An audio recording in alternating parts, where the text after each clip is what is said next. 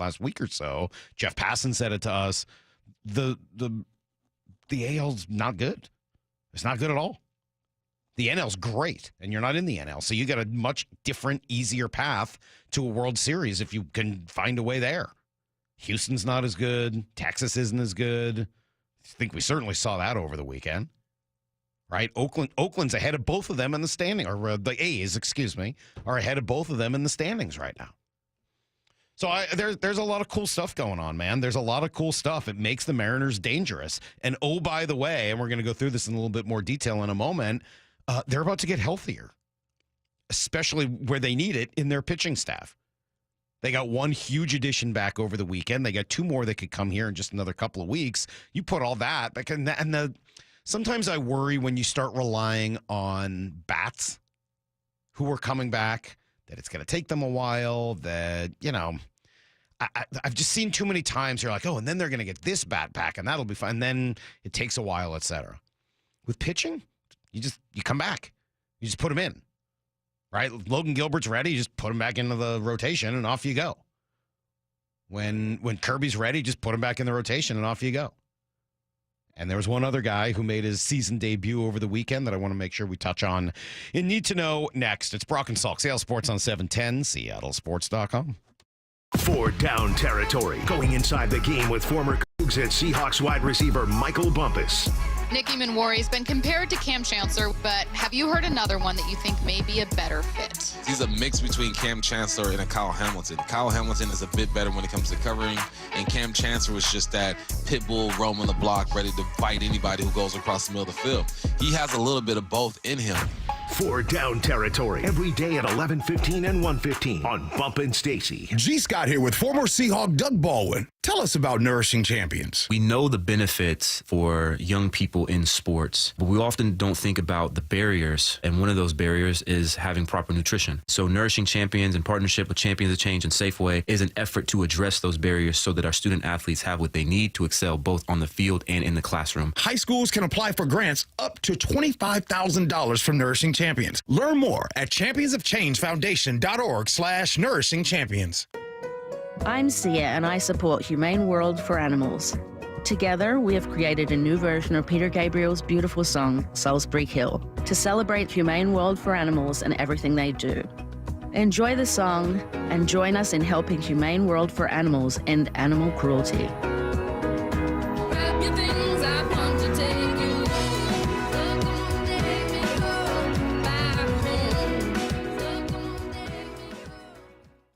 Hi, I'm Smokey Bear, and I made an assistant to help you out, because only you can prevent wildfires. Hey, Assistant Smokey Bear, call me Papa Bear, because I'm grilling up dinner. Do you get it? Yes, good job. So, what should I do with all these coals? Don't just toss them out. Put them in a metal container, because those embers can start a wildfire. I understand.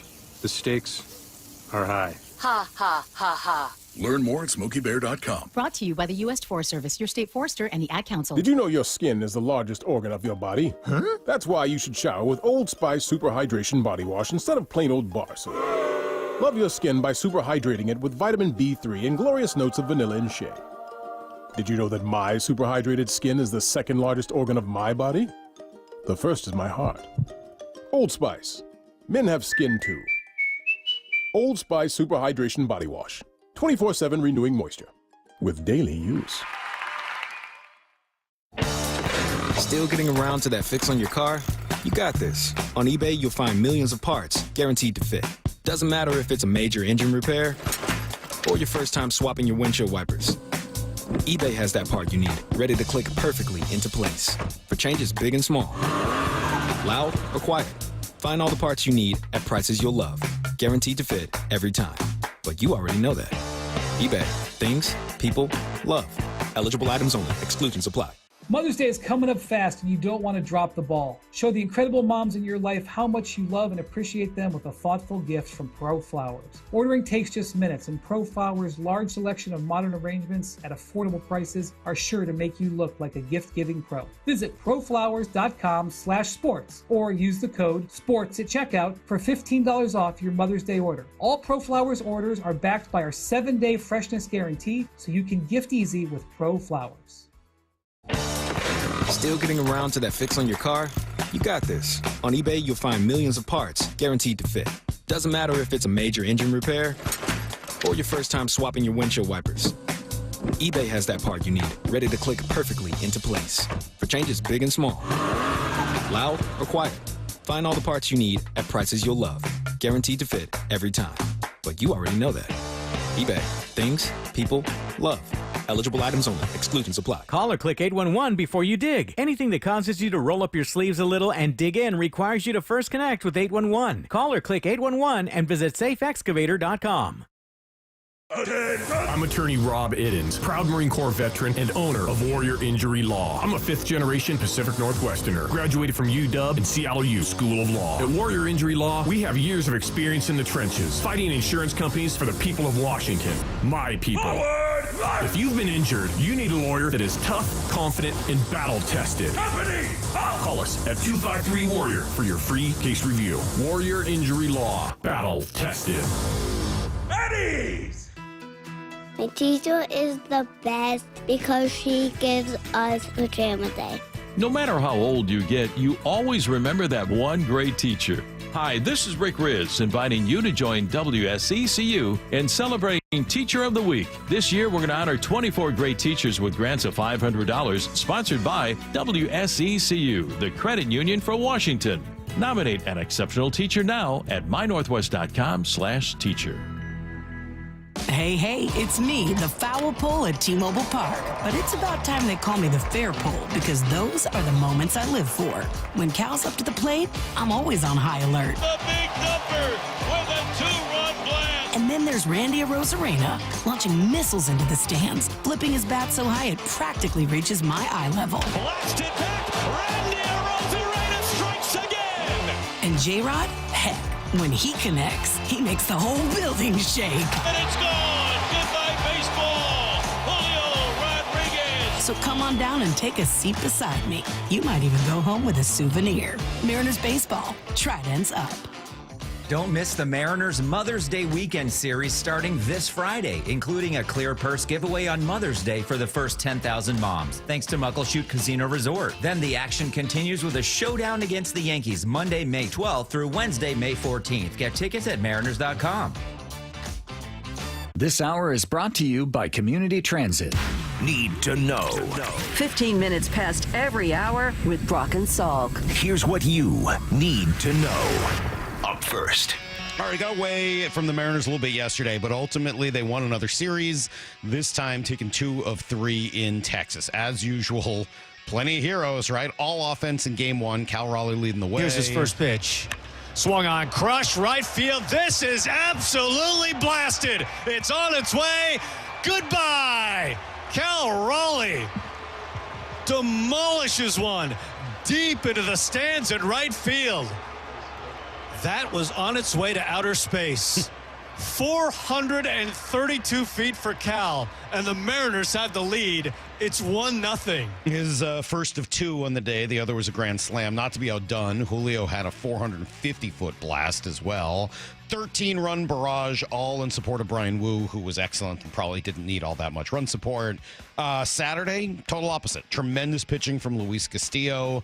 Help from Brash and Spire and Munoz. And, you know, those guys keep it close enough that Rowdy Tellez can win the game late. The stretch and the 1-2 pitch. Swinging a line drive into right center field for a base hit. Here comes Polanco on to score. Rowdy Tellez with a pinch hit RBI single. And the Mariners have the lead 2-1 here in the top half of the 9th inning. Wanted at bat by Tellez with 2 strikes. He gets a pitch middle away and lines it into right center field. Polanco scoring easily, and the Mariners have the lead 2-1 here in the 9th. How about that? Yeah, well, they made good on it as Munoz closed it out, and so you win another series. They didn't do well yesterday. They only scored 1 run.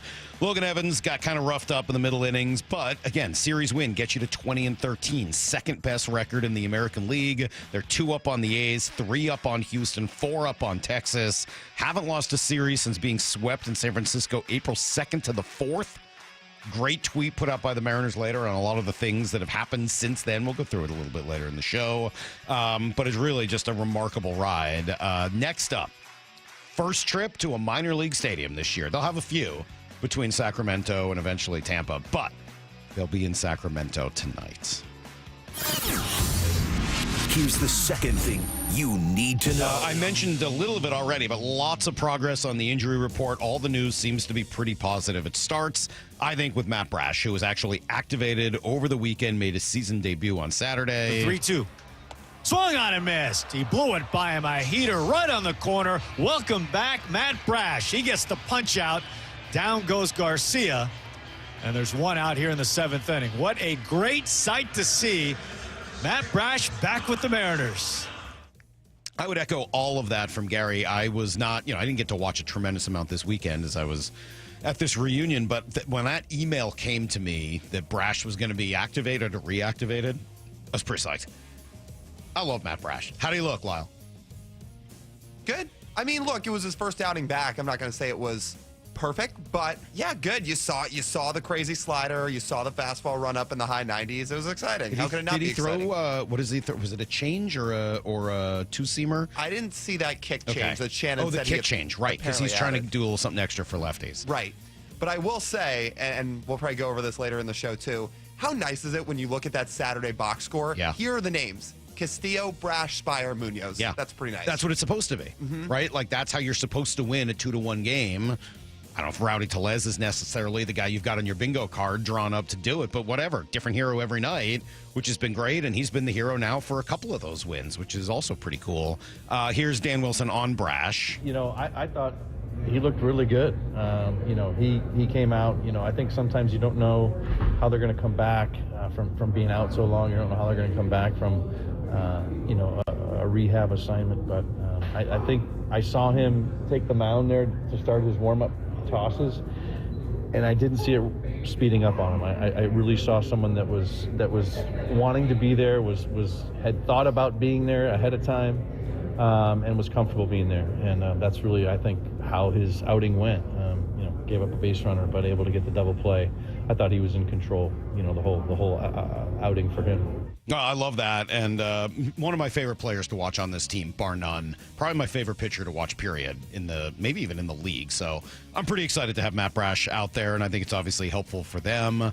Kirby gets the second place nod here. He pitched 3 strong innings for Tacoma over the weekend, allowed just 1 run on a solo shot, struck out 4, walked nobody, of course, through 42 pitches. The fastball, the sinker, 96, 97, almost got up to 98 in the first inning. So Gilbert actually played a little catch this weekend, light catch. So if those guys are back here in another couple of weeks, you're starting to talk about, if you can keep the offense going as the pitching starts to get healthy, a team that could actually be better than they look right now. Here's the third thing you need to know. Rookie minicamp done for the Seahawks. They did that Friday, Saturday, Sunday. Beyond just the first chance to see the rookies, also the first practice for a lot of the new coaches, right? Clint Kubiak, his cadre of offensive line assistants, and Mike McDonald said that's important to have all those guys together. Yeah, it's really important, especially just in this system. I've been on teams before that have run a version of this system, specifically Clint's dad, with some of the same guys. Like Rico was on that staff, and the connection and the detail and just like the shared understanding about what's expected with the timing and the angles and all that type of stuff. It was able to get off the ground. And so you can feel it out there. You can feel it in the rooms. The guys have an understanding about what's expected on any given play and all the concepts. So I'm the one playing catch-up right now, fortunately speaking. Well, look, there are a lot of cool rookies and people to watch. Maura's going to go through some observations. She was there on Friday, and so we'll do that here in about 10 minutes. And then Brady Henderson will join us at 8:30 for some of his observations from the weekend. But look, there's a lot of intriguing guys. They've got to get one of these offensive line picks right. That has to happen. That's the most important thing that has to come out of this draft class. So what did the coach see from those new O-linemen? Yeah, it was a great group overall. Really excited about our draft picks. Hard to tell, give it a fair evaluation right now, but you can see the skill set, see the movement, see the things we've seen on tape, see the attitude. We'll work the finish and all the stuff when that becomes time, but a really good first step with those guys. But it's fun to see it come to life. All right, there we go. That's everything you need to know. 1/4 every hour, of course, here on the Brock and Salk Show.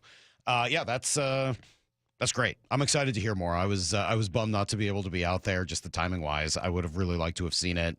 I think that we got maybe the best news we possibly could have gotten at rookie minicamp from Jalen Milroe, who finally admitted, thank God, that he did not choose the number 6. It was sort of given to him, and that eventually he will indeed choose another number. Thank You're you. ridiculous.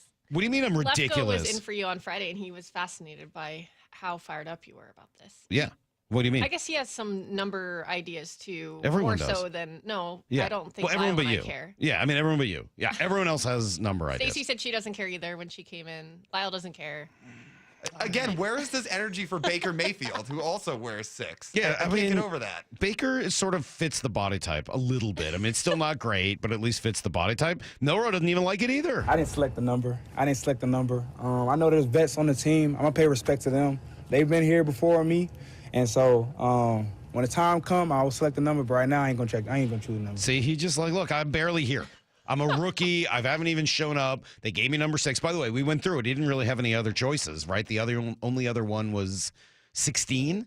And so, like, yeah, all right. He'll figure it out when the time comes. He'll put a real number on his jersey. Obviously, he knows not to wear number 6, so he'll wear it for a little while, right? Like when a rookie reliever comes up and you just throw him some number in the 70s or whatever. And then eventually, once he's made the team and, like, kind of has a place, you give him a number that will look good on him. But number 6 is just disgusting.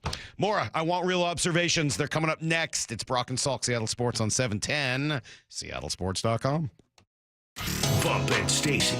Nick Imanwari's college coach, head coach of South Carolina, Shane Beamer, joining us. Hey, Coach, how do you think his game translates to the NFL? He's got such a skill set because of his size and athleticism. He really can do so much from a coverage standpoint, from knowing what Seattle does defensively. And I think they like guys that are multifaceted and can do a lot. Bump and Stacy, weekdays 10 to 2 on Seattle Sports, the app, YouTube, and your smart speaker. Safety comes first. When money is tight, don't neglect maintenance on your vehicle. Keep it safe. At Bucky's Complete Auto, we have you covered with available financing. For over 50 years, Bucky's Complete Auto has been servicing and repairing cars and trucks with modern-day technology and good old-fashioned customer service. There's a Bucky's just about everywhere for oil changes, wiper blades, brakes, tire rotation, tune-ups, and factory maintenance. No appointment necessary and financing's available. Check Bucky's.com for the location near you. Warmer weather, more sunlight, and your new car. That's right. At Toyota of Kirkland and Toyota of Renton, summer starts here. With their combined inventory of new, used, and certified pre-owned inventory, you're in for a summer to remember. Their fantastic teams will set you up with a test drive so you can ride off into that summer sun the same day. Summer starts here at Toyota of Kirkland and Toyota of Renton. Whether you're in the north or the south, they got you covered. Visit their incredible showrooms today or online at toyotaofkirkland.com and toyotaofrenton.com. O'Brien. This is the story of the one. As a safety manager at a manufacturing plant, he does everything he can to keep his coworkers safe. From finding ways to reduce risks to keeping safety supplies in stock. And for that, he relies on Grainger. Grainger offers a broad range of quality products and next-day delivery, so he can always play it safe. Call 1-800-GRAINGER, click Grainger.com, or just stop by. Grainger, for the ones who get it done. Workdays can be unpredictable, but your workwear shouldn't be. With the Cintas Apparel Plus program, you'll have freshly laundered garments for everyone on your team delivered every week. Cintas has workwear for just about any job imaginable, with high-performance fabrics and an uncompromising fit that stretches and moves with you. Don't leave looking and feeling good to chance. Visit Cintas.com. Oh, I'm ready! And get ready for the workday. Switching to Progressive is a game-winning call. And that reminds us of other game-winning calls in the history of sports. It was a doubleheader in August and really hot inside the concession stand. So instead of waiting for people to come to me, I figured I'd walk around yelling, "Hot dogs here!" And that's how I became the first hot dog vendor in sports. Okay, not really a game-winning call, but it was a good call. You can make one too. Switch to Progressive and you could save hundreds. Progressive Casualty Insurance Company and affiliates, not available in all states. At the Home Depot, we know Mother's Day is a big deal. So what are you working on for Mom this year? With a little help from the Home Depot, you can help create a space just for her. We have a wide variety of patio sets and outdoor furniture that will make the perfect gift for mom. Just add a few hanging baskets for a pop of color and texture for the perfect finishing touch. Shop outdoor furniture, flowers, gifts, and more for Mother's Day. In-store and online at the Home Depot. Hey Cougs, Michael Bumpus here, inviting all WSU alumni and friends to the Cougs First Show and Career Expo, Friday, May 9th at the Maidenbauer Center in Bellevue. For education, networking, jobs, and Cougs swag. It's free to attend and all are welcome. Register at cougsfirst.org. You never get a second chance to make a first impression. Superior Linen Service. 98 years providing logoed apparel, uniforms, floor mats, linens, and more. Give us a call. We answer the phone. Superior Linen Service. Visit suplinen.com. Subscribe to the Seattle Sports YouTube page to find new and exclusive content from your favorite shows and personalities daily. Just head to YouTube, search Seattle Sports, and click subscribe. Need a break from everything? Escape to a place where anything is possible and the fun never stops. At Silver Reef Casino Resort, you'll discover world-class dining, championship caliber golf, and so much more. Come join the fun and see why we've been consistently rated one of the region's top destinations. Visit silverreefcasino.com to book your stay and discover all the exciting events and promotions we have in store for you. Silver Reef Casino Resort, located off I-5, exit 260. Find out more at silverreefcasino.com. When the heat's in 11, cool AC would be heaven. Dayandnight.net. Beat the rush. Act now before summer, because that heat's a real bummer. Dayandnight.net. Even though our Northwest summers can be spectacular, there's always a long, hot stretch that makes everyone say, man, AC sure would be nice. Well, except for that one annoying friend who won't stop talking about how great his AC is. Hi, I'm Bruce with Day and Night Plumbing and Heating. You can stay comfortably cool when those hot temps arrive. This is the time to plan ahead and call us about installing a high-efficiency AC or heat pump. Or if you have an existing system, we'll come and service it. Make sure it's running efficiently and ready to cool when you need it. Before the summer heat wave, keep your house cool and safe. Dayandnight.net. save up to $6,000 on qualifying cooling equipment, plus no payments or interest for a year OAC. Don't sweat it out this summer. Stay cool with Day and Night. Dayandnight.net. At Lake Washington Windows and Doors, we offer premium windows that are 25% more energy efficient, reduce noise by 50%, and come with clean glass technology. And Leak Armor Installation gives you a lifetime warranty to protect your home. Visit LakeWashingtonWindows.com. Lake Washington Windows and Doors makes it easy to enjoy new windows with clean glass technology now and defer paying for them until 2026 with zero down, zero payments, and zero interest for 12 months. Visit LakeWashingtonWindows.com. Brock and Salk's Rewind is presented by Toyota of Kirkland and Toyota of Renton. From the Quantum Fiber Studio, you're listening to Brock and Salk. Weekdays 6 to 10. On Seattle Sports and 97.3 FM HD2. More is going to take us around the weekend here in just a moment. Mostly a lot of her observations from her time at rookie minicamp, which I can't wait for. We got some Mariner stuff in there. I will say, because I don't think that you're going to get deep into the playoffs that are going on. But if anybody had a chance to watch what happened last night in Winnipeg, it was unfreaking believable. I mean, they were down 2 in the last couple minutes of Game 7 at home. They score 6 on 5 to make it a 1-goal lead. They score 6 on 5 again with 1.6 seconds left to tie it. Unbelievable goal. And then win it in the second overtime. Just incredible. It really was. Like, that is the pinnacle of sports. I mean, you get a Game 7 in the NHL going to OT like that. That's about as cool as it gets. So I don't know, other people are watching. I have been. I think the playoffs have been phenomenal this year in the NHL, and that was probably the signature game so far. I mean, I didn't get to see the Dallas Colorado game, but I think it was pretty similar in how Dallas came back to win that one as well. So a lot of cool stuff going on, and some of that starts with Maura, who's going to take us around the weekend.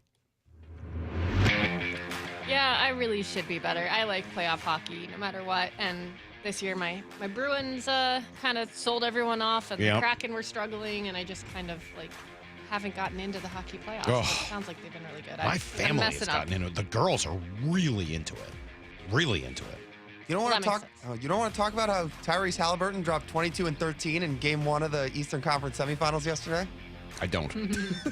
Well, I figured I'd at least ask. He used to play for the Kings. Yeah. I know that. All right, there we go.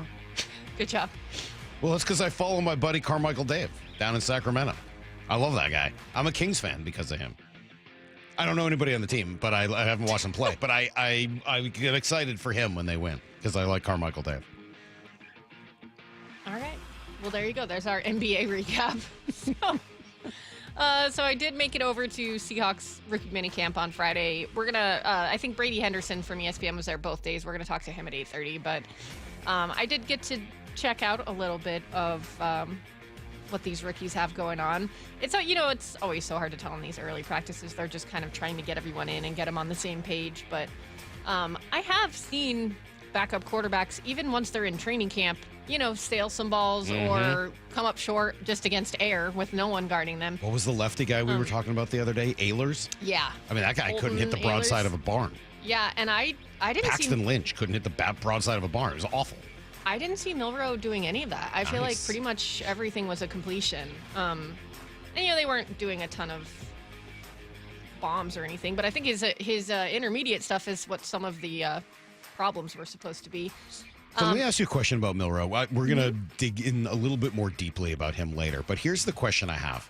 When the reason I ask this is because when Russell Wilson had his first practice in 2012, first rookie minicamp, just like this, the story afterwards was all about how in command of everything he was and how the ball never touched the ground, but specifically how quickly he understood the entire offense and was able to keep it. I don't know whether you can tell whether he got the whole offense, but did you see any of those, like, they start huddling and then they go to the line of scrimmage and then they have to regroup and it seems like, they false start and nobody knows what's going on? You know those moments where you're like, something has just gone wrong in that huddle? Did you see anything like that?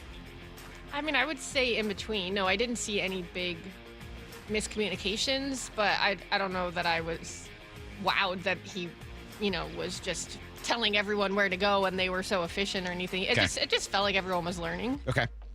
But like I said, I don't think I saw any incompletions, at least when I was watching. So that was good. There was an interception, but that one, the running back, the 7th round running back, Damian Martinez, he should have had the ball. He caught it, but bobbled it. It bounced out of his hands and into a safety. So I wouldn't really put that on Milroe. A lot of these are guys he hasn't ever played with before outside of Oots. So I was encouraged by it. And then I thought it was cool to hear this after practice. We talked a little bit last year about how Jaden McDaniels of the Commanders has used VR a lot to help him advance. And Mike McDonald talked about possibly utilizing that to help Milroe grow as well. We're kind of in the exploratory mode right now on that and how that's going to come to life.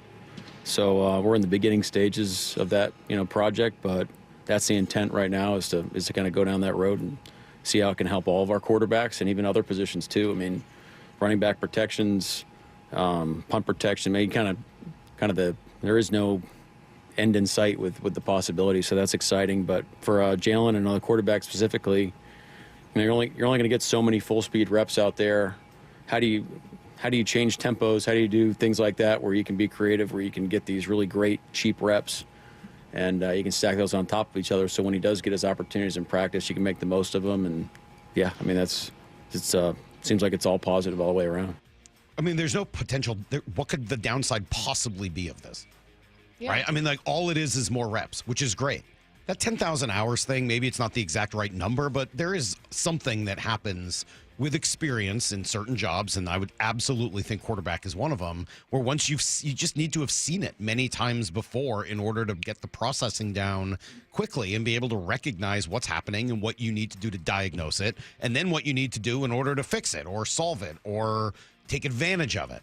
I think doctors would tell you the same thing. I think same type of a process for them. I know that it's true for me in my job that this is a lot easier to do now than it was 20 years ago, right? Just a lot of reps, a lot of practice, a lot of comfort doing it. And so I think this is a really cool idea to try to accelerate the number of reps. They don't practice as much as they used to, right? There's a lot of differences and things that have gone the other way. If this is a way to change it for the positive, I think that's awesome. I did end up talking to somebody this weekend who works in VR space for Meta, and hearing what they're doing for sports fans, for like potential sports viewing projects for the future, concerts for the future. It does sound pretty freaking cool. So I'm going to see if I can learn a little bit more about it. I don't know if there's anything we can do with it here at the station, but I was fascinated by some of the VR stuff I was hearing. We're going to be to the point where we're going to be the old people. That Oh, are yeah. Like, I don't know about that. I don't like this fancy new We're ways going to to be at that point? Yeah. It's going to happen eventually. Oh, no. I think that's awesome, especially for a guy that, they're already planning on him probably needing to sit for a year outside of special plays. That this is a way to speed up the process, hopefully. But yeah, I thought he looked pretty good. Good. In comparison to, they had Will Rogers, the UW quarterback out there. We didn't really get to see Milroe break runs or anything yet, but you could definitely see just a difference in the athleticism overall between the two. Bless Will Rogers' heart, but even when they were doing drills, like little sprints and stuff to warm up, I was like, he just looks so unathletic. Yeah, and that's not really his game, but still. Yeah. More poor of a guy. pure passer, I think, yeah. What does Brock like to say? Bless him. God bless him. I was disappointed not to get to see Torrey Horton, their 5th-round wide receiver pick, practice, just because so many of our guests have been pointing to him as like their steal or favorite pick. Yeah. I think, wasn't he the one that Daniel Jeremiah said he would put his stock in for the future? It sounds like they're just being cautious with him. They didn't even say that there was a specific timeline. They just don't want to rush him. They didn't even have him do warm-ups. He was just kind of there and watching. But when Mike McDonald was asked about him, this was a lengthier answer than he gave about, I think, almost anyone else. You can tell he's excited about the things they could possibly do. Well, he's going it is the first part, and I'm excited about his punt return ability as well, possible gunner, and then in the receiver room. I mean, the guy's got legitimate speed, so be able to take the top off if he's able to do that. But I think I think in this system, you got to be able to run all the routes too. So I think he has that ability on some of the intermediate stuff, and it'll be interesting to see who kind of comes out of the pack on the catch and run, perimeter screen game. And, he's right in the mix on that competition as well. He hasn't even practiced yet, but he's right in the mix on that competition. Well, I mean, they obviously know what they want from him. The question is just going to be, when can he deliver that, right? Can he do it? It seemed like it wasn't going to be that long, right? McDonald said that maybe the next time they're back, he'll be okay to go, but he did say they want to be extra cautious. I mean, as they should, right? There's no reason to rush it. And I think that was true with Riley, too, right? He didn't practice. No, but I think that was expected. Right. Because they're not even sure. He said he might be ready by the start of the season. That seemed optimistic, I think, for his, ACL tear in the playoffs, Tyrone Broden, the wide receiver that we heard about as 6'7" and running a 4.37. On their roster, he's actually listed at 6'5". Okay. I guess that was exaggerated a little, but I saw a picture. He still looked very tall compared to everyone else. He looks gigantic. Yes. Yeah, he's a monster. He had a lot of passes thrown his way because of Horton being out. I'm sure you can see him pretty easily out there as a quarterback. I guess someone was telling me, I think it was Cam Vantel, who writes for our website, that because you wonder how he runs a 4.3 and doesn't even get a look. And I think he was telling me his catch percentage in college was really bad. Yeah. But he seemed to be catching what was thrown his way on Friday, so good for him. I just know there was a lot of intrigue from people there just because of the sheer size and speed. Well, that's pretty big. Yeah. I put this note for when Brock's here, but I can read it to you guys. I'm interested in some of the body observations. In my mind, I thought if Brock was there doing a body report, some of the things that would have stood out to him. Yes. I immediately noticed Elijah Arroyo, the tight end that they drafted, because he just looks like an athlete. Yep. He's very chiseled. He's a big guy. And then Robbie Oots, the fullback, has some massive thighs. Like, his shorts are almost fitting like Byron Murphy's last year. Do you remember that? Really? Yeah. Where, like, they're supposed to be baggy, I think, but they're not. And Jalen Milroe has, I think, good calves, which I've heard Brock bring up for quarterbacks before. I think he's mentioned Aaron Rodgers. Yeah, I think he has a little bias in there towards quarterbacks with nice calves. I mean, he should. He's one of the best runners in the league. Eman Wari and Torrey Horton were wearing full, baggier track pants and full sleeves. So you can't really tell. No. Okay. Anybody have quick feet? I think Eman Wari definitely does. I watched him do just drills where they were having the safety just kind of drop back and pedal different ways quite a bit. He definitely looks that way. Was he playing safety, not corner? Yeah. Okay. He did do, after doing probably a few sets of drills with the safeties because they would blow whistles and go do different things and come back. I did see him break off with the cornerbacks at one point. That's kind of interesting. Yeah. And McDonald had just bounced from the safeties to the cornerbacks, so he got to talk to him in both groups there. And I did notice that as well. McDonald, I feel like last year maybe stuck to the defense a little more early on in practice. Yeah. But yes, this Friday he was bouncing around to every single group. He would get in there and talk to the guys a little bit and give them some notes, and then he would go off to the side and talk to another coach where it looked like he was kind of telling him some of his observations or things they might want to do. And then you move on to the next group. So I know someone asked him if things have slowed down for him as well, just the way they would for a player in his second year, and he said yes. So I'm sure that it's nice to be over the whirlwind that last year was. I mean, kind of that same idea, right? Of just the mental reps, the number of reps, times you can do it. There's no real substitute for experience for anybody. I mean, he's great, and I really like what he's doing. But as he admits, like, he's still got a lot to learn because he's still just new at this. Those reps are important. So that's cool. Those are great. Anything else jump out? Grace Abel definitely looks the part. Like I said, it's hard with the linemen until you actually see them really getting physical. All you can see is their body. You really can't tell anything else there. I did enjoy watching John Benton, the new offensive line coach, with them. He just looks like an old O-lineman himself, which apparently he was in college. He's a big guy. Okay. And then he's just a big dude with a gruff voice. And they would do, he'd blow the whistle or tell him to go, whatever, and then they would lock up with each other, and he'd say pause or freeze, and he would stop them and correct whatever he wanted to correct. And I thought that was very simple, but not something I've noticed before. A good way when you're doing these drills where you're not getting physical to make sure you're getting the little things right. Yep. Well, and that's sort of the whole thing about this offensive system, right? It's all in the details. It's all in the angles and the lines, especially on the offensive line. So, yeah, I mean, if he's able to get them learning that stuff, that seems pretty enormously important. Yeah, definitely. I heard some talk about explosiveness, too, and just I saw whatever it was Brady posted where he had, just really seemed to be concentrating just on that explosive quickness off the line of scrimmage, which, again, that seems to be what they were drafting for, what they were looking for. Now go out and turn it into a better running game. Be awesome. Definitely. And again, with the running game, Damian Martinez, they didn't go full go, but just seeing him bobbing and weaving through plays in the 11-11s, after he broke through, got me excited to see what he can do at a full padded practice. What is his what's his body style? I believe he's 6'2", 2 something. But what did you think looking at? Give me I'm trying to think of a comp.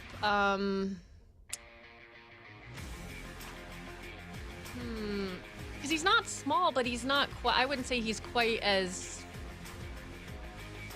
big looking as Marshawn Lynch. Right. Because a lot of people have comped you are. him. Yeah.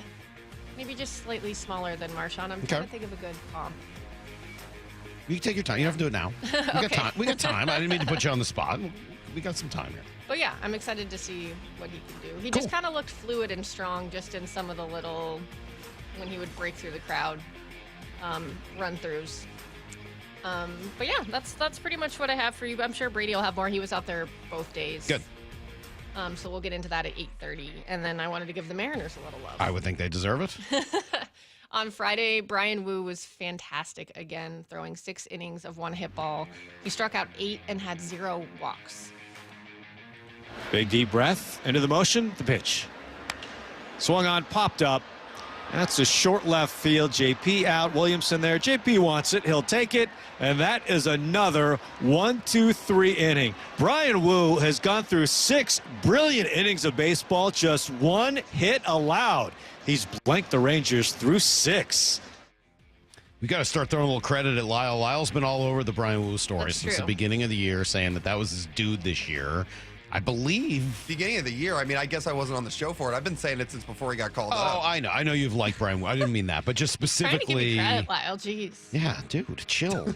Specifically, though, that didn't you say he was going to win the Cy Young this year? I don't know if I said win the Cy Young, but okay. I think he's gonna be an all-star, and I think he could finish in the top 7 to 10. Yeah, he's definitely an all-star right now. I mean, if the all-star, if you're voting on the all-stars today, he's an all-star pitcher. It's not even close, right? I would say right now the Mariners have 4. It would be Wu, Munoz, Cal, and potentially Polanco. I thought you were going to say 4 pitchers. That sounds right. Oh, okay. Yes, I would agree with that. I would agree with those 4. I mean, Munoz and Cal are beyond locks right now. Beyond locks. Yeah. Brian Wu would be pretty close, I would think, to being a lock. Sure. The only reason he wouldn't be is if just too many people from one team, but that doesn't make sense. Mm-hmm. Especially if they're a first-place team, which they are. If he was a Yankee, he'd be a lock. I mean, if he was a Yankee, he'd have been a lock for the last 3 years. Right. By the way, just since you had it on my mind, I think Damian Martinez is a good James Conner comp. Oh. Body-wise. All right. Good. That's a good one. Okay. We'll go back to the Mariners now. The Mariners offense didn't have to do much on Friday because of what Brian Wu was accomplishing, but they did anyway. Cal Raleigh went yard twice, once in the 4th inning with a solo shot and once in the 5th inning with a grand slam. That put the M's up 8-0, but they were not done yet. Julio got in on the fun with this 2-run shot in the top of the 6th. Here's the pitch. Swung on, drilled center field, lift off to center. It is on its way, and it is gone. Julio, 2-run home run. The Mariners pouring it on. How about a 10 spot against the Rangers? 10-0 Mariners. Good to see Julio getting in on that. I know we already got one text this morning when you were talking so positively about the Mariners, where someone was complaining about Julio. I mean, look, I get it. There's some frustration there. I think the only thing I would say is you're not going to get, you're not going to get everybody hot at once. It's just not the way the game works. And when some of these guys inevitably cool off, and they will, Cal will go through another stretch where he's not superhuman. So will Polanco, right? Everyone does. That's the way this game works. And the hope is that when that happens, Julio does the opposite, right? And has an amazing stretch while some of those guys are down, and that's how you stay consistent throughout the year. All right, the M's won that one 13-1, and we'll get to Saturday here quickly. Luis Castillo had a great outing himself on Saturday, going 6 innings, giving up just 4 hits and 1 run. The offense wasn't nearly as explosive, but J.P. Crawford got them started with this leadoff home run. Here's a swing and a fly ball deep into right field. Garcia going back to the 1-inning track, looking up, and goodbye baseball. J.P. Crawford, the first pitch of the game, with a leadoff home run into the lower deck in right field.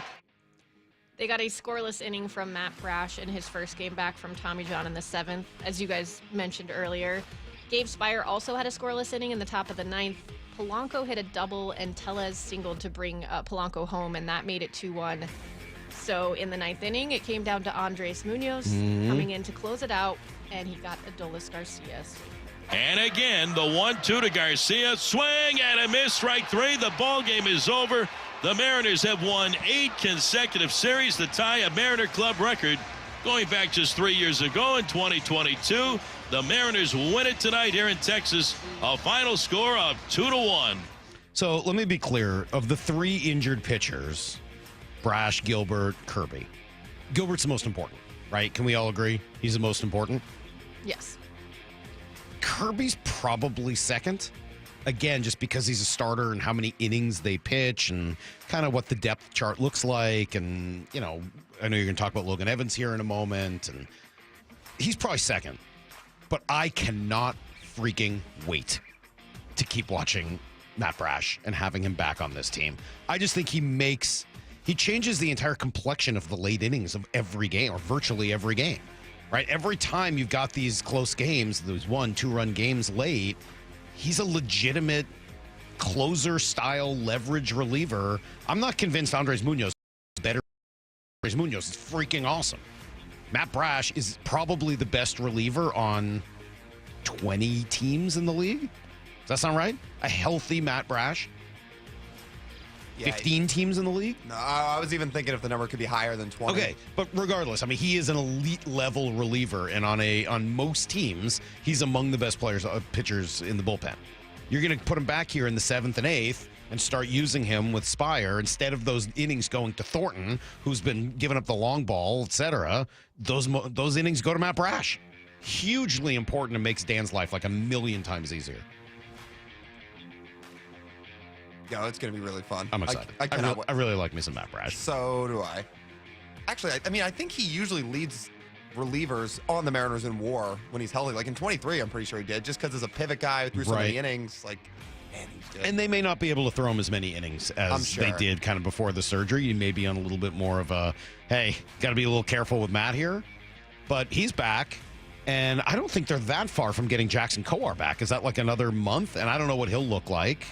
He just threw down in the Arizona Complex League this weekend. Okay. Well, So I kind of like Kowar, so we'll see where that goes as well. Having Brash and Munoz healthy is pretty fun. Pretty different. It's been a minute. It's pretty different. And by the way, again, we talked about this before. As much as the offense was the biggest problem last year, they make the playoffs if it's not for the relief pitching. The reliever, I mean, their pen was bad at times, like outright bad at times. It has not been this year. It's been really freaking good. And then yesterday, as we talked about, they lost. Honestly, it was just one. Yeah, I don't want to talk about losses. Thank you, Moore. That's great. That's really, really good. We're done. We don't need any losses. No, I was mostly going to say, I know Brock and Lyle were kind of going at this in our show text thread, and I think Lyle tended to agree with what Angie was saying after the game, that, it was just, or maybe it was Shannon that I heard talking after the game.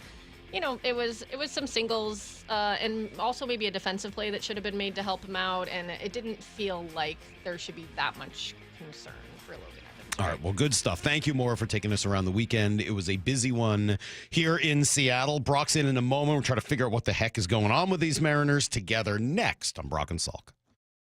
Wyman and Bob, afternoons 2 to 7. Nick Ebenwari is with us. Nick, how are you, man? Super blessed, super grateful, but I feel like I should have gone a little sooner, but I landed in the right spot ultimately. Had a great connection with them, so I'm glad I ended up going to the Seahawks. But in my notes, in my phone, I kind of had the NFL, it's personal list, so it's a funny thing I for myself. Dave Wyman and Bob Stelton, afternoons 2 to 7 on Seattle Sports, the app, YouTube, and your smart speaker. Need a new roof now?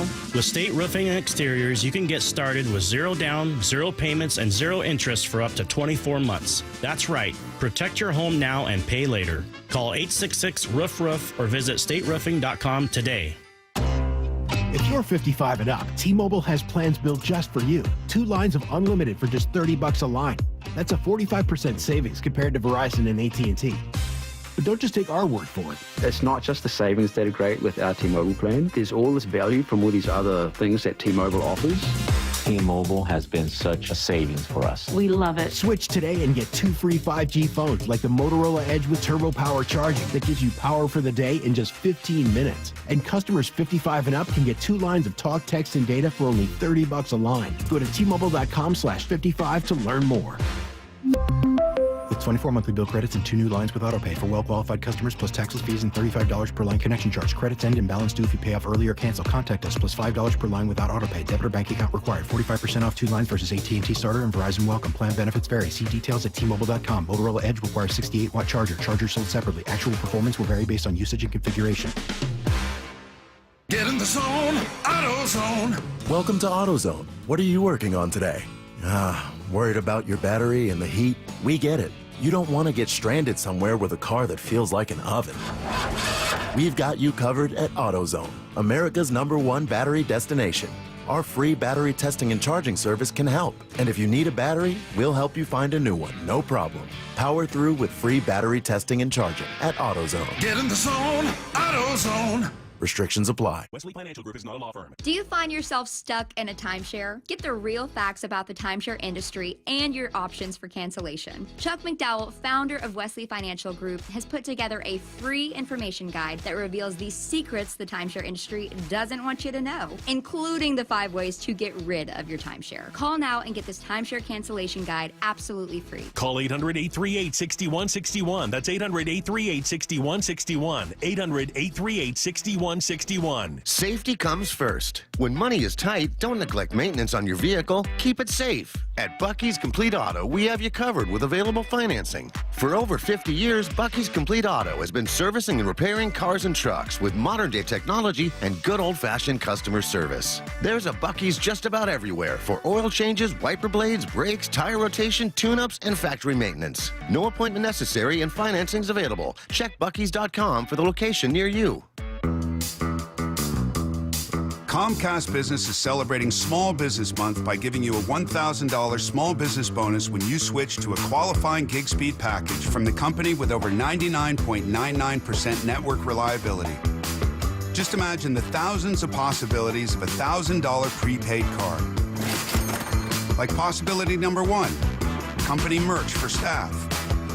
Styling. Or possibility number 24, the latest software, upgrade. Or possibility number 192, new equipment powered by gig speeds.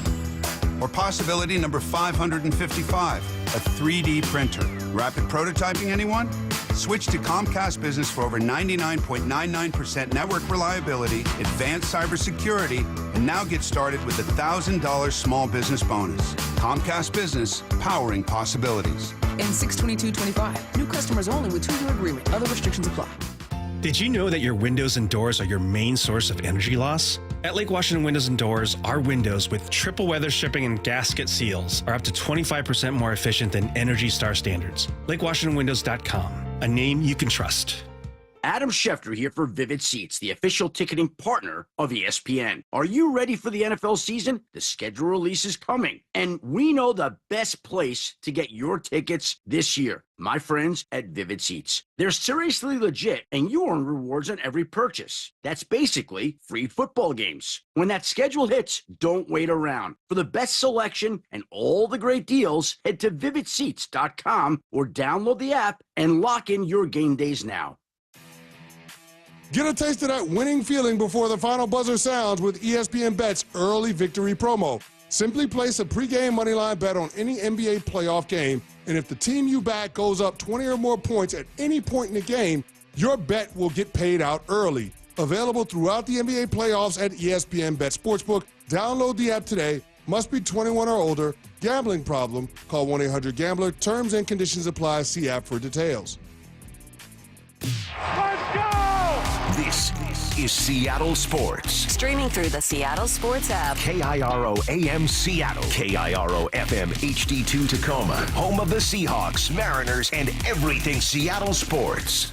This hour of the Brock and Salk Show is powered by Star Rentals, preferred supplier to the West's best contractors. Get me a freaking auto! From the Quantum Fiber Studio, this is Brock and Salk on Seattle Sports. I don't read the internet, guys. Take the bull by the hands. And Brooke, you are. And Brooke, you are. Now here are your hosts, Brock Heward and Mike Salk.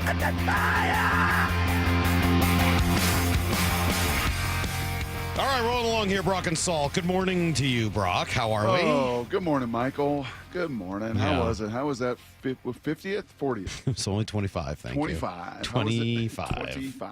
It's only 25. 25th college reunion. 10 out of 10, 9 out of 10? 10 out of 10. 10 out of 10? 10 out of 10, yes. Oh. Quick confession. Yeah. Quick confession. Never made a reunion yet. Really? No, it sucks. I think 10 years. We were back east. I think Haley was born 15. Titus was just every single time. It has just never ever worked out. So, if Dustin Irons, our old class Yale leader, if he's putting together the 30-year, because it'll be 30 years this summer. Dustin, if you're putting out the 30-year, let me know. Because I think I'd like to try to make one of these suckers in my life. All right. Well, it was awesome. I had some great experiences, talked to some amazing people doing really cool things. Nice. I only had 2 different people insult my job, which was nice. 2 separate people who said, "Oh, what do you do?" And I said, "I work in radio, host a radio show in Seattle." And I'm like, "Oh, that's still a career?" I was like, "Yeah, I get a real paycheck and everything. Thanks." Like, jeez. So I did have 2 people say that to me. That was a surprise. Yep. That was unexpected. Nice. I did meet somebody though who knew you. I met somebody who you arm wrestled. Are we going to do this later? Well, I just thought I would ask here. Just do you remember going into a sub shop in Edmonds and wrestling and arm wrestling everybody in there? Come on. That was the story. And this gal, what are these this gal was working stories? there. She was working there. She's a few years younger, and she said she arm wrestled you. What? Maybe that was Brock Lesnar. No, I don't think so. Yeah, I don't think so. She was like, oh, yeah, because he was his wife or somebody he was dating lived like in Edmonds. Like, yeah, that sounds right. So she had you. I was like, you sure it wasn't Damon? Oh, no, it was Brock. He was blonde, and he was arm wrestling everybody. Arm wrestling everybody. Yeah. That feels like a reach. Okay, maybe just her. Maybe it was I arm wrestled a few people in there, but did I arm wrestle everybody? Here's the question I wanted to know: is if when you wrestle a woman who's working behind the counter at a sub shop, do you have to do the over the top move or not? Like, can you just pin her normally, or do you have to wait and do the special over the top move? This is a graduate from your university. Well, my college, thank you. But five years younger than me. She was going to her 20th. Gotcha. Yeah. So they had the 20th and the 25th. It's alumni weekend, so everybody who's on a 5-year deal is there. Yeah, good question. All right, Brock, what is going on with the Mariners? Yeah, Michael, they're just winning series, just kind of what they do. I know yesterday was kind of a little bit of a bummer. A couple innings got away from Logan and the crew there, but yeah, man, you win yet another series, 8 in a row, and you just kind of do it in different ways. You absolutely blast them Friday. Saturday, you win a really close game. You do a couple little things right. Jorge is fortunate to get on there. But Williamson does his job to get him over. Rowdy makes it happen. And then the best closer in baseball, man. Best closer in baseball is finishing these games out. And, to not give him a lion's share of the credit. And I'm glad that our old WAR stat, wins above replacement, does and has him on top of this team, because that's just an enormous shot in the arm.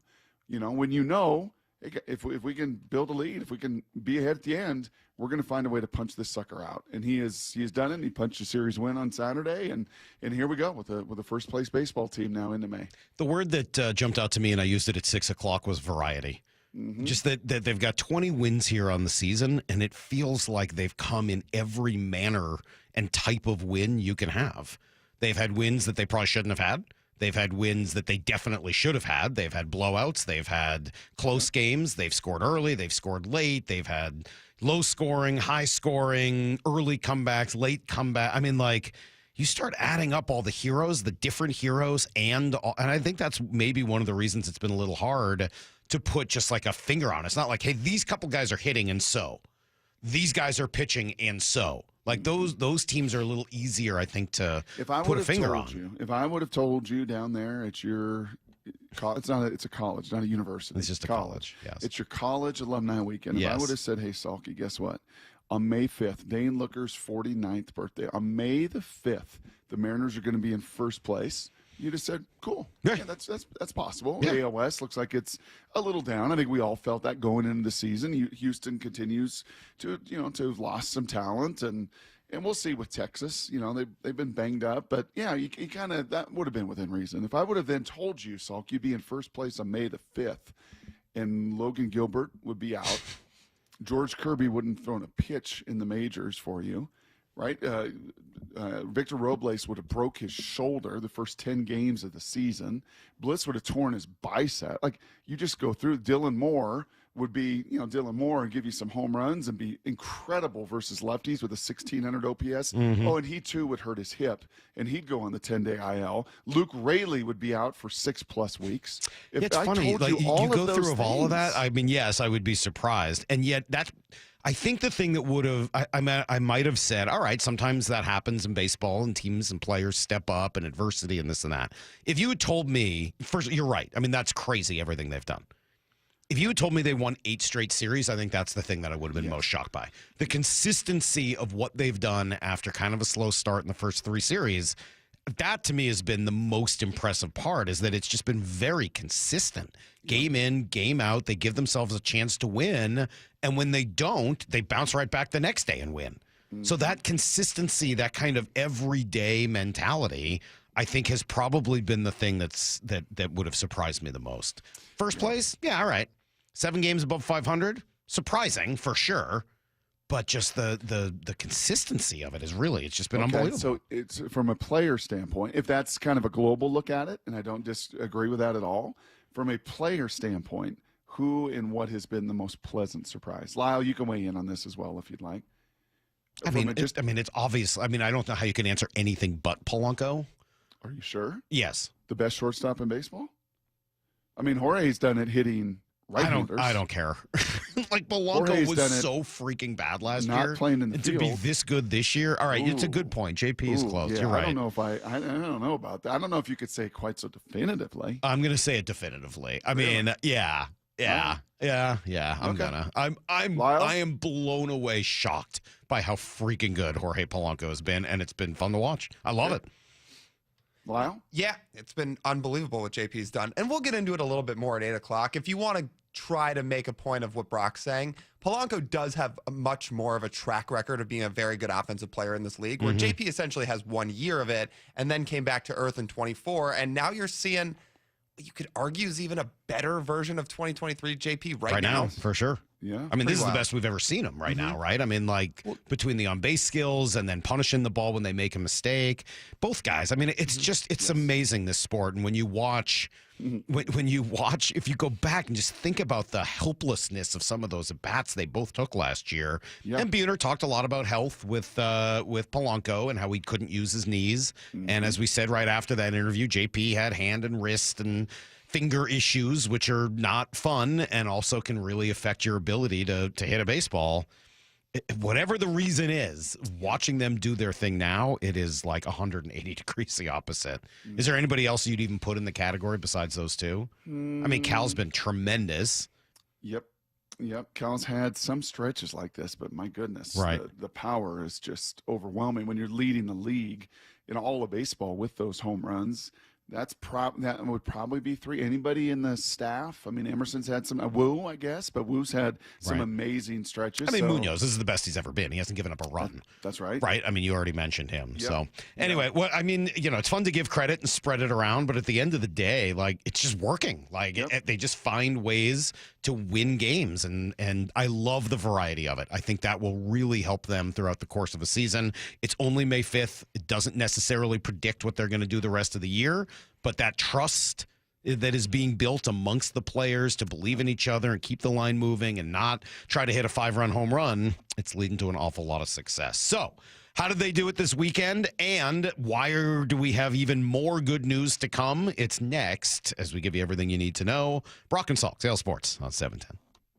Wyman and Bob, afternoons 2 to 7. Nick Ebenwari is with us. Nick, how are you, man? Super blessed, super grateful, but yeah, I feel like I should have gone a little sooner, but I landed in the right spot ultimately. Had a great connection with them, so I'm glad I ended up going to the Seahawks. But in my notes, in my phone, like, I kind of had like the NFL, it's personal list, so like, it's a funny thing I for myself. Dave Wyman and Bob Stelton, afternoons 2 to 7 on Seattle Sports, the app, YouTube, and your smart speaker. Hey, Brock Hewitt here for my friends at PCF Group, or People Come First Construction Group, and that's exactly what they did when we made the call a couple years ago. We wanted to redo our outdoor space, wanted to add a deck, and outdoor living, a television, and a kitchen. And PCF Group, wow, they more than delivered. And if you're interested in building a stunning outdoor area like we did, I cannot recommend them enough. Reach out before the good weather arrives, and their schedule, well, it's going to fill up. So whether you're looking for a complete outdoor living space or a very specific project like an underdeck ceiling,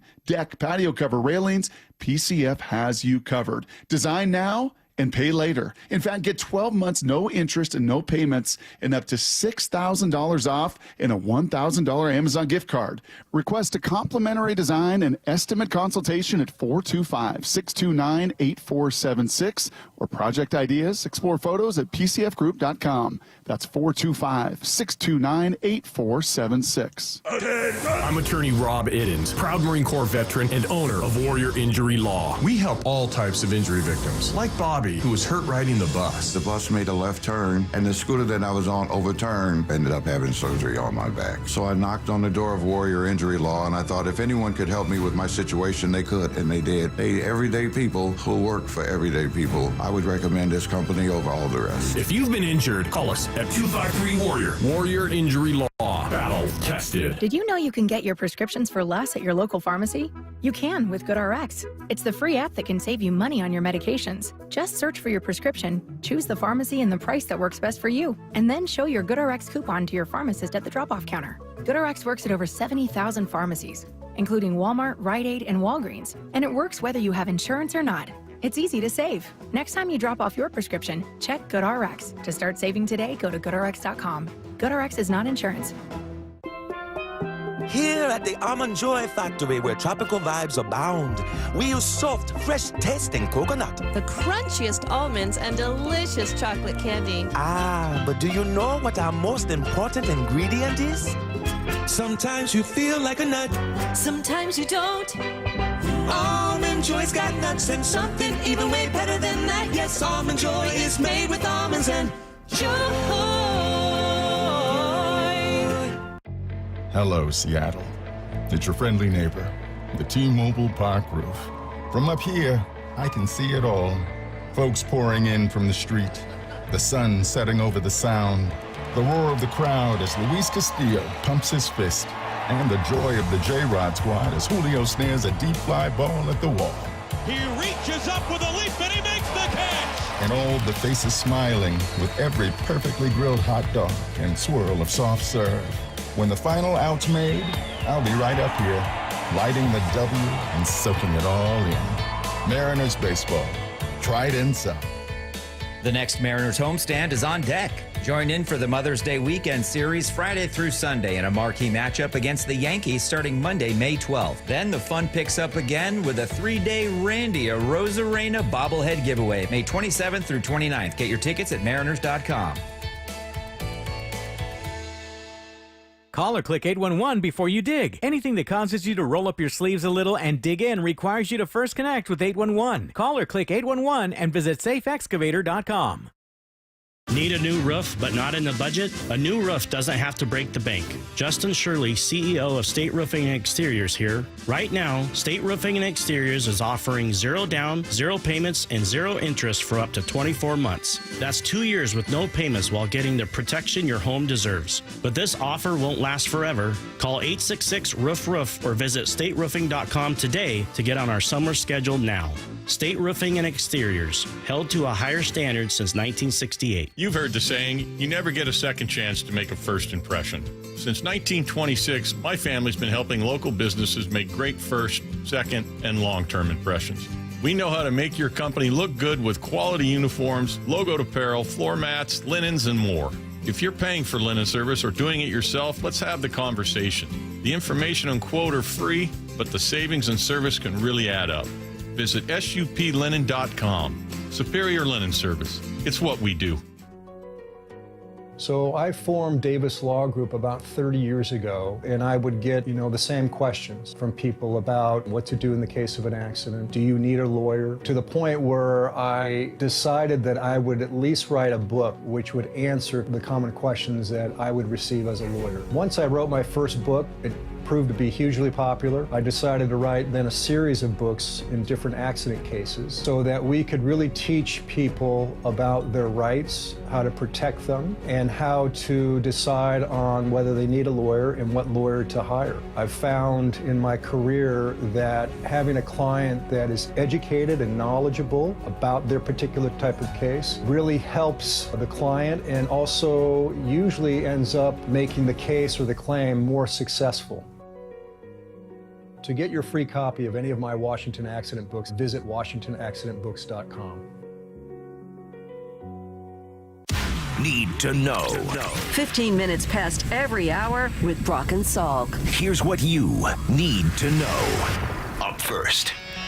All right, well, it ended on kind of a low note. Got away from them a little bit yesterday, but as usual, Mariners just win another series, Brock. Their 8th straight. They win 2 out of 3 in Texas. Lots of heroes, as you might expect. That has really been the theme. It's been the theme of the season. You want to start with Cal because he hit 2 bombs. Here's his first pitch. Swung on, crush, right field. This is absolutely blasted. It's on its way. Goodbye. Cal Raleigh demolishes one deep into the stands at right field. That was on its way to outer space. 432 feet for Cal, and the Mariners have the lead. It's 1-0. Yeah, that just got him started. He hit a grand slam later. Julio, not to be outdone, hit one 450 feet. I mean, just finding a lot of offense on Friday. Saturday, the opposite. right? Just one run as you get into the late innings, and then, as usual, another hero. The stretch and the 1-2 pitch. Swinging a line drive into right center field for a base hit. Here comes Polanco on to score. Rowdy Tellez with a pinch hit RBI single, and the Mariners have the lead 2-1 here in the top half of the ninth inning. Yeah, Tellez has had his moments too, Brock. I mean, you just start pointing at different guys. Munoz comes in and gets the save that night. I mean, you just choose an evening, and you get 3 new heroes for the Mariners. Yeah, now I think actually Cal and Mooney are tied at the WAR of 1.7 already. Salk, 31 games in. I mean, sheesh, that's again 7, 8 WAR players probably bet not going to sustain to that level, but you want to get off to a fast start. You want to change some of the narrative. That goes a long ways in doing so. How about little Rivas with an on base over 500? That's crazy. At the bottom of that order, that just continues to mix it up and do the little things right. And yeah, it has been a blast to watch. And now go to beautiful Sacramento to get a 3-game set started on this quick 6-game road trip. Here's the second thing you need to know. That's not even all the good news, because you get to talk about all of the Mariner injury report stuff that's all trending in the right direction. And for me, that starts with the guy who made his season debut on Saturday night. It was awesome just to have Matt Brash back in there and just able to be a part of this and throwing in leverage spots right off the bat. The 3-2. Swung on and missed. He blew it by him. A heater right on the corner. Welcome back, Matt Brash. He gets the punch out. Down goes Garcia, and there's one out here in the 7th inning. What a great sight to see. Matt Brash back with the Mariners. It was pretty cool, man. We were talking about it before. Just Matt Brash is my favorite.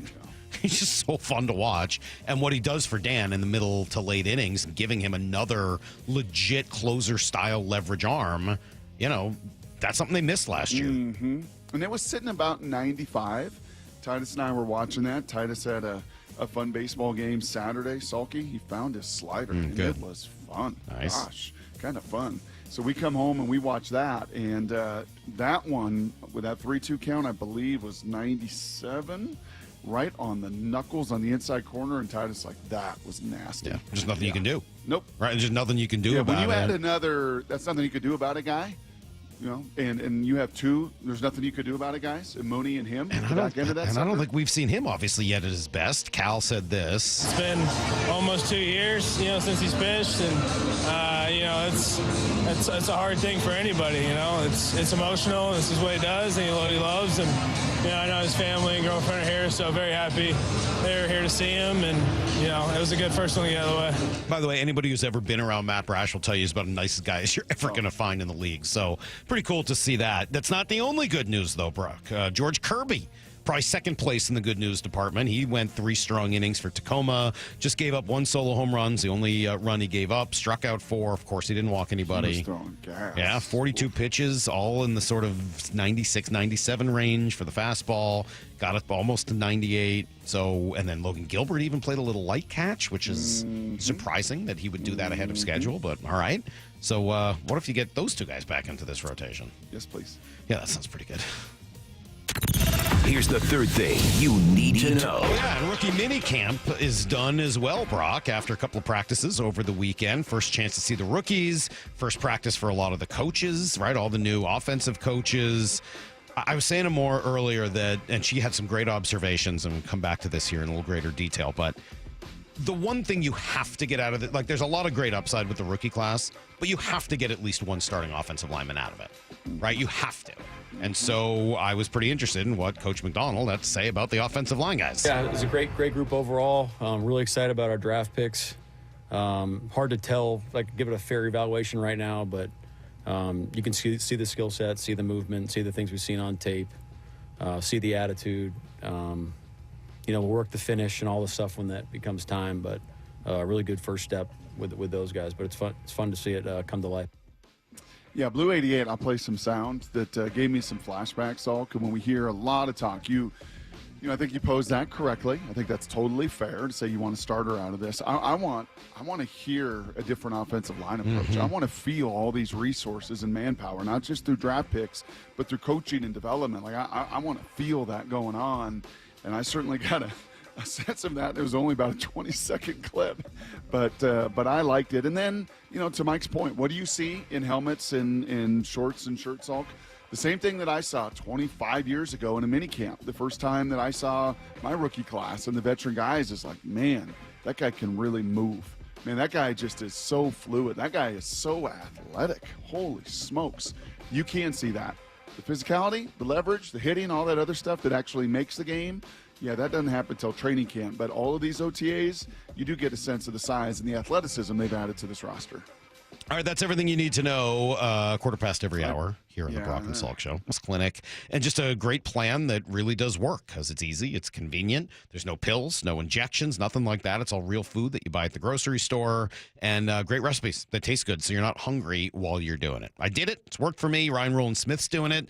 He's lost 30 pounds. I know there's a lot of others, listeners, advertisers, other people text in. It's just great how this plan can work for so many people. And it all starts with a 15-minute phone consultation. So call them, go online to eastsideweightlossclinic.com, and you can get that process started. Just see if this is right for you. Go to eastsideweightlossclinic.com. Dr. Ryan Coogan, D.C. Results may vary.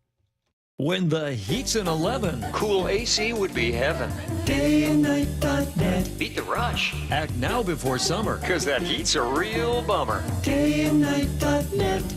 Even though our Northwest summers can be spectacular, there's always a long, hot stretch that makes everyone say, man, AC sure would be nice. Well, except for that one annoying friend who won't stop talking about how great his AC is. Hi, I'm Bruce with Day and Night Plumbing and Heating. You can stay comfortably cool when those hot temps arrive.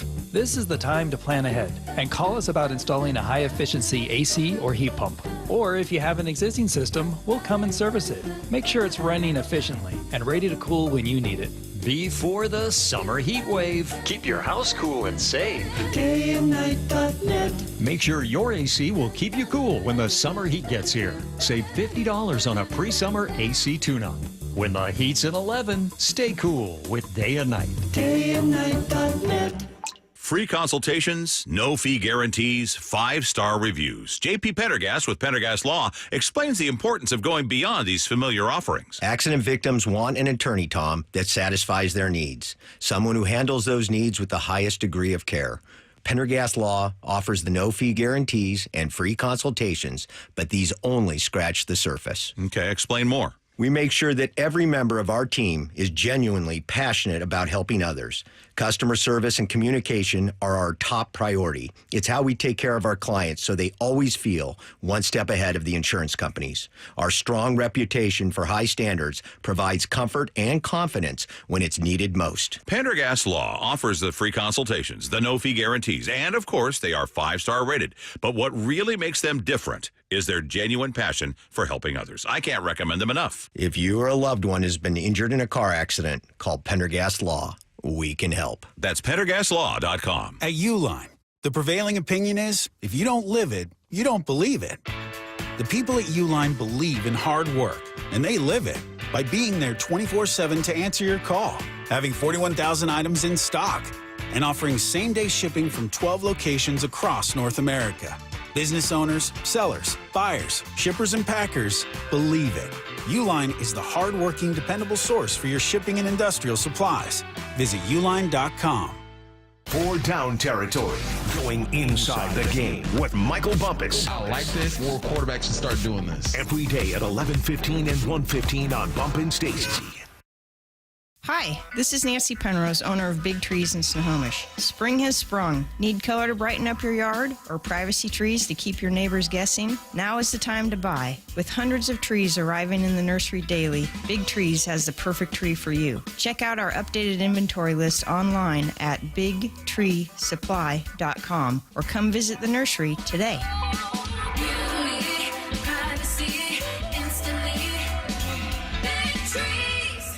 Are you trying to buy a new home, or are you a local real estate agent seeking financing for a client? We're all tired of dealing with banks, credit unions, and endless guidelines. Wouldn't it be nice to go back in time when we had common sense lending? Hi, I'm Scott Rureka, CEO of Legacy Group Capital based in Bellevue. We are one of the largest local private portfolio lenders in Washington. We've helped thousands of home buyers and real estate investors reach their financial goals by leveraging the Legacy Common Sense borrowing platform. What that means is we lend our own money, we make our own decisions. If your deal makes sense, we'll get it done. Whether you're purchasing a new piece of real estate or refinancing an existing loan, bridge loans, construction, or regular home loan, it doesn't have to be as difficult as banks and lenders make it. If you're trying to grow wealth through real estate acquisition, come talk to the experts in private lending. Call 425-635-4700 or LegacyG.com. Legacy Group Capital, your common sense lender. LegacyG.com. We know finding a company to trust with your home is a big decision and one we look forward to earning with incredible service, top quality products, and lifetime warranties. Adrian here, owner of Lake Washington Windows and Doors. Our windows are feature-rich with our sound package that reduces noise by 50%, clean glass technology, and added protection with our exclusive First Guard 3-layer security glass. Learn more about all of these features at lakewashingtonwindows.com. Lake Washington Windows and Doors, a name you can trust. From the Quantum Fiber Studio, you're listening to Brock and Salk. Weekdays 6 to 10 on Seattle Sports and 97.3 FM HD2.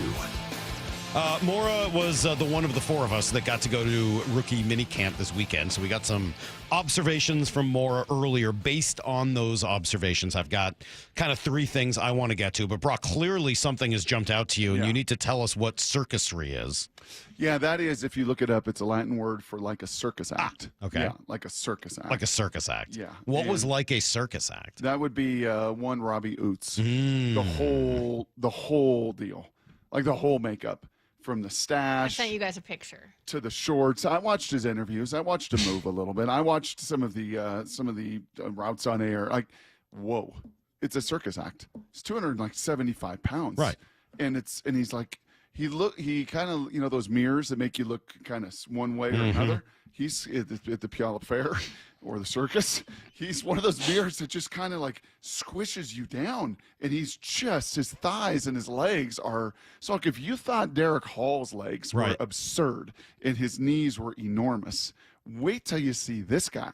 It's his calves. It's his thighs. Well, he's learning. He's learning the position. He did talk about what that's like. There's a lot, coming from the tight end position, it's a lot of different leverage. So really changing my footwork up, kind of changing my attack angle on defenders, and learning to make decisions on the go instead of letting the defender come to me. So there's a lot there. I don't know what it's like to be an NFL fullback. I did play a little bit of fullback in high school, and I will tell you that even then, I always found the blocking from fullback to be just a hard thing to do. Oh, yeah. Right? It's like it's a hard leverage, hard to do it on the run. You also got to pick out who you're going to block. Sometimes you don't know until the play starts. So that's right. I think it's a hard transition, probably harder than people realize for him to go. I mean, I'm basing that on my, ridiculous experience 30-something years ago. But I think it's cool. And Brock, you can't run the ball if you don't run the ball. No, that's and it's true. helpful to have a commitment to a fullback if you want to run the ball. Yeah, and it's going to be he and Russell just competing for one spot. You're not going to carry two different fullbacks. And frankly, I was a little surprised because a lot of the conversation that I had heard from the building leading into the draft was more of the Olandis Gary type. More of when you think about that system with Denver and those kind of Anderson and those kind of fullbacks, they're just big backs, right? They're not 270. They're like 230, 225 because they feel and they have such a feel for cutback and movement and even a Mike Robb. I mean, to compare Mike Robb with this guy is like comparing you with. All right. Let's not make any comparisons with me. Let's just find something else to compare other than me this morning. I'm not feeling up for it. Yeah, so he was a behemoth. But Mora had some other really, really fun. Well, he was one of mine. He was trying to wear the baggy shorts. Right. Right. It's not like some of Macy's teammates that tuck their basketball shorts into their spandex, and it's absurd. It's not like little guy shorts. He's trying to wear the baggy shorts, and the baggy shorts are like, yeah, good luck with that. That doesn't work for us, thanks. No. I could cover up a lot of the rest of the guy. I have no chance with those thighs. So, yeah, he was just a massive quad. Two other guys jumped out. He was one of my three as well. So, a little Robbie Oots conversation there. But two other guys that jumped out to me based on what Mora said, reading about the whole weekend. One is just going to be Jalen Milroe. I mean, he's a quarterback, so he leads off a lot of conversation. Yep. But, look, Colin Cowherd's saying that they're going to be using him a lot. Told that Seattle wants to play Jalen Milroe in 6 or 7 plays a game.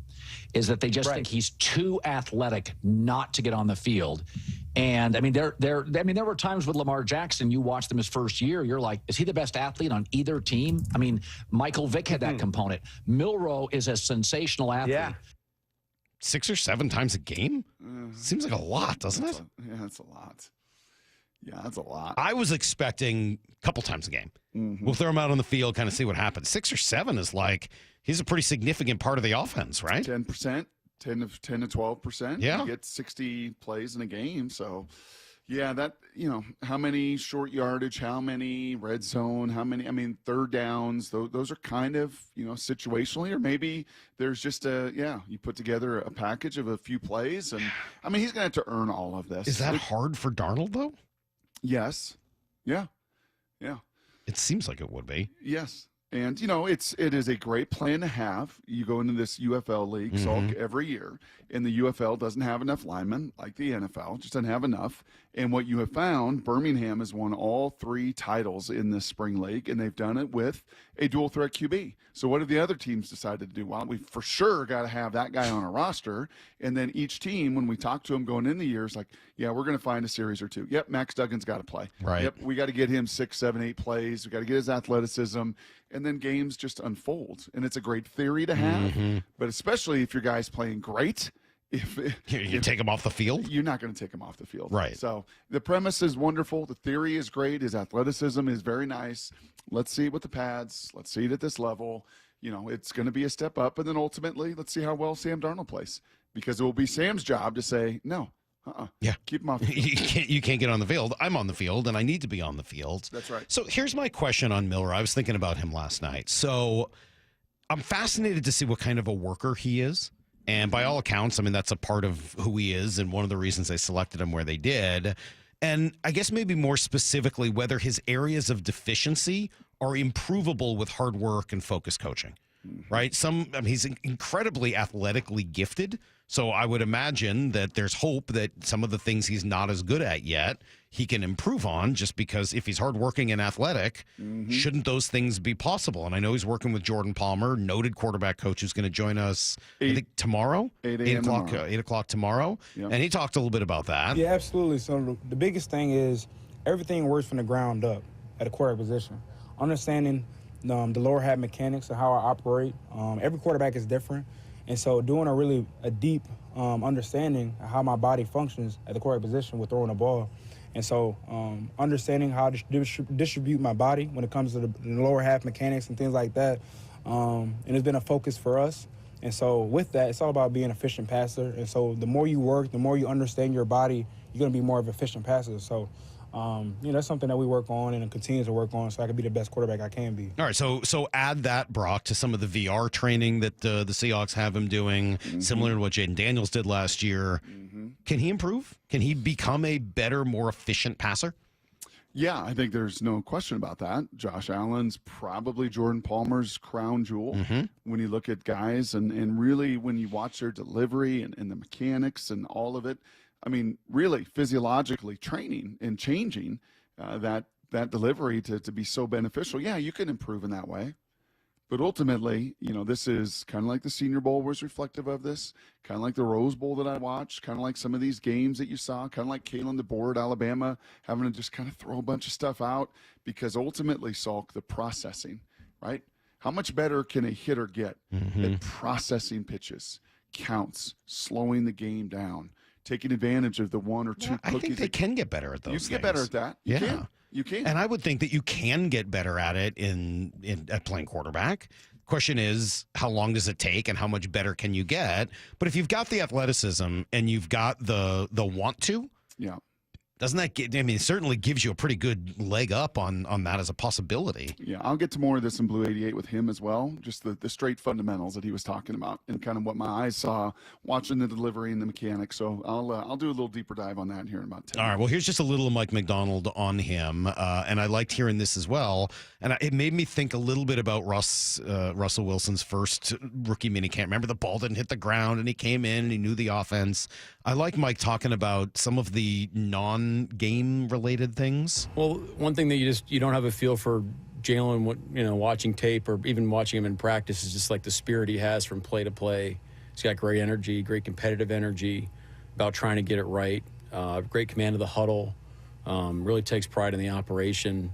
And then all these fundamental things that we're going to be building on from the ground up.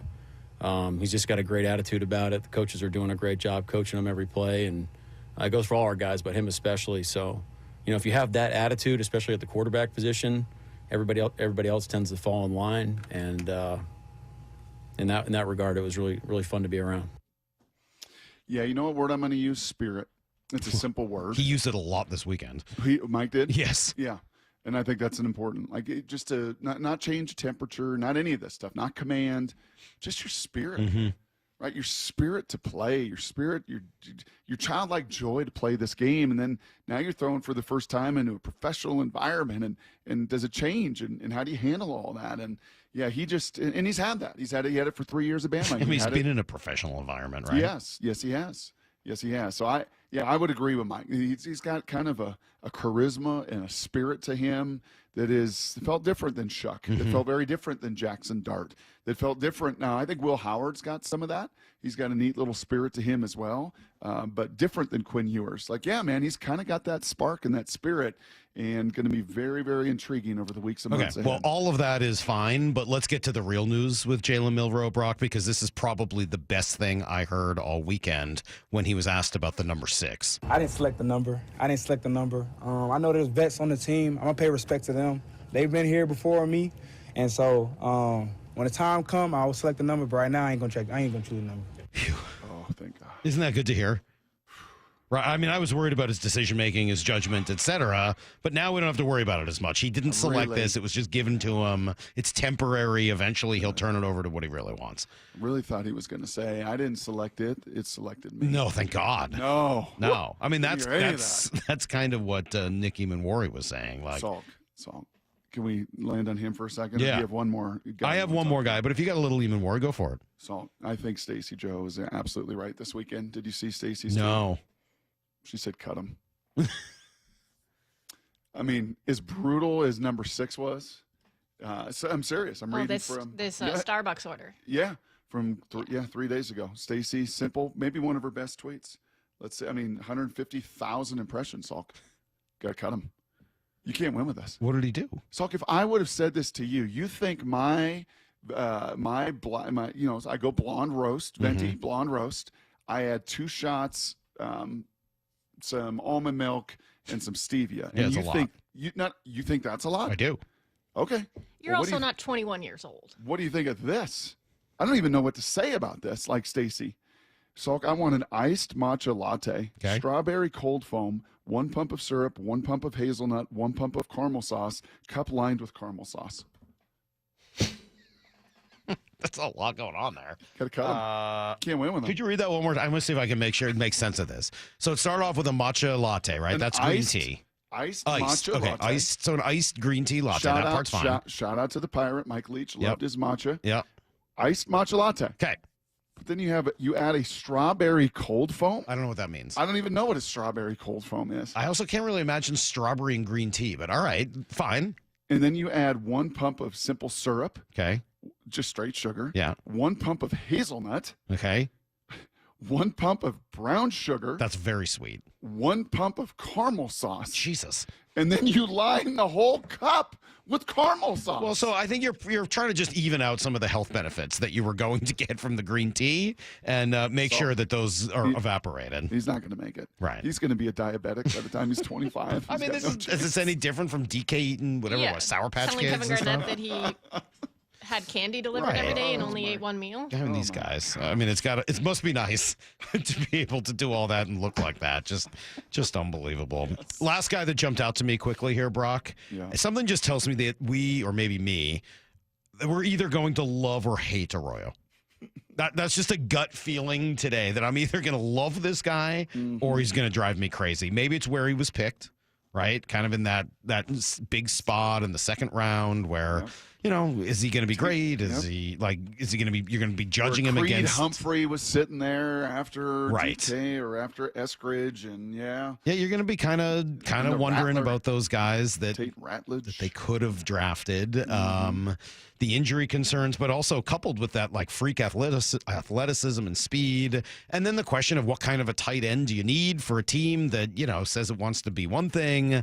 He was asked about blocking. I wouldn't say it's natural, but really for blocking, you just got to want to do it. That's the biggest thing, and everything else will come with it. So I think that's the right answer, right? This doesn't feel as big of a sort of divergence from the identity as the Jimmy Graham trade, right? Yeah. Because Jimmy was brought in here for a first-round pick, and it was a big deal, and the missing piece and all that, and he wasn't that guy. Mm-hmm. This doesn't feel like that to me, but I do think that he's a player I'm going to watch, and I think I'm either going to love or hate him. Well, it's been a remarkable 50 years. The Seahawks are celebrating 50 years. I'm looking at this box that I got sent to me because of a community award that I won. I was included in this list. I'm obviously not going to be one of the 50 great players, but went through that list, Salk. And, man, we've had some amazing linemen. Man, there's some amazing running backs. Man, some amazing receivers, right? Man, and an amazing defensive tackle that's in the Hall of Fame, the late, great Cortez Kennedy, and linebackers and corners and safeties and Kenny Easley and Earl Tom. Wow. And then there's one position, that tight end position. You've had some good ones. Christian Fourier that I played with was a good tight end. Jeremy Stevens was a good tight end. John Carlson was a good tight end. Mike Tice was a good tight end. He had some good tight ends. The most prolific is Jimmy Graham. And there's some scarlet letter stain on Jimmy Graham in this town because he didn't live up to that trade or expectation. Yeah, you're kind of still searching for, can we have, and they're not easy to find. Nope. Or they're really, really not. It's not like a. This is Brock and Salk's Blue 88. Blue 88! Blue 88! We take you to the field as Brock Heward breaks down 3 football questions as only he can. Now here's your hosts, Brock Heward and Mike Salk. All right, Brock, question number 1. What did you learn listening to a new Seahawks draft pick that made a lot of sense to you? Yeah, that would be, we do all this deep dive and all this research, and we talk to people, and we watch their tape, and we just try to get as ready as we can. And shame on me. I didn't have Torrey Horton necessarily as a Seattle Seahawk. We talked about a number of other receivers, the 2 that went to the Texans from Iowa State, and a few other guys.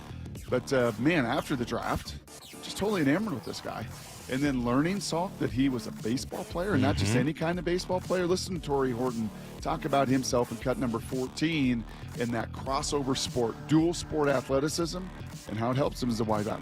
Yeah, started doing punt return, I would say my junior year of college. It was a little new, but, with my baseball history, I kind of, got the tracking the ball down. So, I'm excited to get back there and, return some punts and, whatever I could do to, help the team win and, help the team achieve that goal. That's what I want to do. I want to be that team player that, everybody, is trying to be. So he's speaking your language with the multi-sport. Give me a Vegemite sandwich just in every single way right there. And he went on to say he did some pitching, but center fielders, yeah. You know what I would love to do? I will never do it for risk of injury and otherwise. I would love, though, to watch, I was watching Wu. Logan Gilbert was throwing a baseball. Brian Wu doing what he does throwing a football. I'd love to watch Julio Rodriguez run some routes. I love to watch him run a post corner. I love to watch him run a go route and just track the ball. Right? I'd love to see how quickly, actually, as a left-hander, they'd figure it out. He would figure out my spin being a little bit different and my ball going to the outside. Quick. Yeah, I bet he would. And there is no question that tracking that football for Torrey Horton, playing another sport, overcoming failures you do in baseball, is going to help equip him to not only return punts but be a better NFL player. I kind of like to throw some pads on Adolis Garcia and let him destroy somebody. He's big boy. He really is, isn't he? 33. I know. He's kind of breaking down. Yeah, but wouldn't you like to throw a little safety uniform on him and just let him bury somebody coming across the middle? Nick Emanwari? He would. I mean, I think he's a little bit more compact. Yeah, a little thicker, not as tall. But there's probably a better comp for him out there somewhere. All right, question number 2. How about from the assistant coaching side, Brock? What was giving you flashbacks? Gosh, I think I watched this. Part of it was because I was in Belgrade, Yugoslavia. What? Also known as St. Louis, Missouri, downtown. Yikes. Jeez, that was rough. Tried to walk. I'm walking out here. I'll get back to my room. By the way, you've got some good Jeopardy questions. I got one double Jeopardy question. One great question for you. But listen, you're going to have to listen to John Benton. This tape's kind of hard. Okay. Brady recorded this. It's so good. This was giving me flashbacks. He's the offensive line coach. Here He's he the is, old school doing some... line coach. Just listen to him and his comments here critiquing the guys up front. There, hit right. Good hit. Nope. Not even close. Good hit. Nope. Yes. Nope. Hey, stop the drill. Wow.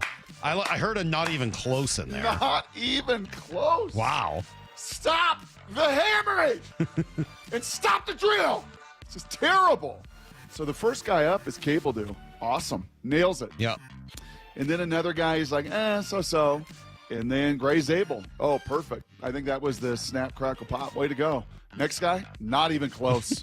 No. Stop the drill. This is broken. Y'all aren't getting, like, I love that. And that's the difference, coaching. obviously, also between like a draft pick and a dude who's just been brought in here, right? And that's 100%. And not a shot. It's going to sound like one, but that's the difference between Scott Huff, who's a first-year NFL O-line coach, working with grown men, trying to equip them, versus a salty dog that's been doing it for 3 decades and it knows exactly what he wants and how it's got to get done. And stop it. Stop the drill. Start over. I didn't do a good enough coaching. Neither did our run game assistant. Neither did you over there, Dennison, because that's not even close. I love it, man. I love that coaching. All right, we were talking about Jalen Milroe earlier. Question number 3. What stood out with the fundamentals there? Yeah, so the positive is it is a short, quick release stroke. As far as I'm not having to reinvent the wheel. Right. Poor Tim Tebow tried to go see Tom House, tried to throw 10,000 throws to rearrange his muscle memory so he wasn't so elongated and dry. He couldn't do it. Once that gets set, can't do it. So the nice thing is, and we'll talk to Jordan Palmer about this tomorrow, about this time, 8 o'clock. The nice thing is from just a muscle memory, the upper body delivery, clean, Salk. It is really, really clean. It's cleaner than Lamar. Good. Lamar's kind of a low slinger, and a lot of it, you're like, oh, that's it. I can work with that. Now, the lower half and working from the ground up and working, the quick footwork and the speed and the ground force and all that stuff that he alluded to, that's going to be the most important part. Okay. Connecting the upper to the lower. Okay. Full speed. I'm not talking half reps. I'm not talking 3/4 speed in shorts. I'm talking when the live bullets are coming. I'm talking when that blitz is coming. I'm talking when you don't know what the picture is. I'm talking, can all those things be connected, upper and lower body? That will be a big, big project in the weeks, months, and maybe even years ahead for that young man. All right, that is today's Blue 88. Let's see. Salk now has this player to whine about all season. He did it with Russ, then DK. Now he has another one. Oh, geez. Wow. I'm not going to whine about Arroyo. I just said I think I'm either going to love him or hate him. And I hope it's that I love him because he's incredibly talented. And I've been intrigued by how many people have gone right to that pick and been like, that was the best pick the Seahawks made. Right. So, yeah, I don't think I'm whining about him at all. On the other hand, if he's hurt a lot and he doesn't really work out, yeah, you're going to point at the fact that they drafted him instead of an offensive lineman, which they probably could have used in that spot. And there were some receivers, obviously. And receivers, yes. Receivers there still. And yep. But, I think bottom line, and I had a great chat with Brady Henderson over this weekend, and he'll join the show here in 30 minutes. Bottom line, Salk, is you just don't see many 6'5", 255 that can just run and flow. You just don't. Right. And, his Senior Bowl tape and his movement. Now, he never ran a 40, but at whatever it was, nearly 20 miles an hour, and they can gauge all of that from the Senior Bowl. The way he was moving was like a 4-5 guy. And you just don't – those are just, what does DJ say? That's like waterfront property. Those are just location assets that others just don't have. Yeah. And in this tight end room especially, that's a unique gifting that he's going to bring to the table. Sounds pretty cool. All right, we'll switch back to baseball here for a little bit, and then some more football at 8:30 with Brady Henderson. Lyle had 5 or 6 pretty important observations about the Mariners over the weekend. I don't think I can disagree with a single one of these things. I can. You can? Oh, and I will. Oh, and you guys did. There was some fighting on the text thread, which was fun. That's next on Brock and Salk. Bump and Stacy.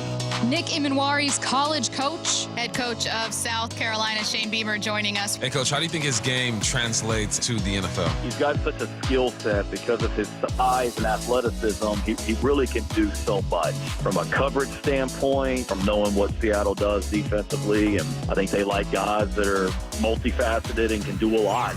Bump and Stacy. Weekdays 10 to 2 on Seattle Sports, the app, YouTube, and your smart speaker. Do you have a car sitting around collecting dust? Well, turn that car into cash at Wayscar Ford in Auburn. Not only will they purchase your vehicle today, pay you right up front, but it gets way better. Once they resell your old car, they share 50% of their profit with you. I'm here with my friend Mark Clymer from Wayscar Ford in Auburn. So, Mark, it's been a few years since you started offering this. How's it going? And how much money have you given back to your customers that sold their cars to Wayscar Ford under this program? It's going great, Stacy. As a matter of fact, we've given back over $750,000 to the customers that have sold their cars to us on our vehicle profit sharing program. Wow, that's fantastic. Why do you think it's working so well? Let's face it, it's Thunderdome out there with all the auto theft, the identity theft, and the other scams going on today. Less and less people are comfortable trying to sell their car themselves. So we offer them a way to get a lot more money for their car without having to go through all the hassle of trying to sell it themselves. And it's only at Wayscar Ford, Isuzu in Auburn. WayscarFord.com. We've all been there, sleepless nights, wondering if your business's security service is really protecting what matters. At Bay Alarm, we can put your security insecurities to bed. Our advanced technology and personalized support ensure you can rest easy knowing we're here for you. BayAlarm.com. Safety comes first. When money is tight, Buc-ee's has you covered with available financing. For oil changes, wiper blades, brakes, tire rotation, tune-ups, and factory maintenance, it's Buc-ee's Complete Auto. No appointment necessary and financing's available. Check Buc-ee's.com for the location near you. Get ready for Camping World's Red, White, and New Trade event, May 15th through the 18th. Get the highest value for your RV guaranteed during the biggest RV trade event of the year. Shop the best RV deals in America with new RVs starting as low as $92 a month. Get ready for the holiday weekend with up to 45% off grills and 25% off product installation. Plus, we'll have free hats, free propane refills, free food, and fun for the whole family. Don't miss the incredible Red, White, and New Trade event, May 15th through the 18th at your local Camping World. See for full details and disclaimers. This is the story of the one. As a safety manager at a manufacturing plant, he does everything he can to keep his coworkers safe. From finding ways to reduce risks to keeping safety supplies in stock. And for that, he relies on Grainger.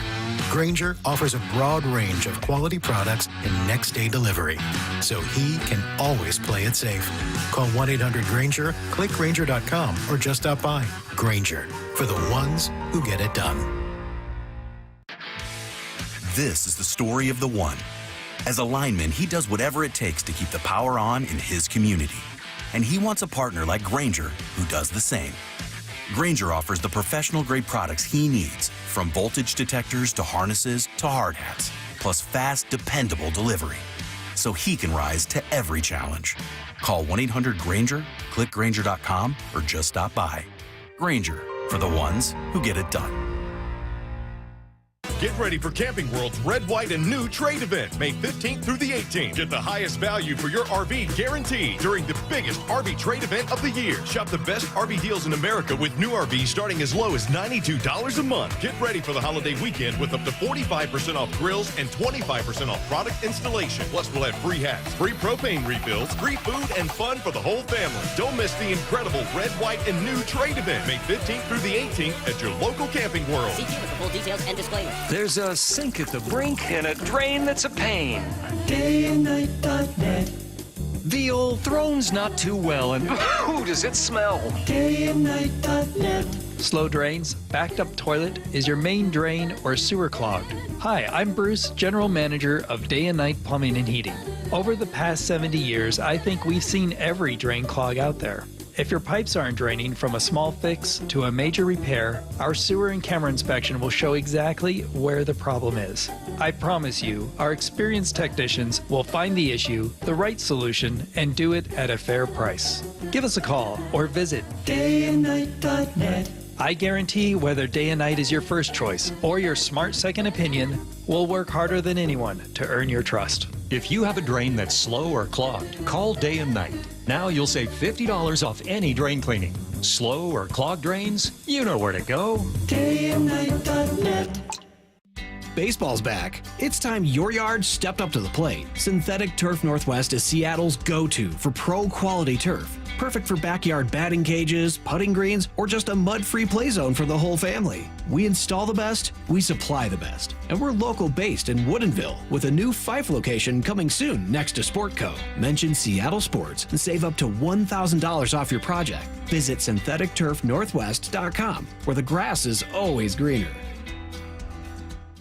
Let's go! This is Seattle Sports. Streaming through the Seattle Sports app. KIRO AM Seattle. KIRO FM HD2 Tacoma. Home of the Seahawks, Mariners, and everything Seattle sports. Give me a freaking auto! From the Quantum Fiber Studio, this is Brock and Salk on Seattle Sports. Brock Heward and Matt Marcus. Sorry about just Mike. Heward, not exactly Joe Cap there in the pocket. Now here are your hosts, Brock Heward and Mike Salk. Man, this is great. You're whining already, Salk. Someone called the wambulance. Shut up. Arroyo is elite. Tight end was a huge need. Oh my God.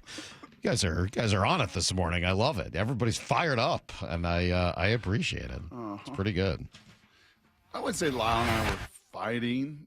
You guys were fighting a little bit. There's a little fighting. Not a fair It's a little fighting. No, you and I will fight. Sometimes. But I was impressed. You know what I liked? They leave the conversation. Right. This was the first time, though, Brock, in Lyle, how long have you been here now? Is it? It's not a year yet. No, we're like 8 or 9 months, somewhere like that. Yeah, all right. Months. So the first time in like 8 or 9 months that Lyle stood up to you. And I really appreciated that. Like, you had a take on something you saw this weekend, and Lyle, in his own way, was like, yeah, no. And I thought that was pretty great. So you know what the kids call that, though, right? So what do they call it? This is the first time he's clapped back. Oh, he did? Yeah, he clapped back a little bit. Like, yeah, dude. Our generation. What are you even talking about? It was the clapper. Turn on the lights. Right. No, Lyle's clapback still a thing? Yeah, it's still a thing. Okay. Okay. He's clapped back. He clapped back. So what were you clapping back at? Well, we were just talking about Logan Evans' start yesterday, and you asked Brock and I, like, oh, how'd you guys feel like he looked? I didn't get to see it. So I apologize. And I did not get to see much. Noted fanboy Lyle. Right. I mean, you would talk about his binky is Right. either going to be Emerson Hancock or maybe even more so Logan Evans. Yeah, he's a big Logan Evans guy. To be fair to Lyle, I did hear Shannon saying a similar thing to what he was after. All right, so I didn't get to see the game, so I was curious how, he'd given up so many runs and sort of what happened. I said, how'd he look? Yeah, and Brock said, yeah, I thought he looked tough. I thought he got hit around pretty hard. And I was like, yeah, I don't really think that's what happened. And look, if Logan Evans had a third inning where he had given up 3 home runs, what am I going to say? Yeah, it would have been a tough inning. But when you really break down what happened in that inning, it went basically like this. So Josh Smith hit a single to left field that was a bloop single, and there was some metrics out there, and it got tweeted out that ball probably should have been caught. Like, you could see JP was going out, Randy was coming in, maybe there was a lack of communication because the catch odds on that ball were 93%, and the expected batting average on it was 140. Like, I think Randy's got to make that play. So that happens. And then Ben Williamson misplays a ball that should have been a double play and ended the inning. By the way, is that because Randy's hamstring was hurt? Is that why he wasn't able to get to it? Well, he came out eventually with a hamstring pull. So was he not able to get to the ball because of the hamstring? Or is Dan Wilson pulling a little Tito and pulled him out of the game and then covered for him by saying it was a hammy? So the hamstring thing looked like it happened after an at-bat when he got to first base. base. So that happened later? Mm-hmm. Okay. Yeah, he ran to the base, kind of grabbed him. Again, didn't see it. So that was sort of the old Tito thing. Sure. Anytime somebody wasn't doing anything, oh, man, he got a little hammy. Hammy's barking, right? So I wasn't sure if there was any of that. Sure. To be fair, you were on a flight back, so you couldn't watch it. No, I couldn't watch it. Yeah, right. That's why I was asking. Yeah. And then there was a ball that, was hit decently hard, but it's a play Ben Williamson should have made and ended the inning on a play that should have turned 2 for a double play. And the expected batting average on that was 170. And while then Logan did give up a couple walks, in that inning in total, he gave up 3 balls that were hit 80 miles an hour or less. Look, he didn't get hit hard. There are some days where it's not going to be your day and you're going to get roughed up. I really just thought this was bad luck and the Rangers finally having some things go their way in that Sunday game. And I'm not going to poo-poo that. My feeling was when you just don't create swing and miss, right? And there just was not. We know elite pitching. We know what the other Logan can do, and we know what Wu can do. We know what Bryce can do. We're spoiled in that way because we see these guys that create so much swing and miss. And that is the one thing that just kind of jumped out to me. It felt kind of Emerson Hancocky, right? Where it's like, okay, you got out of it. But what was his whip yesterday? Almost 3. That's just not sustainable. And obviously most of that damage just in 2 of those innings. So I would agree. He got BABIP'd, as the kids also like to say, the smart kids like to say. There's no question about that. But we're spoiled by swing and miss, and that, is going to be a part of his game that's got to grow. Is that fair, Lyle? Yeah, for sure. Like we hopefully we'll see more swing and miss as time goes on, and that's something to watch for, no doubt. Hopefully in 2 weeks we aren't going to see him, right? And I say that not out of bitterness, but hopefully in 2 weeks Logan Gilbert and George Kirby are back, and Logan Evans and Hancock are not in this rotation anymore. So assuming things go well, he's supposed to be 7th on the chart here, right? Yep. Right now he's in the 5 spot. So yeah, I think he's still got some time to work through some of this and work on that in AAA. What else did you see this weekend, Lyle? I liked a lot of these observations. Man, there was a bunch. I'll try to rip through some of them. Yeah. Cal Raleigh to me right now is 2nd in the American League in MVP voting. I think he's only behind Judge. Yep. He is leading baseball in homers. He's top 3 in the American League in WRC plus. He's top 5 in OPS. These are the things you have to do to win an MVP. Why is he definitively behind Judge? Have you looked at Judge's numbers? Yeah. I know. I was setting him up for the answer. Have you looked I was setting him up for the answer. Thank you. Yeah, Judge is hitting over 400 right now, and I think the average batting average across the rest of the league is about 240. Yeah, but he's doing it in Yankee Stadium. Does that even count? Right. 400? Yeah, that was pretty good. Brian Wu continues to dazzle is the next take of mine. All but 1 start so far of his have been quality starts. For a guy that struggled so much to work deep into games early on and until late last year had never worked into the 7th inning, man, he's been on fire. Mm-hmm. He's like a 6-inning plus merchant at this point. It's just every time. It is pretty amazing. He was the guy you had to baby last year, and now he's leading the staff. He's saved this rotation a lot of the first month of the year. Hey, Brock, Lyle said earlier this morning that there are that this team has 4 All-Stars, he thinks, right now. Who do you think they are? Mooney for sure, Cal for sure, Wu is in that conversation. Then obviously JP's the best WRC plus shortstop in all of baseball. Oh, so. JP could be added to this. I said Polanco, but you could add JP too. Yeah. So I said Polanco, but yeah, if you want to add a 5th, I'm not opposed. Speaking of maybe JP, Polanco is a DH. Yeah, and it gets a little harder with Polanco, and I said definitively he'd be the one that's probably got the lowest odds right now, only because of how many other guys will be vying for a spot just to be a hitter. Yeah. So, and he's going to be, he'll be on the ballot probably as a 3rd baseman, which is weird, but. Right. Yeah, that'll be interesting. But speaking of JP, there's my next takeaway. The fact he is leading all shortstops in WRC plus, and man, he's since the first 10 games of the year, he's looked great. Yeah. Speaking of Judge, by the way, it's not just that he's hitting 400; he's hitting 423. He's got a little margin for error on base. He's got a WAR of 3.1. That is unbelievable. I mean, it's just absurd. That's Bonds-like. You can right? call this can call this a hot steroids Bonds-like. Yep. You can call this a hot take, but we are starting to approach territory with Aaron Judge where you're talking about arguably the greatest right-handed hitter to ever play. Oh boy! I mean, you're looking at right-handed hitters and career OPS.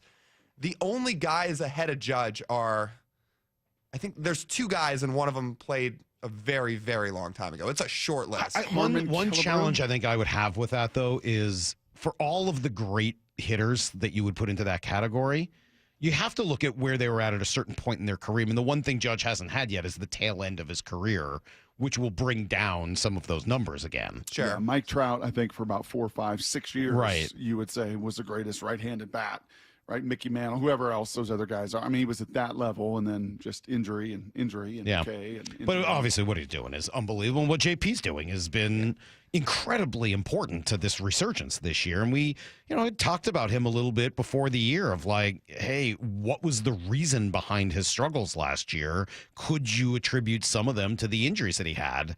And I don't know if that's the reason, right? I don't know whether it's the reason for Polanco, but both guys do appear to be healthy, or at least not dealing with the types of injuries they had last year. And they're both they look like completely different ball players. We don't have enough time to get into it here, but it does look like he's made a few changes that I think have helped him. One of them being he looks like he might just not be swinging as hard and selling out for as much power, and it's actually helping him. So we dug into some of that the other day, and I was just taking a look at it. Anyway, to rip through the last couple of these, Saturday's win was insanely impressive to me, extremely, because that was a game where nobody really had their best stuff. Between the offense didn't drive a ton of guys in, none of the leverage guys in the bullpen had their best A-level stuff between Brash, Spire, Munoz, but they all just found a way to bulldog it and pull out the win. Like, that's a game last year I'm not sure they win. Agreed. I think that's right. Really impressive. And then if you want to wrap this up, if you just want to look at one storyline to, I think, kind of keep an eye on, I think Ben Williamson's starting to get tested here at the plate because he's struggled a bit in his last 7 games now. So I think you're seeing what's natural, and you're seeing the league adjust to him a bit. How does he adjust back? How good a catch did he make this weekend? Oh, that catch was nuts. Was it? Awesome. Yeah. Yeah. Yeah. How about the catch the dude made? Was it Varsho last week where he fell down and still caught the ball? That was unbelievable. Did you see that? Yeah. Yes. Yes. That was incredible. I've seen a lot of incredible stuff recently. That was amazing. And if you haven't had a chance, Brock, to see the Winnipeg Jets yesterday, Oh, I was watching. were you? How awesome was in that? double overtime. But Unbelievable. to score with 1.6 seconds left was just an amazing thing. So, all right, the Mariners won 8 straight series. Look, according to the Mariners, the last time they lost a series, Brock, the Florida Gators only had 2 men's basketball championships. We didn't know who died in season 3 of The White Lotus. We do now. Katy Perry had never been to space. Now she's, a space veteran, maybe. Rory McIlroy had not completed the career Grand Slam. He now was crying and doing everything that's happened since then. Wow. Someone named Cody Rhodes was still the WWE champion. Yeah, Dusty's son. And no one had ever asked Bill Belichick where he met Jordan Hudson. Oh, my God. That's unnecessary. Let's come right back with everything you need to know next. Wyman and Bob, afternoons 2 to 7. Nick Ebenwari is with us. Nick, how are you, man? Super blessed, super grateful, but I feel like I should have gone a little sooner, but I landed in the right spot ultimately. Had a great connection with them, so I'm glad I ended up going to the Seahawks. But in my notes, in my phone, like I kind of had like the NFL, it's personal list, so like that's a funny thing I for myself. Dave Wyman and Bob Stelton, afternoons 2 to 7 on Seattle Sports, the app, YouTube, and your smart speaker.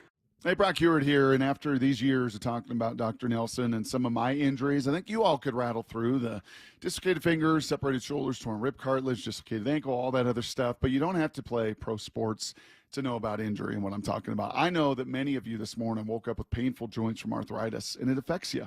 It affects your quality of life. You just don't feel good. Well, that is where my friend, Dr. Daniel Nelson, MD, from Eastside Pain and Regenerative Medicine, that's where he's on the line. 425-823-4000.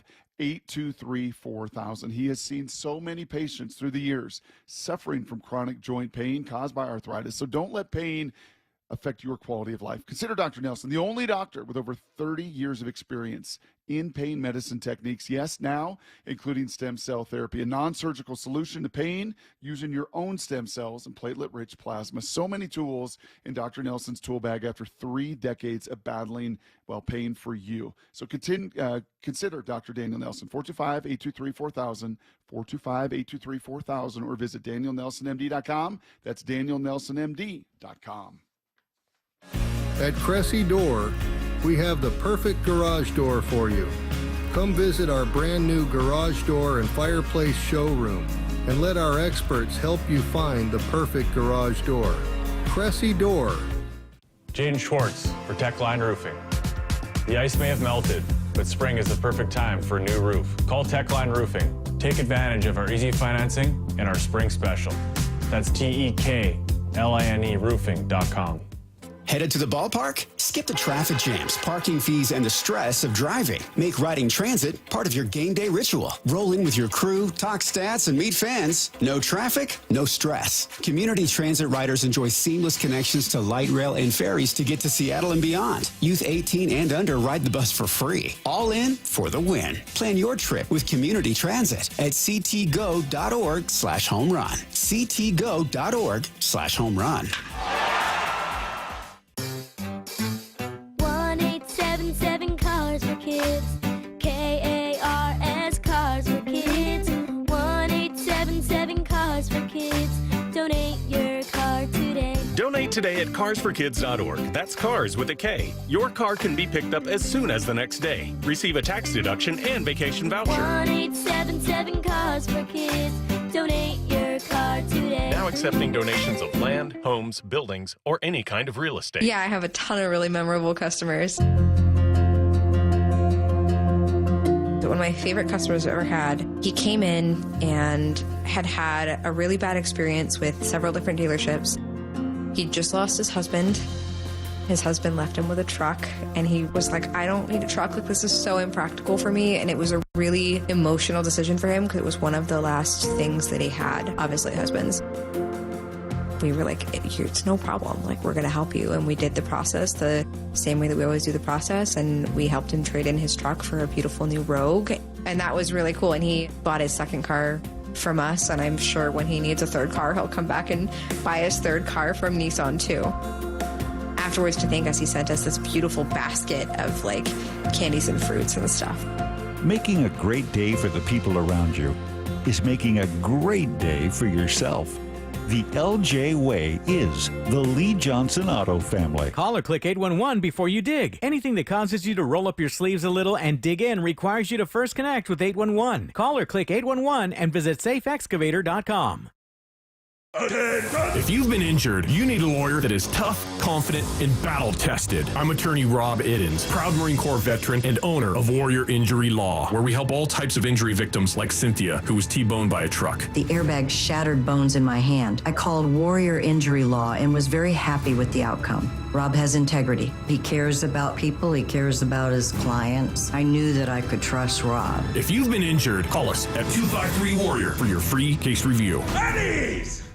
We meet by accident, fixing every last bit, accurate auto body. If you've been in an auto accident, you have the right to take your vehicle to any repair facility. Accurate Auto Body has been family owned and operated since 1994, and they work for you, not your insurance company. Your insurance company may not love them, but you will, because We meet by accident, fixing every last bit, accurate auto body. You think your home is pretty cool until that summer heat hits, and suddenly your home isn't that cool. In fact, it's hot. Air conditioning from Washington Energy Services can help. Stay cool this summer with our biggest spring savings event ever. This month only, take up to $2,500 off an energy-efficient brine cooling system with exclusive Washington Energy rebates. Ensure your home is always the cool house with air conditioning from Washington Energy Services. Contact us today for a free estimate. Warmer weather, more sunlight, and your new car. That's right. At Toyota of Kirkland and Toyota of Renton, summer starts here. With their combined inventory of new, used, and certified pre-owned inventory, you're in for a summer to remember. Their fantastic teams will set you up with a test drive so you can ride off into that summer sun the same day. Summer starts here at Toyota of Kirkland and Toyota of Renton. Whether you're in the north or the south, they got you covered. Visit their incredible showrooms today or online at toyotaofkirkland.com and toyotaofrenton.com. O'Brien. Need to know. 15 minutes past every hour with Brock and Salk. Here's what you need to know. Up first. Well, all right, yesterday aside, another great weekend for the Mariners. Yeah, they kind of gave one back to Texas yesterday, but that was bound to happen eventually. They did win their 8th straight series by taking the first 2 games of this one. Just awesome, man. All offense in game 1. Cal hits a big home run. 2 hits another big home run. Julio hits, you put on 14 runs, kind of just laying it on thick. But then, Lyle, I think you're absolutely right. Game 2 is a really important one. You got to do it in a different way, one that they haven't had as many of. They haven't had as many of those 2-1 wins this year. But Castillo pitches great. Rowdy Tellez, wins you the game in the 9th inning. And you get to use all 3 of your high leverage guys in a row for 7, 8, 9. We'll talk about Matt Brash more in a moment. You get Spire in the 8th, and then Munoz just continuing to be perfect. And again, the 1-2 to Garcia. Swing and a miss, strike 3. The ball game is over. The Mariners have won 8 consecutive series, the tie a Mariner club record going back just 3 years ago in 2022. The Mariners win it tonight here in Texas. A final score of 2-1. Lyle, refresh my memory on that at bat. Was it all fastballs or all sliders? He threw 5 of the same pitch to Garcia. Do you remember? Was that all fastballs or all sliders? trying to remember off the top of my head. I know, kind of run together a little bit, but it was just awesome. And you're right, he wasn't quite as sharp as he was in his previous outings. And unlike maybe some of those where there's a walk, Salk, there's a dink, there's a couple people on base, didn't matter. I love that term Lyle used. And it's right. And it might be, honestly, the way to sum up this team that's sitting now still in first place, a couple games up, bulldog. They're just kind of bulldogging it. You know, from Dan Wilson all the way down. It doesn't matter who's up, you know, like in the lineup and what the lineup is and next man up. And, you know, for all the praise that we showered on different guys throughout the morning, how about little Leo Rivas? 5'8", 150. I rattled off those Judge numbers. Dude is hitting 378. Leo's on base is 500. And so funny. This isn't 1 game or 5 games or 10 games. It's now 16 games. 16 games. Dude's got an on base of 500. Yeah. Just awesome. It's really, really remarkable. He'd Anyway, be a little Frenchy bulldog. 20-13 now. Second best record in the American League. 2 up on the A's, 3 on Houston, 4 on Texas. Haven't lost a series since being swept in San Francisco in early April. Next up, they will go to Sacramento for their first game of the year at a minor league stadium. Here's the second thing you need to know. First of many, by the way, which is still bizarre. Injury report, Brock.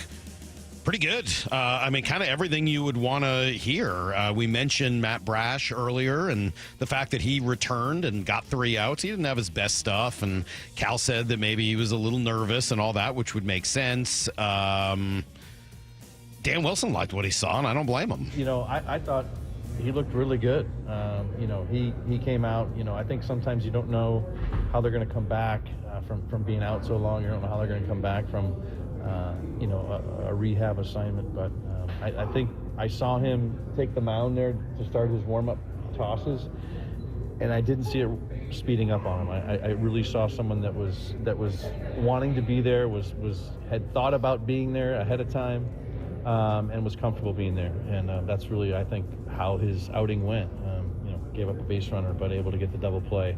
I thought he was in control. You know, the whole outing for him.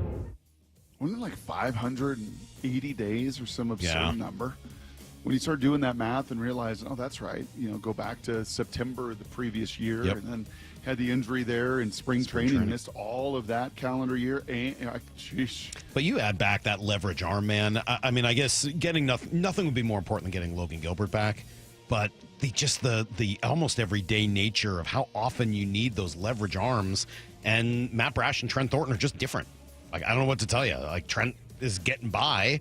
Matt Brash dominates. He is we were saying earlier, he's the best relief pitcher on 15, 20 teams in the league.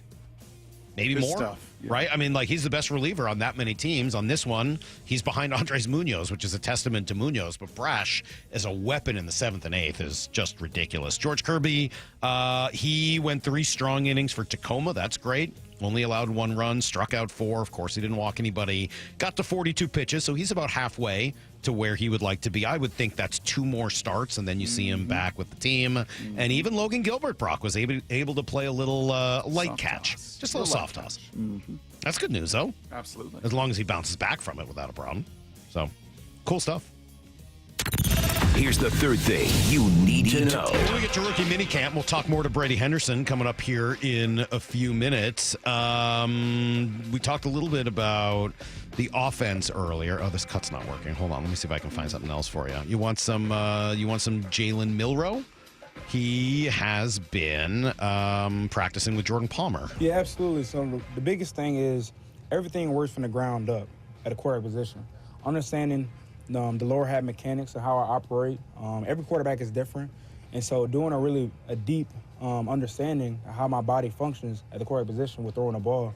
And so understanding how to distribute my body when it comes to the lower half mechanics and things like that. And it's been a focus for us. And so with that, it's all about being an efficient passer. And so the more you work, the more you understand your body, you're going to be more of an efficient passer. So, that's something that we work on and continue to work on so I can be the best quarterback I can be. I think he says quarterback faster than just about any quarterback. I thought he was just saying quarter. No. Is he just calling it the quarter? quarterback. Wow. Just real fast. Yeah, well, he's fast. I mean, that's what he is. Fast. That's how you describe him. It's like Jimmy John's. Fast. Super fast. Super fast. And a bunch of the boys out there were super fast. Arroyo is super fast and athletic. And we'll let Brady dig into some of his observations as well. But I think that was the overwhelming thought of people that I had chatted with kind of after the fact is like, man, we knew this was a good draft class. It was heralded by just about everybody, kind of praising both from a value standpoint. But I think what does jump out is just the overall level of athleticism. Watching Bryce Cable move, right? Watching Gray Zabel move, watching Eman Wari and Arroyo. These are movers and shakers. Yeah. And fun to see them get their first shot at it. All right, there you go. That's everything you need to know a quarter past every hour here on the Brock and Salk Show. All right, you want to talk to Brady and get a sense as to what he's doing? Man, I bet Brady's never seen what I saw on a golf course on Friday. I bet he has not seen what I saw on the golf course on Friday. Is this one of your Jeopardy? When are we going to get to Jeopardy? None of them are that great. We don't need to do them all together. Okay. But I saw. I thought I was going to see. You got to share. I thought I was going to see a throwdown on a golf course at like one of the nicest private clubs I've ever been to. It was very uncomfortable. Brady's next on Brock and Salk. Wyman and Bob, afternoons 2 to 7. Nick Ebenwari is with us. Nick, how are you, man? Super blessed, super grateful, but I feel like I should have gone a little sooner, but I landed in the right spot ultimately. Had a great connection with them, so I'm glad I ended up going to the Seahawks. But in my notes, in my phone, like I kind of had like an NFL, it's personal list, so like that's a funny thing I for myself. Dave Wyman and Bob Stelton, afternoons 2 to 7 on Seattle Sports, the app, YouTube, and your smart speaker. It's pretty rare to hear that someone's offering $1,000 off, but that's exactly what Riverside Roofing is doing. $1,000 off on a new roof replacement. Huge incentive for homeowners, right, to book a roof replacement right now. It's a good time to do it. Days are longer. Oh, my gosh, it was bright this morning as I was driving to work. Sunsets are going to be after 8 o'clock. The crews are going to get your roof done fast. Take advantage now, though, before the demand spikes over the summer. Here's what you want to do to claim your $1,000 off. Book a free estimate from the website, riversideroofingllc.com, and then meet with Brandon. He's Don's son. He'll tell him that you heard the message here on the radio. He'll give you $1,000 back in your pocket. He'll give you a brand new roof over your head. And you can ask him about the 35 years of local experience, about being GAF Master Elite certified. You can ask him about the catch-all system, which will keep your yard and driveway absolutely free of debris like nails and shingles. Just go to riversideroofingllc.com and find the roofing company you can trust. The playoffs are in full swing, and you can get in on all the action at ESPN Bet Sportsbook. Go from tracking the latest game-changing moments to placing bets in just a few taps. Right now, new customers can get $100 in bonus bets when you make your first $10 wager. Download the ESPN Bet Sportsbook app and sign up with promo code JOEQ, J-O-E-Q, to get started today. Must be 21 plus. Gambling problem? Call 1-800-GAMBLER. Terms and conditions apply. See app for details. Offer not available in New York. Something amazing is happening at work. Innovative tools are helping people do better work. That's because CDW configuration specialists are multiplying productivity with Microsoft Windows 11 Pro Surface devices. Built-in security, flexibility, and simplified management streamline tasks so your team can get more done. Microsoft and CDW make amazing happen. Learn more at cdw.com/surface. At O'Neill Plumbing, we've been exclusively plumbers for over 100 years. No corny mascots, no out-of-town owners. Just clean, fast, and professional plumbers out to your home fast. All rooter and all trenchless. O'Neill Plumbing. At Lake Washington Windows and Doors, we offer premium windows that are 25% more energy efficient, reduce noise by 50%, and come with clean glass technology. And Leak Armor installation gives you a lifetime warranty to protect your home. Visit LakeWashingtonWindows.com. Lake Washington Windows and Doors makes it easy to enjoy new windows with clean glass technology now and defer paying for them until 2026 with zero down, zero payments, and zero interest for 12 months. Visit LakeWashingtonWindows.com. Stream every Seattle sports show with the Seattle Sports app. Brought to you by Fred Hutchinson Cancer Center. Get new videos, podcasts, and articles on the Seahawks and Mariners from your favorite Seattle sports personalities daily. Bonneville International radio station contests are open to participants 18 years of age or older that are residents of Washington State unless otherwise specified. Employees or agents of the station, Bonneville International Corporation, other area radio stations, or any entity associated with the contests are not eligible to win unless the station otherwise specifies at its own discretion. Persons who have won in the last 60 days from a station contest or event may not be eligible. Full general contest rules are available on seattlesports.com or in person at the station during regular business hours. We are Seattle Sports, the home of the Seahawks, Mariners, and everything Seattle sports. Watch your favorite show live at seattlesports.com.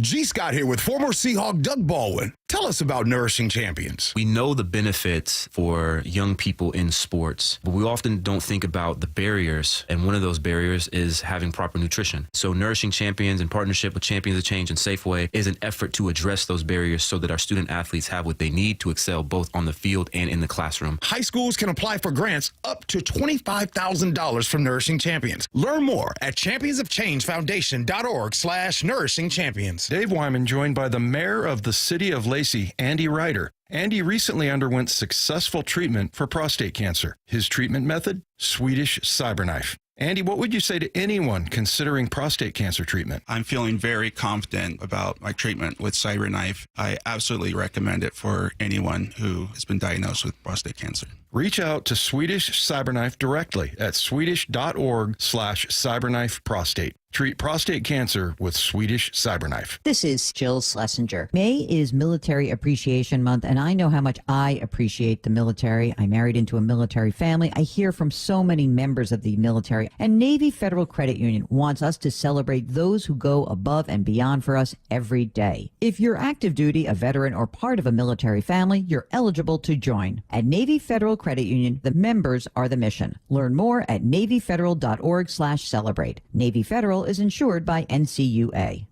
Ooma.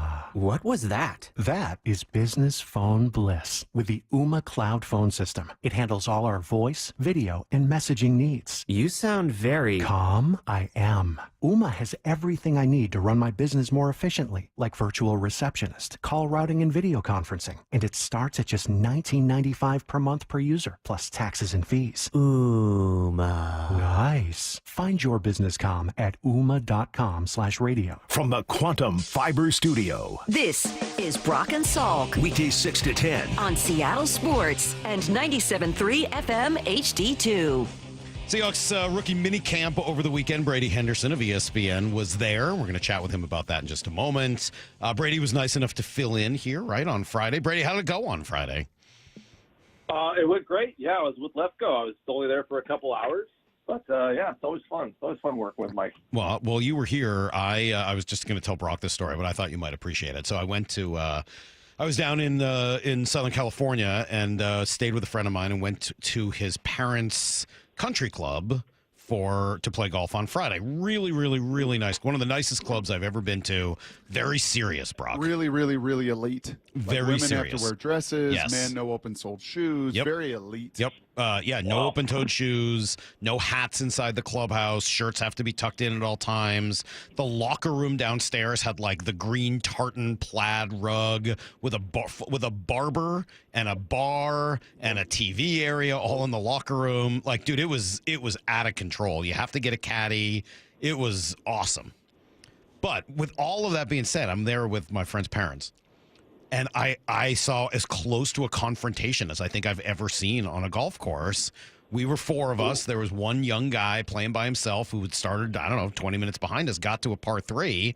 And me and my friend and his mom were like, hey, why don't we just let him play through? Like, kind of went over and talked to him like, hey, just cruise by. We've already hit. Well, guy's dad did not get the message. And he was furious. He was like, no, you're supposed to go around. The rules say to go around. Generally, people here go around. And he's getting like more and more worked up. And this guy's just like, hey, they said and we're trying to tell him like, hey, we said he could play through. It got very uncomfortable for about 5, almost 10 minutes until finally like the spell was broken and the guy kind of moved off. But it was quite a situation.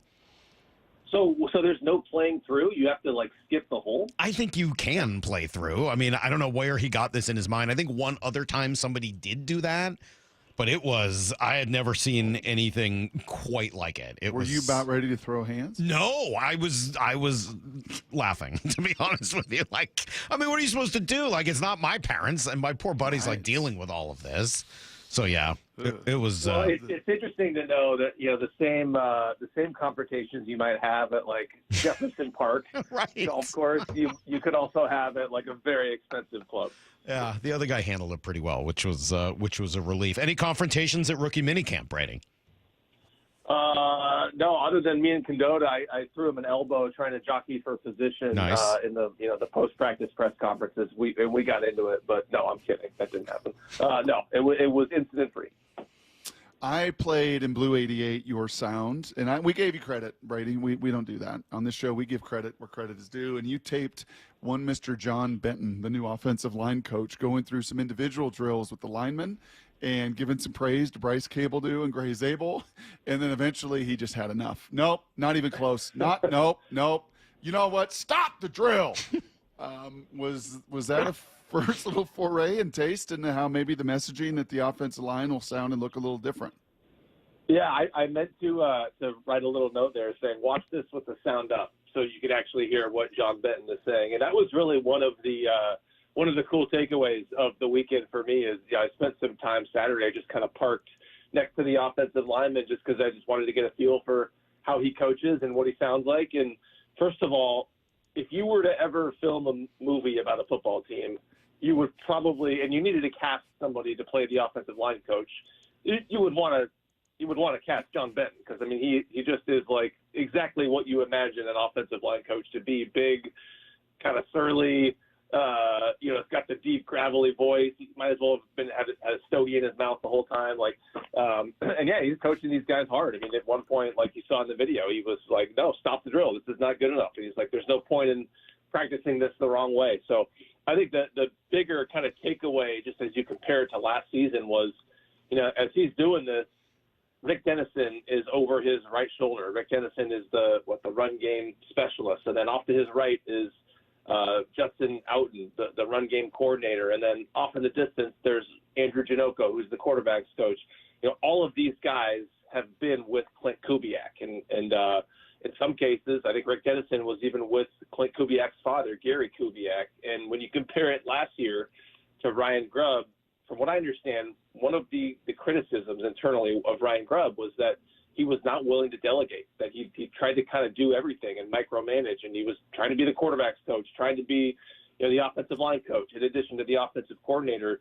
Well, when you have guys who have been with the offensive coordinator for as long as some of these other guys have and different stops, that they're not being micromanaged, because if that was the case, they wouldn't stick with Clint Kubiak the way that those guys have. Mm-hmm. So that was just one thing that kind of crystallized with me is, that doesn't mean that that's automatically going to make the offense and the whole operation better. But I think that the dynamic with the coordinator and the guys working under him is going to be quite a bit different this season than it was last year. How'd Jalen Milroe look?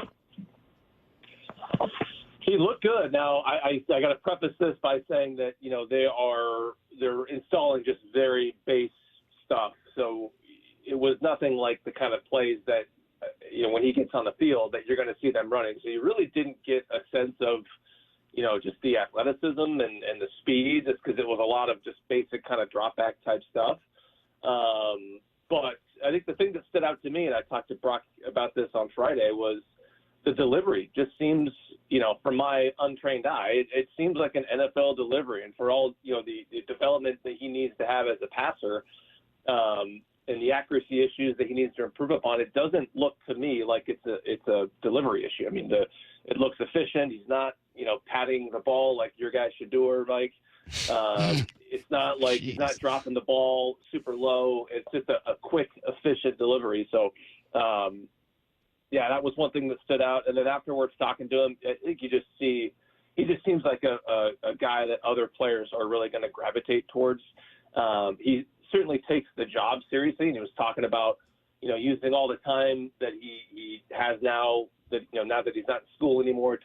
He talked about using that time to really master the playbook and he talked about how, the meeting time is not enough to learn the offense, that you really have to, study the playbook in your own time. And so he takes the job seriously, but he also doesn't seem like he's someone who takes himself too seriously, because he wasn't afraid to laugh and smile and joke around. So he just seems like a guy that other players are really going to gravitate towards. He is the hitman. He is ESPN's Brady Henderson, just a joy to have with a wealth of experience. How long has it been? You've been a decade at ESPN now, Brady? Pretty close? I started in 2017, so around this time 8 years ago. Yeah, getting pretty close. Okay, so two-part question. Actually one part, but separated two different ways. Your perception heading into rookie minicamp Friday, when you pulled up and you parked and you got out there and you had your whole perception about this draft class, and then you saw the reality of it on the field for 2 days. Where was it an individual as a whole?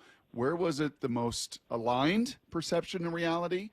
And where was it maybe the most skewed? Oh, that's a good one, Brock. You love those. I get paid to ask questions. good questions, Brady. That's what I get paid to do. That's why. Yeah, that's a really good one. I think where it most aligned was just with Zabel, and looking the part. Looking the part is like the phrase you hear this time of year, because you can't really evaluate a whole lot of football, but you can evaluate what guys look like in pads, and that's certainly true with the offensive linemen. I mean, they are probably the hardest guys to evaluate in this setting, because there's no contact, But it's funny. Like, and this is an answer you'll appreciate as a guy who likes to do the Buff Dude report. If you had no names or no numbers on any of the jerseys, and all the players' faces were covered in dark visors, and you just watch the offensive linemen, you could probably pick out the draft picks pretty easily. Like, oh, that's an NFL body. That's a guy who's probably here on the tryout basis. And definitely that was the case with Gray Zabel. I mean, before you even see the number or the name on the back of his jersey, you're like, that looks like a first-round pick. Totally looks like a first-round pick. Just big, proportionate, just powerful-looking upper-lower body. So that was kind of the confirmation part of it for me when watching the offensive lineman. And then the thing that surprised me was, and I don't know if it was a huge surprise, because you see the height, weight, the numbers on the roster and everything, but watching Nick Emmanwori, I mean, he just kind of stands out from a size perspective with the rest of the defensive backs, just because you don't really see guys who are that big. And he wasn't even wearing he was wearing kind of like those loose fitting sleeves, so you didn't really get a sense of just how ripped he was, but just the kind of size and how tall he was, and he just kind of stood out in that respect. And so that was probably it for me. I don't think anything else really surprised me in the sense that it caught me off guard, but seeing Nick Emmanwori out there, you can tell, okay, this guy just looks the part of a big, imposing NFL safety who, by the way, can run a 4.38. Right. It's funny. I asked Mora about it earlier. Did you see him get some cornerback reps also? Because that seems to be one of the things that they're intrigued by. They keep mentioning it. Not in terms of outside, but yeah, he was in the slot quite a bit. Do you think that's what does that look like as you start to project it towards the season? Because obviously that's a big part of what Devin Witherspoon does. How do you kind of get all those guys out on the field? I mean, I'm sure they'll find a way. Good players, you can always find a way to get them out on the field. But what do you see that looking like? Well, I hope you're sitting down when you hear what I'm about to say, because I think that is a big nickel situation. Oh my gosh, the big nickel? Yeah, I don't know if you were just teeing me up there to say big nickel. Wow. Yeah. Brady, that's exciting. I am sitting down, thank God, because that sounds very exciting, the idea of a big nickel. Yeah, and that's everything that, my impression of what McDonald has said is that it doesn't sound like they're expecting him to come in and take Kobe Bryant's job as the starting safety opposite Julian Love right away. I mean, McDonald has talked about, how he's going to make an impact near the line of scrimmage, and he's talked about training him at the second level, or putting him at the second level while he trains at the third level. So that sounds like he is that third safety, and maybe in some cases the nickel corner, and that's what he does until he's ready to come in and start at safety. I think Malachi Starks, the safety out of Georgia, was another guy that they really liked. I think he ended up going 28 to Baltimore, and he was kind of the more experienced guy, the guy with probably better instincts, guy who might be more ready to come in and fill a starting role right away. He doesn't have the athleticism that Nick Emmanwori does, and so if they then ended up with Starks, maybe that was the guy that they would have felt comfortable, putting in the starting lineup right away. But with Eman Wardy, I think he's going to need a little bit more experience. But again, he's a guy who can really play quite a bit, even if it's not in an every down role right away. Been able to play nickel. He's played special. He's played the big nickel, and I gave that one to him. Way to go. I gave that to you. Thank you. Thank you did, for Brady. following in Pete's shoes and giving you it and to Pete, me. so hospitable, Yeah. so great. What about Mike McDonald? Can you remember rookie minicamp last year and compare and contrast Mike McDonald then and rookie minicamp number 2? I do. I mean, vaguely. Yeah, vaguely. Not enough to really give you. I may have to just punt right away. I'm like punting on first down here because I don't think I'm going to have a great answer for you here, Brock. I'm not going to fake the funk here. I don't really remember a whole lot about him. I just think in general, I mean, we talked about this a little bit at the league meetings a month or so ago, that he just does feel like he is getting more comfortable in that role, like anybody who is, in their first time doing it. And, it's interesting to see, and I think you probably will see this more on your show too, that there's a lot more of a sense of humor in there than you might realize. And you guys probably know this, having talked to him more than most people, but there's a lot more of a sense of humor in there than you realize. And I think I'm wondering if that'll come out in year 2 as just he gets a little bit more comfortable in the media settings. But no, in terms of the differences between last minicamp and this one, nothing really stands out. Do any players stand out that you hadn't really thought much about beforehand? Rookie, free agent, rookie, that type, or later round pick? Anybody just like wow you? Well, yeah. Well, I don't know about wowed in that setting, but there was an undrafted rookie tight end named Nick Callerup, who is from, I believe he's from Minnesota. Is that right? Minnesota. Yeah, Minnesota. Yeah, Minnesota. So he was another guy who got pretty big undrafted free agent deal. So a $25,000 signing bonus, and $234,000 of his base salary was guaranteed. Now, the thing to remember about the base salary guarantees, which is something they started doing last season, now once Joey Lane arrived, is that those have offsets. So if they end up cutting the guy and he ends up signing somewhere else, then they would be off the hook for whatever portion of that $234,000 that he would get from another team. But generally, it is somewhat low risk.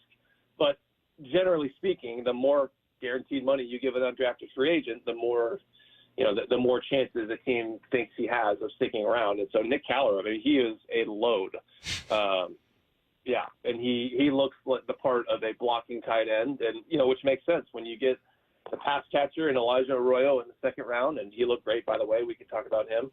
When you get that guy in the second round, you complement it with a big blocking tight end who can also move pretty well in Nick Callerup. And so he is among a handful of undrafted guys who I think are going to be worth watching over the summer. Brady, we've been shoulder to shoulder a lot on that practice field. Right, you've gotten to know your boy pretty well over these years in that setting, in the building beforehand. Yep. If we were shoulder to shoulder watching the fullbacks and the running backs, what would I have said to you about one Robbie Untz? Yeah, you would have. Well, first of all, when Brock and I stand on the practice field together, Brock refuses to grab a roster. So I am Brock's roster boy. So he's saying, who is number 40? Who is number 86? Where did number 78 go to college? No, happy to do it. But yeah, Robbie, you would have. Doesn't sound that happy to do it. No, at least I can do it for my guy Brock. But no, speaking of standing out, I mean, it is impossible to miss the 275-pound fullback in Robbie Untz, and it only looks like weird until you see him on the field. And I think, he's learning a new position, so it was not totally smooth. I was watching him, and it seemed like he false started a few times, and he had a kind of trouble getting lined up, which maybe shouldn't be a surprise when you consider that that's generally what happens at rookie minicamp, and especially when you throw in a position switch in there. But it's going to be fun to watch just from a standpoint of, like, you're going to look at that and your eyes are going to get wide because you're going to say, I do. It's not. It looks like a small offensive lineman out there playing fullback.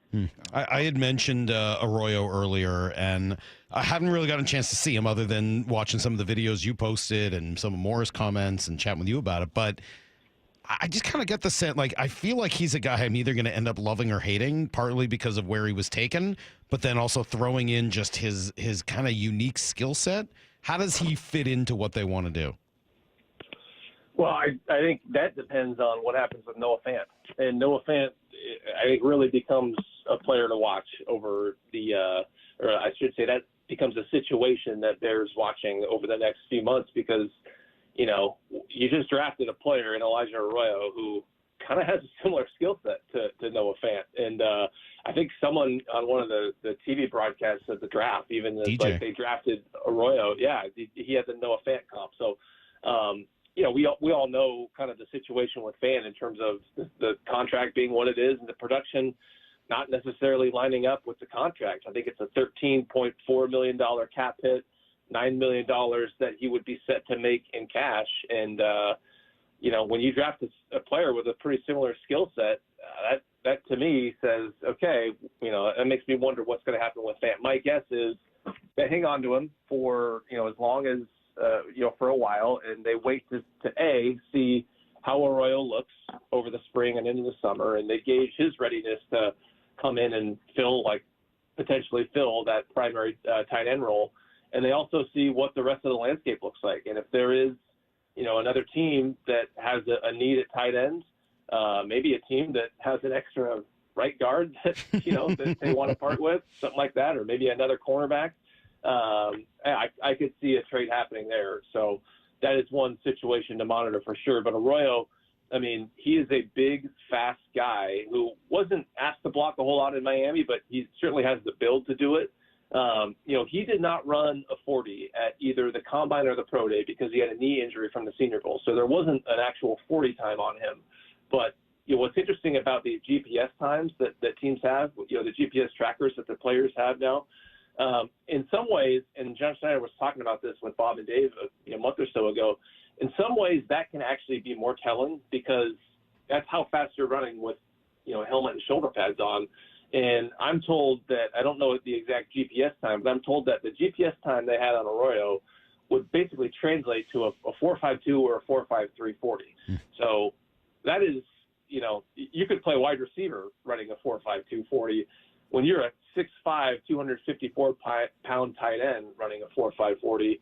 That is exceptionally fast. I mean, that's almost what Noah Fant ran at the Combine. So, I think they can do a lot with him. And again, if he shows that he could be their starter, I would not be surprised if they look to trade Noah Fant closer to the start of the season. I think you look at all the personnel. Now they've got their eyes on this grouping. The one thing that stood out was no cornerback was drafted.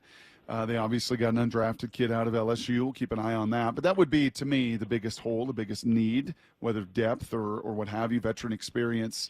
I mentioned the name Shaq Griffin a bunch. He came in for a visit a couple weeks before the draft. I think he's in play. Do you think they make a move at corner before we see them on the field for their first team OTA?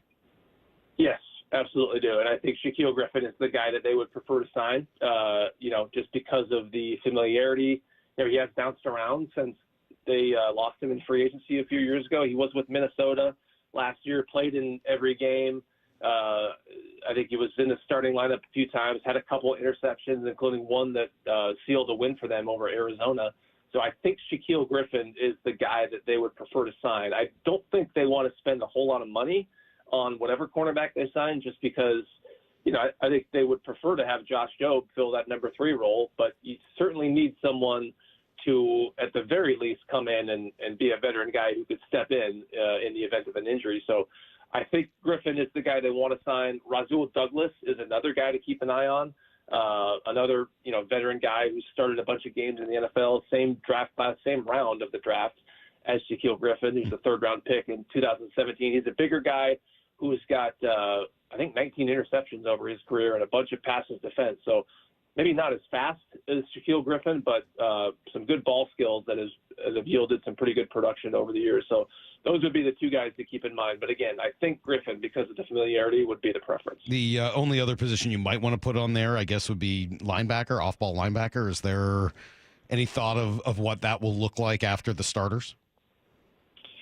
Yeah, that is another spot that they are not all that deep at. And that was one reason why they were looking at Jamie Sheriff at inside linebacker during the rookie minicamp. He obviously is not a rookie, but I think because he has played so little, he was one of 2 veteran players who were eligible to take part in the rookie minicamp, and he was working at off-ball linebacker after playing outside linebacker last season. So, and I think that's purely just a numbers game. Like, you're pretty deep in terms of edge guys, but pretty thin in terms of inside linebacker. So, yeah, that is definitely going to be a position that I think they're going to be looking to add to.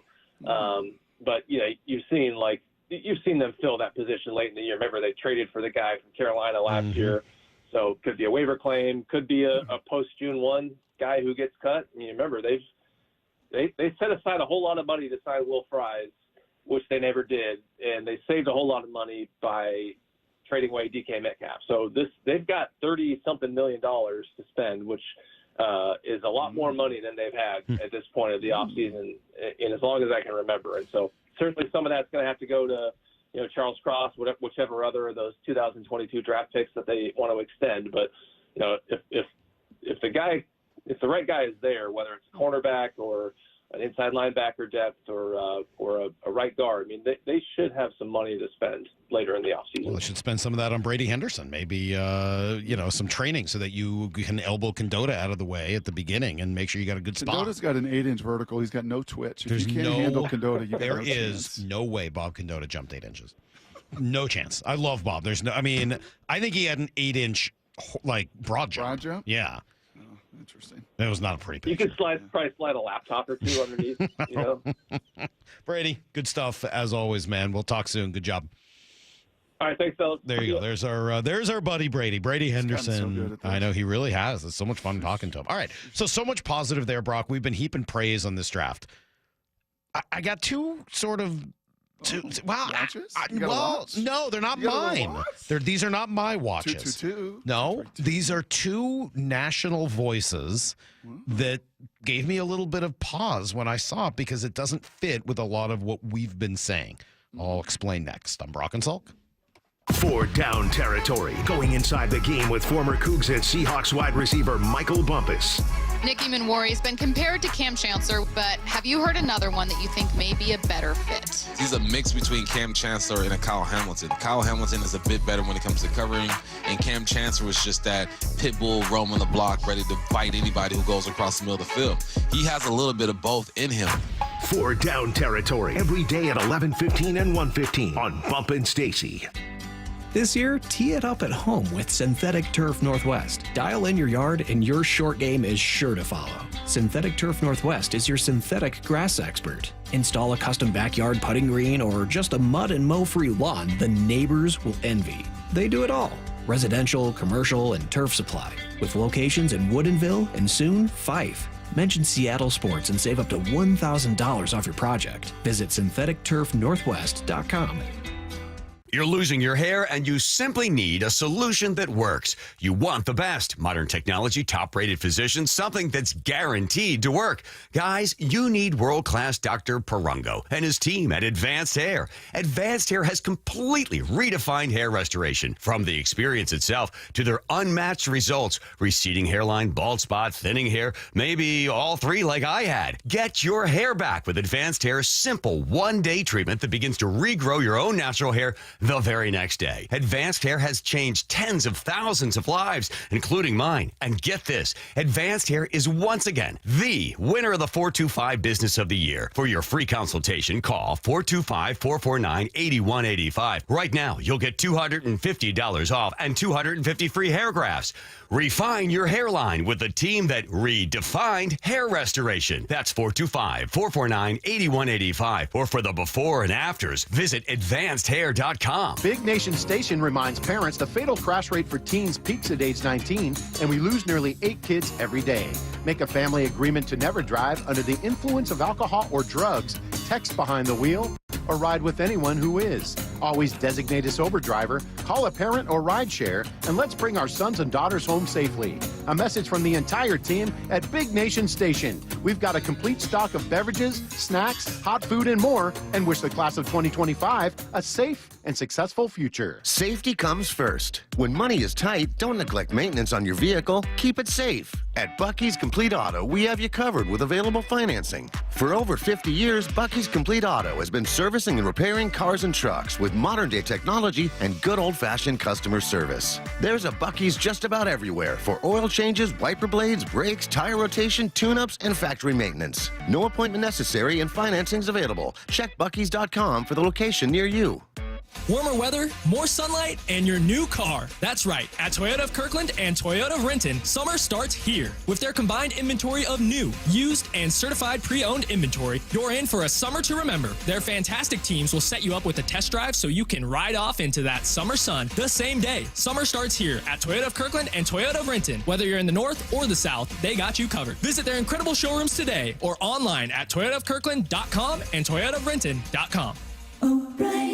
Did you hear? A recent stash of $10 gold Liberty coins from the 1800s has been found. These gorgeous gold coins are as bright and shiny as the day they were struck in the late 1800s. And less than 200 of these gold coins are available. Coin experts are calling this gold find an incredible opportunity. Call 1-800-917-4635 and you are guaranteed a $10 gold Liberty coin minted by the U.S. Mint in the 1800s. But with extremely limited availability, you must call now. These gold Liberty coins from the 1800s are still in uncirculated condition. That is history you can hold in your hand. To learn more, call 1-800-917-4635. Call now and you'll receive a free American Coin Collector's Bonus Package, a $40 value, free with every order. Call 1-800-917-4635 now to secure your $10 gold Liberty coins dated from the 1800s before they sell out. That's 1-800-917-4635. Hey, Brock Ewart here for my friends at PCF Group, or People Come First Construction Group, and that's exactly what they did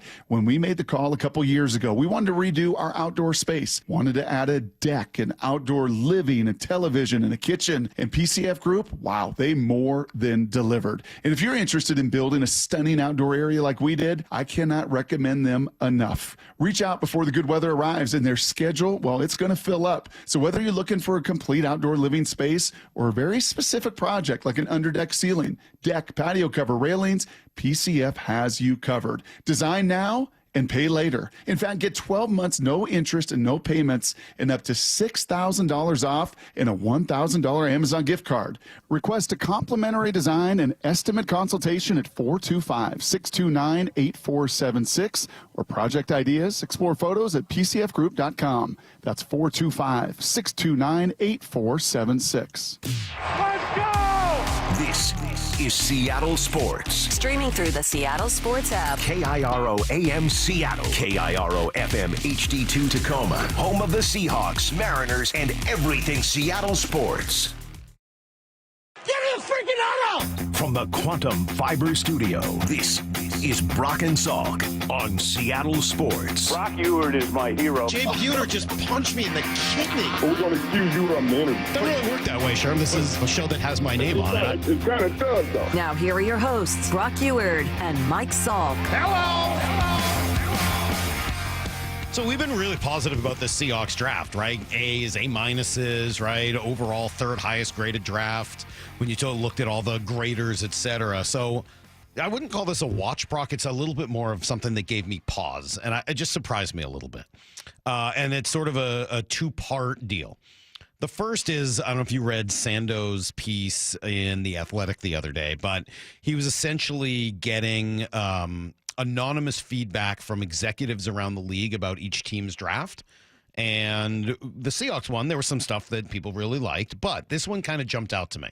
I'm not trying to make this negative, but I think we've heard a lot of the positives. So the negative was or the question mark was the one that jumped out to me. Okay. He wrote, the catch. Seattle targeted non-premium positions with its first three picks, getting the second guard, Zabel, second safety, Eamon Wari, in a trade up to 35 before taking Arroyo, who was consistently one of the most praised players from the Seahawks class. I mean, it's hard to argue with that, right? They got 3 non-premium positions. Mm-hmm. So how does that change in any way how you feel about their draft when you just think of it just without knowing the players, without knowing anything else? Just, well, what do they get in the draft? A guard, a safety, a tight end, their first 3 picks. Mm-hmm. When you say that, it doesn't sound like a great draft. Like a left fielder, middle reliever, right? I mean, like second baseman. Yeah, like okay, like those aren't premium positions, and yet I mean, the safety one is a little odd, but he's a difference maker, at least in theory, right? It's an upside pick. Yeah. So what would you say about 3 non-premium positions with their first 3 picks in the draft? I'd say a couple things. I would say number one is we have said repeatedly, and DJ said this and really echoed your sentiments, Salk, in the moment, day of, day after, week after, and that is, hey man, this is how that market fell. This is how this draft fell. This is, the Saints actually did the right thing. The Cowboys did the right thing. I don't know if we'll have time for this today. Maybe it'll be something better on Wednesday with Daniel, that Eric DeCosta sound from the Ravens, the GM, who went deep and philosophical. He could have been at Pomona College this weekend, drinking some beers and having some deep philosophical talks. So we don't have room for it right now, Salk. But to me, 18 was like, this is a no-brainer. This is what the market is telling you to do. Make the right call. And when it comes to Eman Wari, if he was a Julian Love, if he was a Kobe Bryant, heck, even as Brady said, if he was a Malachi Starks and he was a safety, a strong safety or free safety, and the conversation ended there, then I think I'd give this more legs. Mm-hmm. He's not. He is going to be a inside linebacker in some nickel packages. He's going to be a big nickel. He's going to be a safety. He's going to be and wear a bunch of those hats. So to me, that versatility, like Kyle Hamilton. I mean, I tend to agree with everything you're saying. As I said, Brock, I like this. I think if we were to bring back our new friend who did the study on positional surplus value and how much those players are worth in their second contracts, what he would say is, well, all 3 of those guys aren't going to be huge upgrades value-wise over, surplus value-wise over what you could have gotten in free agency because you're not paying that much for them, which is great, but they're not worth that much on the open market. I think what I would say back is, well, yes, the way this draft fell, but also what this draft had, right? I mean, by the time the Seahawks, they drafted at 18, not 8, right? If they had drafted at 8, maybe they would have taken a different position, but they didn't. They were at 18. That was kind of what they needed to do there, and especially what their roster needed. The premier positions, they weren't in position to get a premier quarterback, right? They got one in the 3rd round, which was the right place in this draft to do it. Yep. Defensive end, edge rusher. There wasn't an automatic edge rusher that was available for them at 18. So unless they wanted to trade up, given how good their baseline is at defensive end or outside line, whatever you want to call the edge, they weren't really in a position to do that one. Then you get to defensive tackle. Well, the kid from Michigan, both kids from Michigan were gone, right? Probably the 2 best defensive tackles in the draft. So by the time you picked, there weren't a ton of options for doing that. You kind of had to go guard. You kind of had to go tight end. Maybe you could have done a wide receiver in there, but I think I certainly didn't want that in the 1st round. So I don't know. I understand the argument when you just say it this way. No, I think on the surface, that's fair. You just kind of dig in a little bit, kind of like that Logan Evans conversation. On the surface, you see 14 hits, but you dig in a little bit more, and you see a bunch of soft contact. This also comes down to that star versus starter, right? Where's the star at 18 or the star at 35 or versus starter? And the starters you already have. You already have a starter, if not star, left tackle and right at premium position. To your point about all the edge guys, you have starters. There was not going to be a star at 18 or any of these other spots. Right. In order to upgrade one of those premium positions, you needed a star. Yes. And you didn't really have any opportunities in order to do that. But it plays, Brock, again into this. Because the other thing I saw today was ESPN's offseason power rankings post-draft. Where do you think the Seahawks are? Ooh, I'm going to say 18. They're actually a little ahead of that, 16. 16. Mora guessed it right on the button. Nice job, Mora. She guessed it right on the screws. She was out at rookie minicamp Friday, and she saw it. She knows it. 16, so 2 spots better than they finished last year. Yeah. Okay. Does that sound right? So the final playoff team? Maybe. Yeah, I mean, like, does that sound? Do they feel like the six? I don't know. It That's feels like better than Vegas. That's better than these I mock know. drafters. That's better than some of these national voices that are looking at you drafting 10 and 12 and sitting there in those. It's better than the Vegas odds that have you tied with Cardinals for dead last in the NFC West.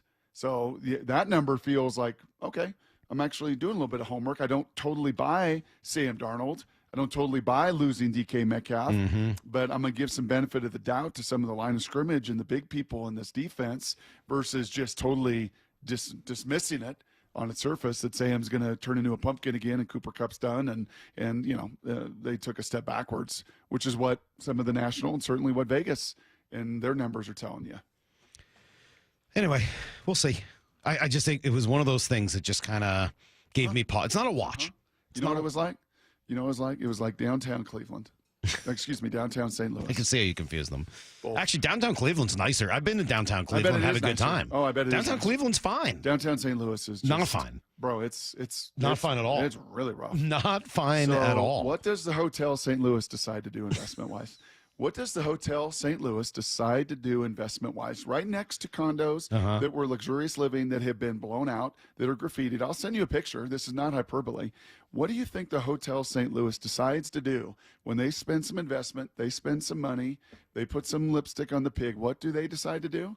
They decide to put bidet toilets in their hotel suites. Really? I have never experienced this in my life. So you don't have a bidet at home? I definitely do not. Oh. I definitely walked in the bathroom and all of a sudden. Wait, this fancy place you go in Mexico doesn't have a bidet. It does not have a bidet. Really? No. That's surprising. No. Brock, let me tell you, the single best thing in my house is the bidet. It's awesome. Does your toilet turn on? Like, does it have motion sensor? So when you come into the bathroom, it lights up? No, and the fan it doesn't starts to light turn up, on? but there's heat. It's got a little heat to the seat if you Yes. want it.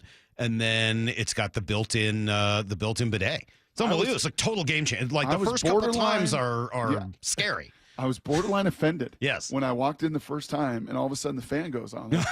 Is this a motion sensor? Like, do they think I'm going number 2? It knows what you're about to do to that bathroom. How do they know what I'm doing? Well, they And then should I know what walk you're over, doing. You go to the bathroom like 12 times a day. And I walk over, and the toilet's lit up like Yeah. the 4th of July. Like, let's go, big boy. Yeah. I'm like, what are we doing here? Well, I assume What you are we just take doing? it for a test drive. Yes. and So then I did you sit use down. the bidet feature? Well, okay. So I sit down, whatever, first time. I didn't even know it was a bidet. I'm like, oh, just a heated toilet seat with a fan and a light. This is strange. And then I peeked over, and I was like, oh, there's a remote control. Yeah. It's like bolted into. Yes. Yeah, I got a remote. Yeah. Oh, yeah. I Total get it. game changer. Heather bought it, and I was like, this is a total waste of time and money. I can't believe we're doing this.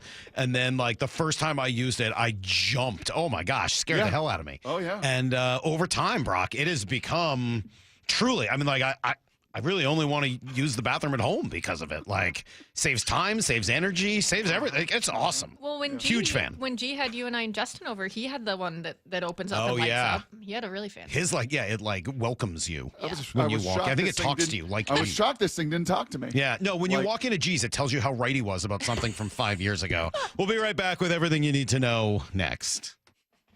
Bump and Stacy. Nick Imanwari's college coach, head coach of South Carolina, Shane Beamer, joining us. Hey, Coach, how do you think his game translates to the NFL? He's got such a skill set because of his size and athleticism. He really can do so much from a coverage standpoint, from knowing what Seattle does defensively. And I think they like guys that are multifaceted and can do a lot.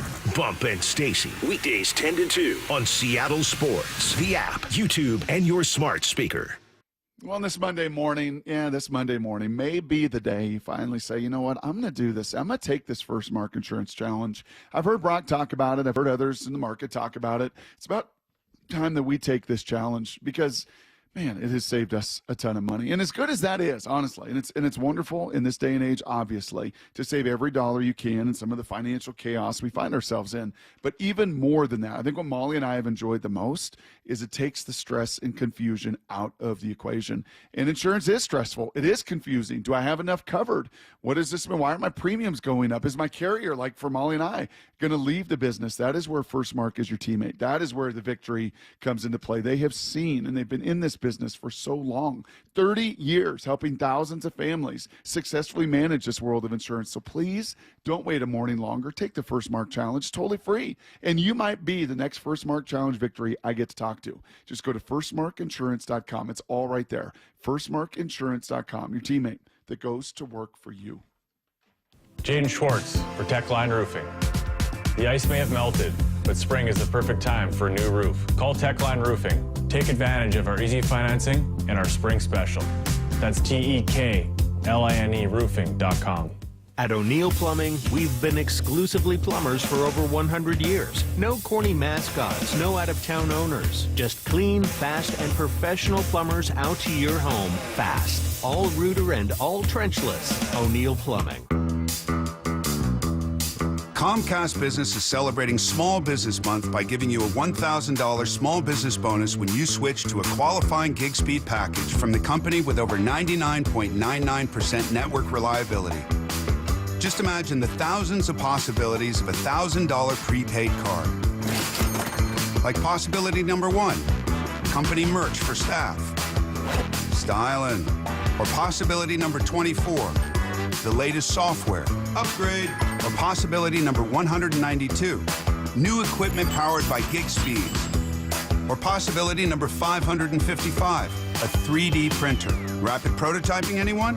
Switch to Comcast Business for over 99.99% network reliability, advanced cybersecurity, and now get started with a $1,000 small business bonus. Comcast Business, powering possibilities. In 6/22/25, new customers only with 2-year agreement. Other restrictions apply.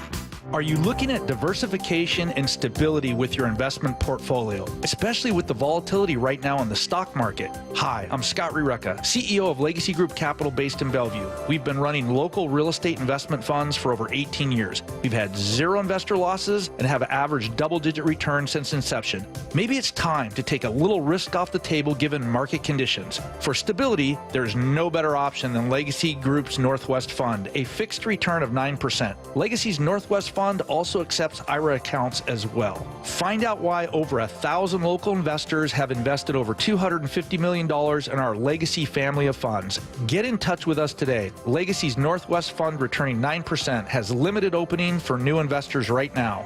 Call 425-635-4700 or visit LegacyG.com. That's LegacyG.com.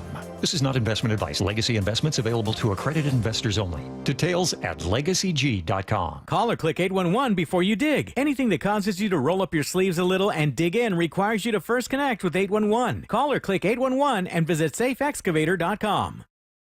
You think your home is pretty cool until that summer heat hits, and suddenly your home isn't that cool. In fact, it's hot. Air conditioning from Washington Energy Services can help. Stay cool this summer with our biggest spring savings event ever. This month only, take up to $2,500 off an energy-efficient Bryan cooling system with exclusive Washington Energy rebates. Ensure your home is always the cool house with air conditioning from Washington Energy Services. Contact us today for a free estimate.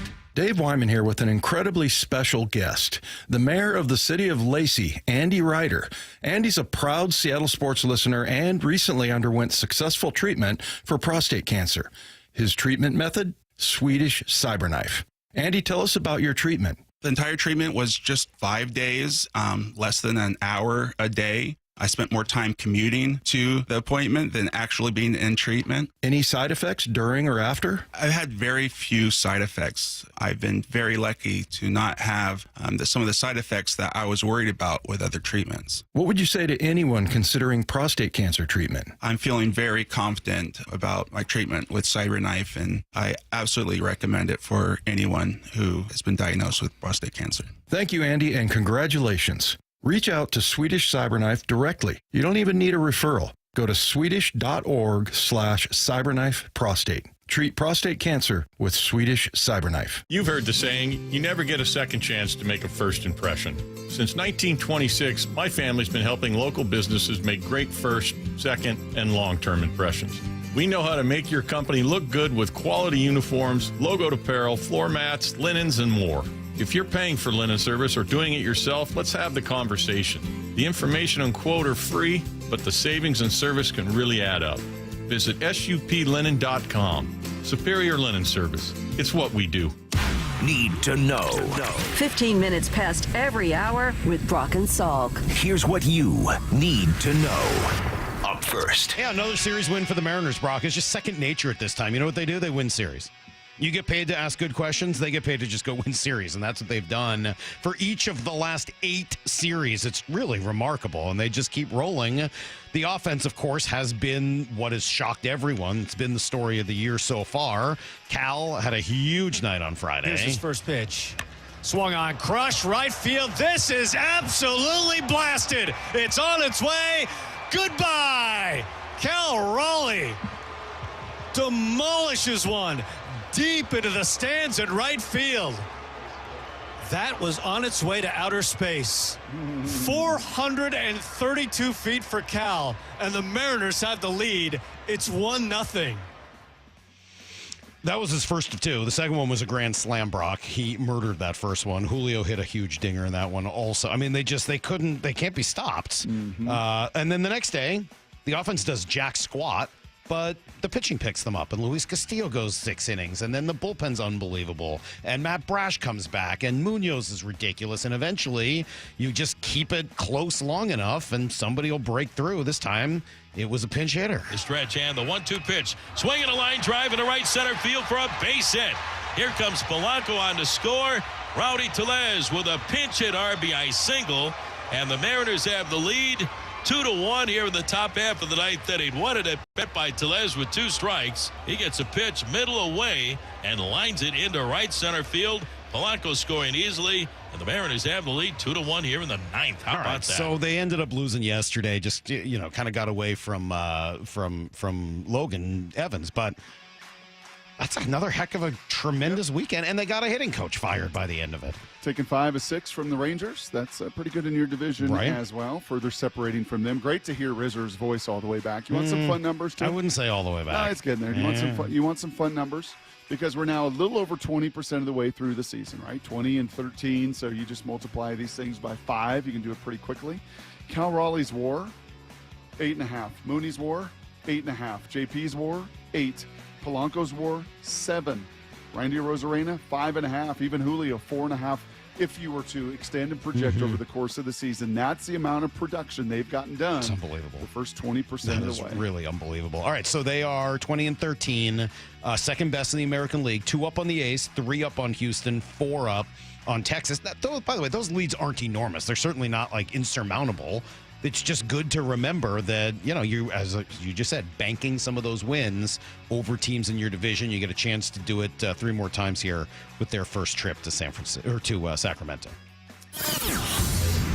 Here's the second thing you need to know. And they're getting healthier, which is awesome. I mentioned Matt Brash. Just seeing him out there is great. I love Matt Brash. I really do. He's just one of my favorite players on this team. The 3-2. Swung on and missed. He blew it by him. A heater right on the corner. Welcome back, Matt Brash. He gets the punch out. Down goes Garcia. And there's 1 out here in the 7th inning. What a great sight to see. Matt Brash back with the Mariners. It is a great sight. And, we mentioned it a couple times. We could talk through it in a little bit more depth.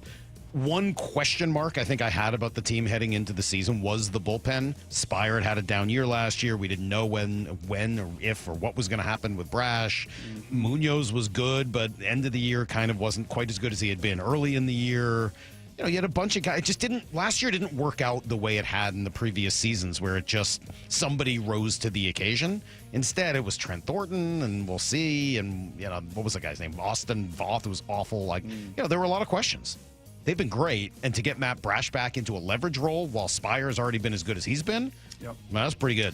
Yeah, and then George was amazing down in Tacoma. He was at 97, I think topped at 98. He looked just free and easy and just blew people away. Salk, and unlike previous years, I can't remember, honestly, in the last 15 years, looking every weekend, and not just what the big league club is doing, but what in the heck the guys are doing down in the minors. And the boys in Everett put on an absolute show. Every one of them. Every one of your top-rated guys, even down in Modesto, some big hit. These young pups, they're barking. They're making some noise. And I would think, certainly if Emerson and Laz and these guys continue on the path they're on, Formello's been red hot, we're going to see those boys in Arkansas before this they're going to be. ends. I would think they're going to be in Arkansas in a couple weeks. we didn't even get to talk about it last week, but the fact Johnny Farmelo comes back in his first game back, he goes deep, and he had a triple yesterday. I mean, he looks awesome. I'm going to be real. I don't know how big the gap is between Emerson and Farmelo. Those tools Farmelo has are nuts. And Pete is the guy that was supposed to be really lagging way behind. And he's been tremendous. He's red hot. He's been red hot. He's been unbelievable. Yeah, it's pretty cool. Pretty cool to see.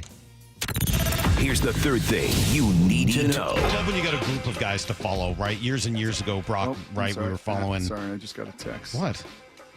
We had Salk throw out the first pitch, and now he's trying to get all our talent out of here. Like, shut I'm up, not trying Salk. to. Shut up. I'm not trying Let to get them out of there. Enjoy their stars. Oh my gosh! Don't be like that. I'm not trying to. I just think, unfortunately, that's the way this thing's going. You know what they'll get, though? Felnine Celestine, who might be better than any of those guys when it's all said and done. So I think things will work out just fine. Rookie minicamp now in the past, as they did a whole weekend of it. And by all accounts, it went great. Here's Mike McDonald. I like this, just talking about the offensive lineman, because I think he's got to get a starter out of that group. Yeah, it was a great group overall. Really excited about our draft picks. Hard to tell, give it a fair evaluation right now, but you can see the skill set, see the movement, see the things we've seen on tape, see the attitude. We'll work the finish and all the stuff when that becomes time, but a really good first step with those guys. But it's fun to see it come to life. As Brady said, if you took the numbers off, the names off, put visors on them, and just had the last couple years draft class on the offensive line, like right over there, and then the next one right over there, and this group right here, you'd say, yeah, I'll take this group. I like the way that guy moves. I like the way that guy bends. Even on down into Richmond and Cable do their 6th and 7th round picks. They move. Their movement skills so much better than a Laumea and a Bradford and a Christian Haynes and these guys that are going to be, in many ways, honestly, athletically, chasing this group that's pretty darn talented. Pretty cool. All right, that's everything you need to know. Yes, thank you for someone pointing out the NHL draft lottery is, I think, tonight, right? Correct. And the Kraken have they're the 6th seed, essentially, in the lottery. They can decent chance they could get up into the top 3. Like, it's possible. They could fail or fall back a little bit, but they should be in pretty good shape. So that would be exciting. The hockey sucked me in this week. Dude, how good is it? Bro, the Avalanche, you're up 2-0 going the third. Oh, my gosh. 2-goal lead's the worst in hockey, bro. It is the worst. It's the worst in soccer, and it's the worst in hockey, and it turned out to be that way. 2-goal lead's the worst in soccer? Oh, yeah. Don't you just turn the game off at 2-0? Yep, 2-0 leads are the same in soccer as they are in hockey because you score that goal and then momentum turns. There's a lot more scoring in hockey, so you can How actually about 3 Canadian score. teams onto this round? Yeah. Winnipeg, which looked absolutely bonkers. Yeah. How cool is that environment? I mean, not only in the building, it's like thousands and thousands and thousands outside. I mean, That's the entire town. That's everybody who lives in Winnipeg. We got to make a road trip to Winnipeg. Really? No, but it's fun to look No, at. my goal, the place I would love to go, I've been saying this since I was a kid. Since I was a fairly little kid, I've always wanted to go to Edmonton. And I have no real good reason for it other than just having seen it on TV and whatever. I've never wanted to go to Calgary. I've been to Vancouver, obviously, many times. Winnipeg's never sucked me in, Brock. But I have always wanted to go to Edmonton for whatever reason. So I don't think we can road trip there, but, It was in 1993, the last time a Canadian team lifted Lord Stanley's Cup. Yeah, maybe this will be the year. That team is pretty darn good in Winnipeg, and when their goalie gets hot, they're awesome. All right, we're gonna do a little potpourri. Hopefully not in honor of your bidet story, but we've got some Mariners. Cut 92 pieces. We got a lot of Seahawks sound to get to. Some stories. This should be fun. Stick around. It's Brock and Salk, Seattle Sports on 710 and 97.3 HD2. For Down Territory, going inside the game with former Cougs and Seahawks wide receiver Michael Bumpus. Nicky Manwari's been compared to Cam Chancellor, but have you heard another one that you think may be a better fit? He's a mix between Cam Chancellor and a Kyle Hamilton. Kyle Hamilton is a bit better when it comes to covering, and Cam Chancellor was just that pit bull roaming the block, ready to fight anybody who goes across the middle of the field. He has a little bit of both in him.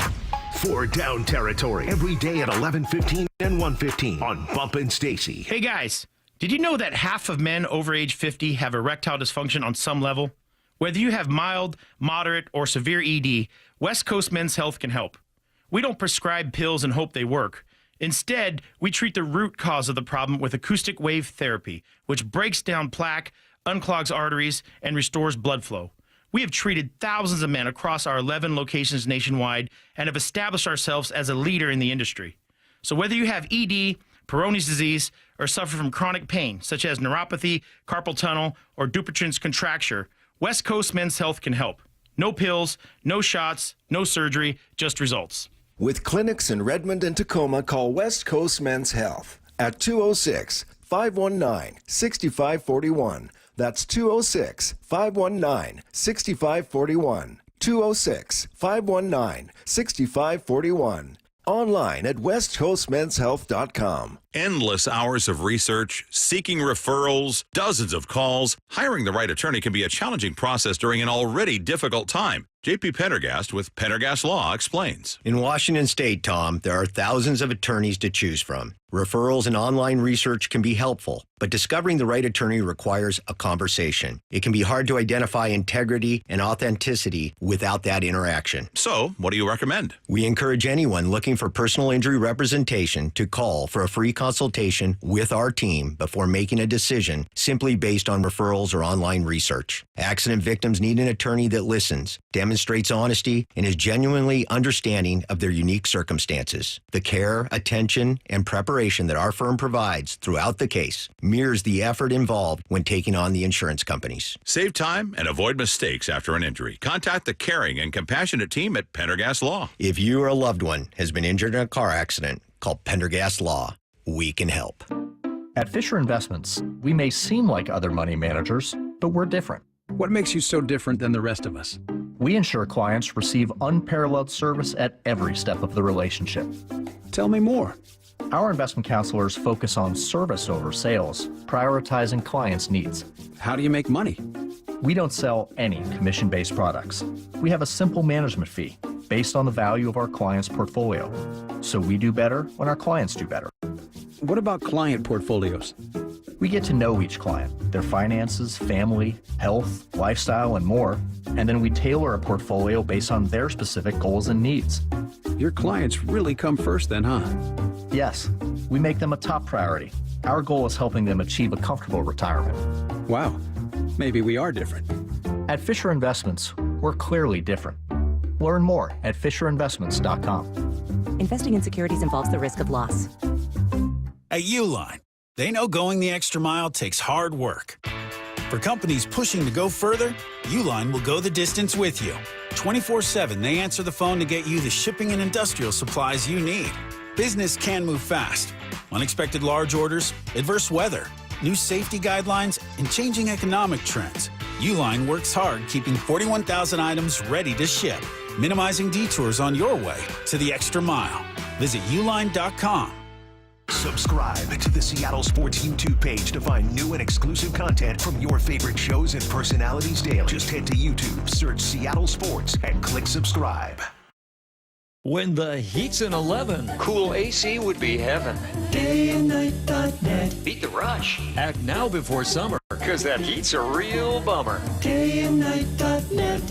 Even though our Northwest summers can be spectacular, there's always a long, hot stretch that makes everyone say, man, AC sure would be nice. Well, except for that one annoying friend who won't stop talking about how great his AC is. Hi, I'm Bruce with Day and Night Plumbing and Heating. You can stay comfortably cool when those hot temps arrive. This is the time to plan ahead and call us about installing a high-efficiency AC or heat pump. Or if you have an existing system, we'll come and service it. Make sure it's running efficiently and ready to cool when you need it. Before the summer heat wave, keep your house cool and safe. Dayandnight.net. Make sure your AC will keep you cool this summer. Save $50 on a pre-summer AC tune-up. Or for a new system, save up to $6,000 on qualifying cooling equipment. Dayandnight.net. Hope springs eternal during the start of the season, but unfortunately, so do spring allergies. Hey, it's Dr. Ryan Stern of the Stern Sinus Center. Rhine Air is a simple, non-invasive procedure that significantly reduces your postnasal drip and stuffiness. We're proud this year the Stern Sinus Center was just named a nationwide center of excellence. We're also excited to welcome another allergy surgeon and ear surgeon to our practice. Schedule your appointment in Auburn or Federal Way or go to sternsinus.com. We know finding a company to trust with your home is a big decision and one we look forward to earning with incredible service, top quality products, and lifetime warranties. Adrian here, owner of Lake Washington Windows and Doors. Our windows are feature-rich with our sound package that reduces noise by 50%, clean glass technology, and added protection with our exclusive First Guard 3-layer security glass. Learn more about all of these features at LakeWashingtonWindows.com. Lake Washington Windows and Doors, a name you can trust. From the Quantum Fiber Studio. This is Brock and Salk. Weekdays 6 to 10. On Seattle Sports and 97.3 FM HD2.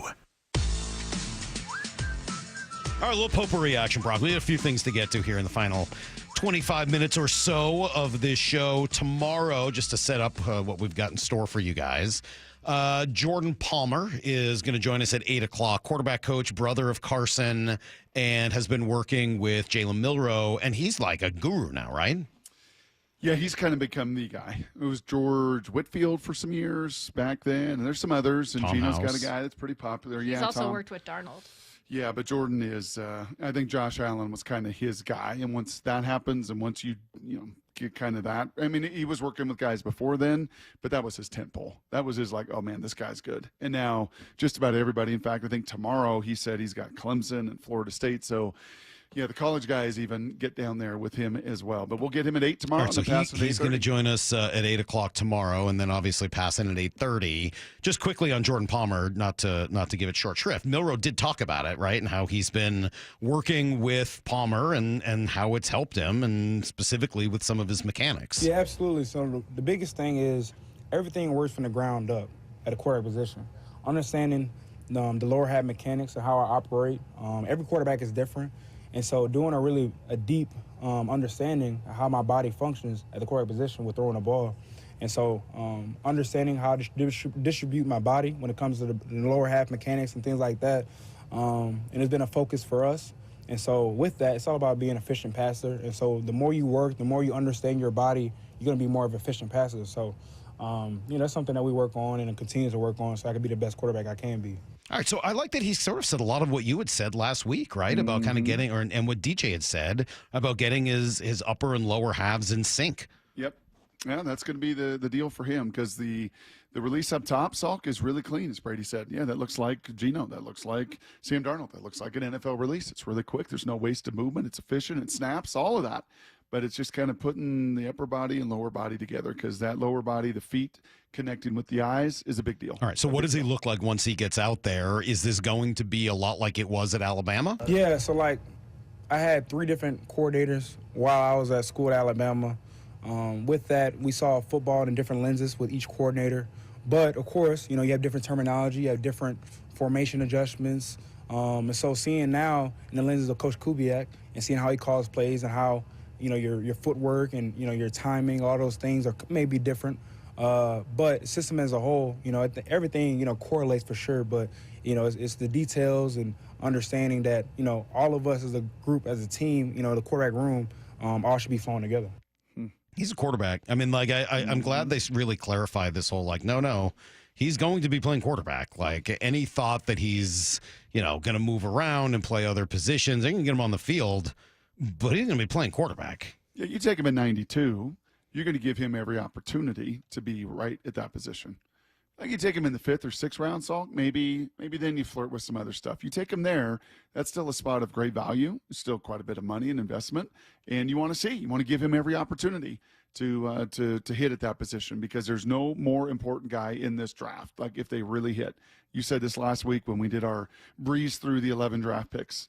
Like which one would you want to buy stock in? Which one, if they hit, is the biggest deal for your program? It's that guy at that position for the next 4 years at a really favorable number. So you're going to give him every chance to prove one way or another that he can do the job and do it well. The other guy that you and I have spent a little time talking about is this Robbie Oots kid, just because he's playing fullback and he's sort of silly look. I mean, he's gigantic, right? So we played you some of his sound earlier, but what about the McDonald's side of this? I mean, they're the ones who had to come out and say, yes, we're going to not just add a fullback, but draft a fullback. It's a great question. It's a good softball. I just think, we want to be a physical unit, and there's not a lot of true fullbacks in the league right now, and hopefully they're making a comeback. But we got a couple on our roster right now that I'm really excited about. And, it allows you to get into 2-back sets. And, you can break the formation. You can try to dictate some terms to the defense and regulate them certain ways. And some of the schemes that you're able to do with, 2 backs are definitely different than a 1-back.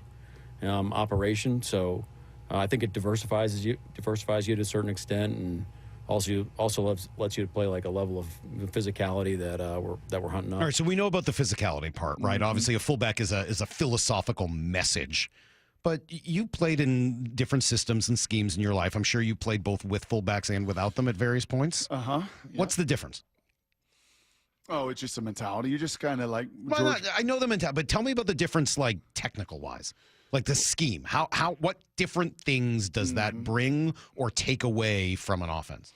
Well, like all personnel groupings and formation, Salk, they all set different things up. So now you can use those tight ends and fullbacks and still get an empty if they're capable. It really comes down to that guy's skill set. And I think when you look at these two, and Oots and Brady Russell, guess what they both do? They both catch the ball. They both are not the 200 or 310-pound dude in Baltimore, right, that is just a sixth lineman. I played with a guy named George Keaho. I swear to you, his head was a cement block. He just destroyed people, and he loved to run ISO, and he just got more joy out of that, of just running full speed and just with no governor and just blowing somebody up, but catching it and being precise and running routes, not necessarily his MO. So it's those guys' skill sets. Look at the use check. Honestly, look at the different guys at fullback. I guess I'm just sort of curious what he means when he says, all right, well, you can dictate different terms. What are those terms? Okay, so you're going to put base defense on the field. You're probably not going to have nickel and 5 DBs on the field if you've got a fullback that'll hammer you, right? Because you want to create different matchups. You then would hope that an extra body's got to come down in that box because they know that you got an extra blocker now that's coming downhill at you. So you can try to dictate both personnel, sometimes some of those coverage elements. And then, you don't want to be so one-dimensional that all of a sudden you're in a box and they know what's coming and they hit you in the mouth. So it's all a game of cat and mouse. I will say this. I didn't tell you guys this. I met Brady Russell at PCF Construction. They had a groundbreaking event. That dude, you could just see psycho in his eyes. Some of these guys I run into, it's Wyman still to this day. Yep, you just hit people. You're just kind of a different level. What you were human. Designed to do. Yeah. You don't have a governor that many of us other humans have, and you're willing to totally sacrifice your body. All right, so while that's going on, right, obviously the Mariners just keep winning and hitting and doing all this stuff. The word I used earlier to describe what I've loved about the Mariners is variety. Yeah. Just the different variety of the types of wins they've had. There have been 20 wins so far. I think they've all been different. And I really spent some time with Mora and Lyle going through it at 6 of man, you could come up with a different hero, it feels like, for almost every game through 20 wins. How many heroes do you think you've had in those games? Almost everyone on the roster has played a major role in at least one of those wins. And some have been comebacks, and some have been blowouts, and some have been close, and some have been not. Some they win early, you win it early. Some you have to come back late. Sometimes you come back early. Sometimes it's your pitching staff. Sometimes it's the relievers. Sometimes it's the offense. It really has been incredible. That's why I think that, pointing to one thing with this team has been a challenge, because there isn't just one thing. It's a lot of things that are all adding up right now to them looking almost like a completely different baseball team than the one we've watched for the last couple of years.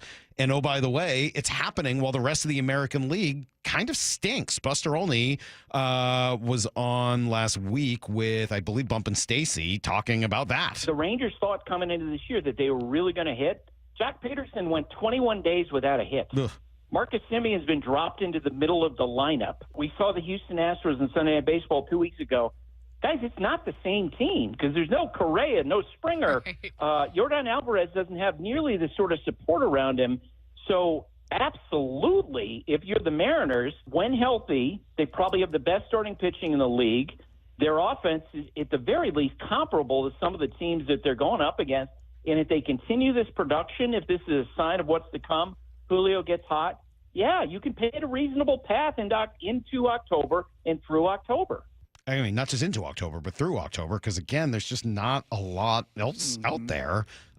Here's a little more from Buster on that on the American League in general. In the time that I cover baseball, I've never seen one league so much better than the other league. The National League is staggeringly better than the American League. If you are an American League team and you are leading your division as the Seattle Mariners are, you can paint, or even if you're in second place or third place, the league is generally down so much, you can paint a reasonable path to playing the World Series. The National League is like, the Justice League, Superman, Batman teams, the Flash.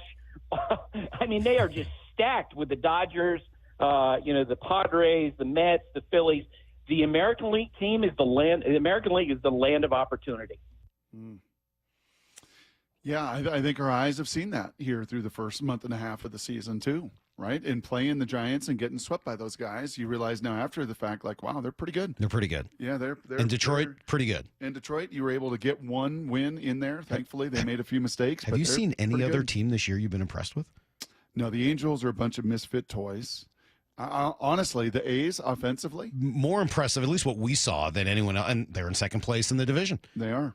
I gotta tell you, I have been specifically and tremendously unimpressed with Houston and Texas. I think those teams are both bad. I think they're just watching them now. Maybe they're going to get hot and change or whatever. It is early, but from what we saw in 6 games against Texas and 3 or 4 against Houston, I don't think they look very good at all. I was not impressed by them even a little bit. Really? Texas feels like they got kind of a mix of guys. Yeah. Seager is playing well. He's kind of the only veteran playing well. But the track record is Simeon and these guys. I know. They'll probably bounce back. But, God, just watching them, they felt very unthreatening. Guys, right? They're young guys at the top of the lineup. What's his name? Smith. He's hitting 330s. Langford has done pretty well. Josh Young. Like, they got kind of a mix of some young and old that concern me more than Houston does. They didn't play very well. Houston, Houston, I think, looks like a bad team. Like, are they a good team at all? They don't look it so far, and I think you're feeling the loss of Kyle Tucker on that roster. Yeah, well, and because it's not just Kyle Tucker. It's been over the last few years, right? Obviously, Bregman, and before that, Springer, and Altuve's not the same player. Like, you start adding all of those up. Sure. It's a lot. But even last year, like even last year they were still in the playoffs, and they made 6 straight ALCSs. Is this just money? As Passon has said to us, as we've asked him about kind of this AFC, NFC, AL, NL, is it just all the money is being spent by New York, by the Dodgers, by the Padres, the Yankees are spending that much money. The Phillies. But the Yankees are spending, Toronto's spending, Boston's spending. I mean, like, there's plenty of teams in the American League spending. Texas is spending. They're just not as good. They didn't spend it look, money matters, but it's not the only thing that matters. You've got to get good players. You sign Marcus Semien. Some years he's been great. Some years he's been awful. When you get great Semien, you're great. When you get bad Semien, it's really bad. And that's what's happening right now. Whatever. Doesn't matter. You sparked something. I think Boston was impressive. Now, the Mariners took care of them, but they caught Crochet on a bad day, and they have a good offense. Yeah, they were okay. They didn't, wow me, though. No, not wow, but, they were okay. Better than Houston and Texas. Yeah, I don't know. I have not. Yes, they're definitely better than Houston and Texas. And you're doing this, by the way, and you're doing this variety hour. Back to your question about the fullback, it may just kind of pique my interest. It's a great segue, because I think that's what Mike McDonald's saying as well. You know what? Why is, and you ask Brady, what happens to Witherspoon? Profile this for me. If E-Man Warrior is a big nickel, you know what? I want to be able to play defense in a variety of ways. Right. When there's a matchup that we need to do this, be capable of doing this. When there's a matchup we need to do that, be capable of doing that. When the weather is this, we need to be able to do that. I want to be able to play in 12 personnel. I want to play in 11 personnel. I want to play in 21 personnel. I want to be able to be good enough and have a variety of whatever we have on our roster can win that game that day. And these Mariners, over these 8 series, and they've been 8 different series. A bunch of them they've lost the first and had to win the last 2 in the rubber game where they were 5-0. The last 2 they've won the first one and found a way this weekend to win a squishy middle one and get it done. Like, they've won in a bunch of variety of different ways. And as you said, that has to benefit you over an entire marathon. Well, I mentioned earlier the trust factor, and I used an old baseball phrase. Somebody didn't know it. I said that, when everyone is hitting, you don't feel like you've got to hit a 5-run home run. And someone said, well, I don't think that's possible. It's like, yeah, that's kind of the point, right? Like, that's the expression, is that you're trying to do too much. You're trying to win a game by yourself. It's really hard to do in baseball, especially when you're trying to do it. And as you look around and you say, hey, this guy's hitting. If I don't get a hit, he'll get a hit. So I'm just going to go up and do my best, do my part. It's a lot easier to do when everyone is doing it. Yeah. And obviously right now they're hot. I'm going to guess Leo Rivas is not going to finish the year with a 500 on base percentage. He might. That would be incredible. But I'm probably going to bet against it if I'm heading to Vegas anytime soon. I don't know whether J.P. Crawford is going to finish with 150 WRC plus for the year. That feels rich. I don't know whether Jorge Polanco is going to finish the year as Barry Bonds. That seems like it might be a surprise. I don't know. Like, we got some Cal Raleigh. I don't know whether it's going to be him and Aaron Judge for the entirety of this season. You got 4 or 5 guys that right now are a little over their skis, but you're not really getting much of anything from Julio offensively. You've gotten some from Randy, kind of a little bit of everything, but I think that you will have a couple of weeks where Randy gets red hot and you'll see kind of the full package there. So, like, it'll get balanced out at some point. As some guys go down, others will go up. And I don't know if it's sustainable. I don't, again, doesn't. Maybe you'll get somebody other than Brian Wu throwing quality starts. That's also possible, right? I mean, certainly got it from Castillo this weekend. But, like, does the pitching carry them for a couple of weeks when the offense eventually fades? That's a baseball season. It takes 6 months. You can't look at any one snapshot and say, okay, this is the team. No. But you can look at the snapshot and see how they build off of it, how they use it, how they adjust from it, and I think you can do all of those maybe that was the most damning thing right about a season ago, Salk, when you had a 10-game lead in June. Right. Maybe that was one of the hardest pills to swallow, is you had a 10-game, not a 2-game lead in the first week of May. Really you had remarkable. A 10-game lead in mid-June last year that evaporated because you did not have a variety hour. Your pitching was so dominant for this team last year. The amount of contact that you made consistently was so diminished a season ago that, you know what, if the pitching wasn't there, it was going to be hard to sustain that lead. And obviously we watched it all evaporate. Was your double jeopardy story about the, was it at the hotel? Was that what you wanted to get to, or was there another? Well, there was that, and then had a first yesterday. Oh. And I think I handled it decently. Okay. I think if there was a camera in the car, you'd say, you know what? That's a natural reaction. That's fair. You didn't overdo it. And then the follow-up, when I could catch my breath, was a really solid reaction. So there's some advantages to parenting the third one versus the first one. And Haley, pretty timid driver, as you would imagine, and very cautious. Sure. Macy, a little in between. And now we get to my boy. Oh, geez. And now we understand why your insurance premiums are so high for teenage boy drivers. Because Titus has to get in 50 hours of driving time. Okay. 50 hours. So, I don't know. We're only 3 or 4 hours in. And yesterday he had a workout. And he's like, it's about a 25-minute drive home. I'm like, great. So we're good. He does awesome. On the freeway, great. We park at the Walgreens. Got to get some little antibiotic. All good, right? We get in the car. We're doing great. We get in the car. We're parked. Thank God there was no car in front of us in the parking lot. It was only a very large bush. But we're in the parking lot. And I said, okay, man, foot over the brake, because he does not like to have the foot over the brake. He likes the foot over the gas a lot more, which I think is some of the testosterone thing. Like I want to get this thing going. So, unfortunately, he puts it in drive instead of reverse. Oh. Hits the gas. Yeah. And we go up over the curb into the bush. Oh, no. At which point I'm like, brake! And he continues to hit the gas. Oh. And we're going further, deeper into this bush. Like we're halfway into it's gotten dark. It's an eclipse. Brake! And finally he hits the brake. And it's just like, oh man, it's a disaster. So, can you pull an e-brake or anything? Is there anything like that in the car? No, they don't really have that for the anymore. Passenger anymore. So, no, don't have those. Oh, anymore, that's tough. So it was quite. What was his level of embarrassment after quite that? A scene. He was pretty disappointed in himself. Yeah, I would think so. So at which point we switched seats. You have film on that? No. You sure? Well, Walgreens probably has. I bet they do. They might have my license plate too. I don't know. So I'm pulling sticks out of the bottom. We go through the car wash, and this was a solid parenting. Yeah. I said, you are going to get back on this horse. Oh, that was nice of you. So, we got through the car wash. Only some stuff underneath was bent, which is a little bit of a problem because now my little parking goes on. So I don't know how, yeah, that's bad. Yep, clear understanding. If you ever want to know why your car insurance rates with boys, and I bet you there's people texting right now. Yeah, I'm sure. Yep, been through that. I got my license in early November, so the day after Thanksgiving, I got a ticket for going 55 into 25. Doesn't take long. No, it does not. No, teenage boys driving, kind of a disaster. Yeah, not good. We're out racing to school every day, and And by the way, hey, not great. You sent us a picture. Since we're just doing a little story time to end it here. Yeah. You sent the crew here a picture during the show. And part of the reason, can I just say this? Can I admit a little confession? Part of the reason I'll do that with Brady or whatever at minicamp is I don't want to put the Ebenezer's on. No, I get it. It's vanity, and Right. and you know what now? Like where But you don't need the Ebenezer's. Because you don't want to see the the rosters. The roster. Yeah, you that makes definitely sense. need Ebenezer's Right. on. And Yep. like, Agreed. I don't want to really. So anyhow, I gotta get better at that, and as I get close to 50, we're gonna go contacts or glasses. You sent us a picture here during the show.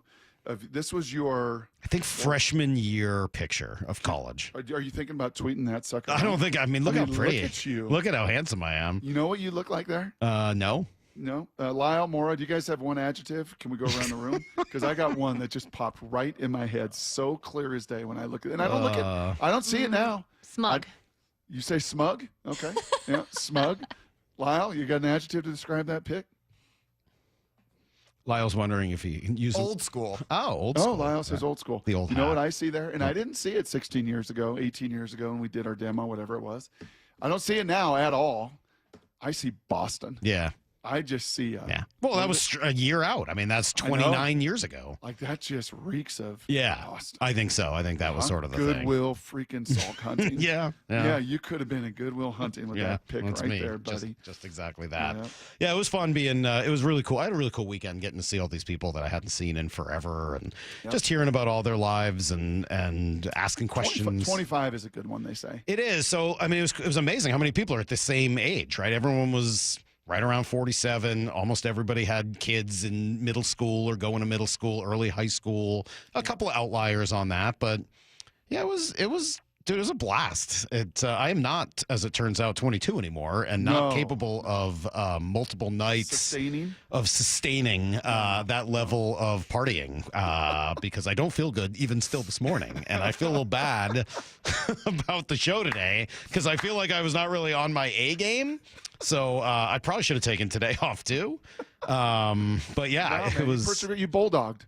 You like the Mariners, man. I bulldogged. I found a way to win today. Hey, sometimes you got to find a different variety and a way to win. Lyle, I think honestly, of everything you have said in 9 months, that one got me. That one's so apropos. These Mariners just bulldogs. Just kind of bulldog. Sometimes you just got to bulldog it. Yeah, we use that term a lot in high school baseball and stuff. Ty 6 says Lyle doesn't know what adjective means.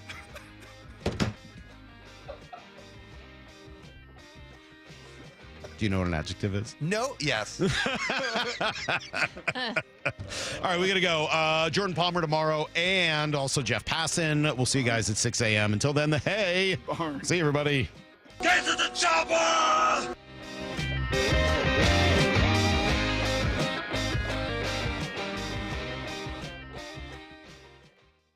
Bump and Stacy. Nick Imanwari's college coach, head coach of South Carolina, Shane Beamer, joining us. Hey, Coach, how do you think his game translates to the NFL? He's got such a skill set because of his size and athleticism. He really can do so much from a coverage standpoint, from knowing what Seattle does defensively. And I think they like guys that are multifaceted and can do a lot. Bump and Stacy. Weekdays 10 to 2 on Seattle Sports, the app, YouTube, and your smart speaker. When you have really good leaders, it makes it easy. Gia arrived at Lee Johnson after 10 years at another dealership. You know your job, but then you have people who you can rely on to help you with the big stuff that you need that support from. And I've gotten that every day with my service manager, with our assistant service manager, with even like our GM and our GSM. The way that, we're now on the showroom together, we are so close-knit just as a department. My service manager here, he's always open to teach you whatever you want to know. He just wants everybody to do good around him, and if somebody wants to learn something, I'm here to do it. And I've never had a service manager like that before. They're really good at promoting from within. That's one thing that I've learned from working here. I see people start out as a lot porter, and people work their way all the way up to being a general manager. The LJ way is the Lee Johnson Auto family. Does your yard need shade, privacy, or a little brightening up? Look no further than Big Trees. I'm Nancy Penrose, owner of Big Trees in Snohomish. At our 30-acre location, there are thousands of trees to choose from and knowledgeable staff, including a board-certified master arborist, to help you find exactly what you're looking for. Visit the nursery and learn more about Big Trees at bigtreesupply.com. Beauty, privacy, instantly. Big Trees. At Cressy Door, we have the perfect garage door for you. Come visit our brand new garage door and fireplace showroom and let our experts help you find the perfect garage door. Cressy Door. At O'Neill Plumbing, we've been exclusively plumbers for over 100 years. No corny mascots, no out-of-town owners. Just clean, fast, and professional plumbers out to your home fast. All router and all trenchless. O'Neill Plumbing. If you're 55 and up, T-Mobile has plans built just for you. 2 lines of unlimited for just $30 a line. That's a 45% savings compared to Verizon and AT&T. But don't just take our word for it. It's not just the savings that are great with our T-Mobile plan. There's all this value from all these other things that T-Mobile offers. T-Mobile has been such a savings for us. We love it. Switch today and get 2 free 5G phones like the Motorola Edge with Turbo Power charging that gives you power for the day in just 15 minutes. And customers 55 and up can get 2 lines of talk, text, and data for only $30 a line. Go to T-Mobile.com/55 to learn more. With 24 monthly bill credits and 2 new lines with autopay for well-qualified customers, plus taxes, fees, and $35 per line connection charge. Credits end and balance due if you pay off early or cancel. Contact us, plus $5 per line without autopay. Debit or bank account required. 45% off 2 lines versus AT&T Starter and Verizon Welcome. Plan benefits vary. See details at T-Mobile.com. Motorola Edge requires 68-watt charger. Charger sold separately. Actual performance will vary based on usage and configuration. If you love to travel, Capital One has a rewards credit card that's perfect for you. With the Capital One Venture X card, you earn unlimited double miles on everything you buy. Plus, you get premium benefits at a collection of luxury hotels when you book on Capital One Travel. And with Venture X, you get access to over 1,000 airport lounges worldwide. Open up a world of travel possibilities with the Capital One Venture X card. What's in your wallet? Terms apply. Lounge access is subject to change. See CapitalOne.com for details. Did you know your skin is the largest organ of your body? Huh? That's why you should shower with Old Spice Super Hydration Body Wash instead of plain old bar soap. Love your skin by super hydrating it with vitamin B3 and glorious notes of vanilla and shea. Did you know that my super hydrated skin is the second largest organ of my body? The first is my heart. Old Spice. Men have skin too. Old Spice Super Hydration Body Wash. 24/7 renewing moisture with daily use. Are you trying to buy a new home, or are you a local real estate agent seeking financing for a client? We're all tired of dealing with banks, credit unions, and endless guidelines. Wouldn't it be nice to go back in time when we had common sense lending? Hi, I'm Scott Rureka, CEO of Legacy Group Capital based in Bellevue. We are one of the largest local private portfolio lenders in Washington. We've helped thousands of home buyers and real estate investors reach their financial goals by leveraging the Legacy Common Sense borrowing platform. What that means is we lend our own money, we make our own decisions. If your deal makes sense, we'll get it done. Whether you're purchasing a new piece of real estate or refinancing an existing loan, bridge loans, construction, or regular home loan, it doesn't have to be as difficult as banks and lenders make it. If you're trying to grow wealth through real estate acquisition, come talk to the experts in private lending. Call 425-635-4700 or LegacyG.com. Legacy Group Capital, your common sense lender. LegacyG.com. This is Seattle Sports. Streaming through the Seattle Sports app. KIRO AM Seattle. KIRO FM HD2 Tacoma. Home of the Seahawks, Mariners, and everything Seattle sports. Seattle Sports Snapshot. The Mariners are winners of 8 series in a row. Never mind that series finale. We're all going to pretend it didn't happen because they still won the series. They're going to look for a 9th beginning with a series opener against the A's tonight. Then they're back home Friday to open a series against the Blue Jays, and later, midweek, the Yankees. Snapshot brought to you by Miller Lite. When it's game time, it's Miller time. From the Quantum Fiber Studio, this is Bump and Stacy on Seattle Sports. Streaming through the Seattle Sports app and at seattlesports.com. Now, here are your hosts, Michael Bumpus and Stacy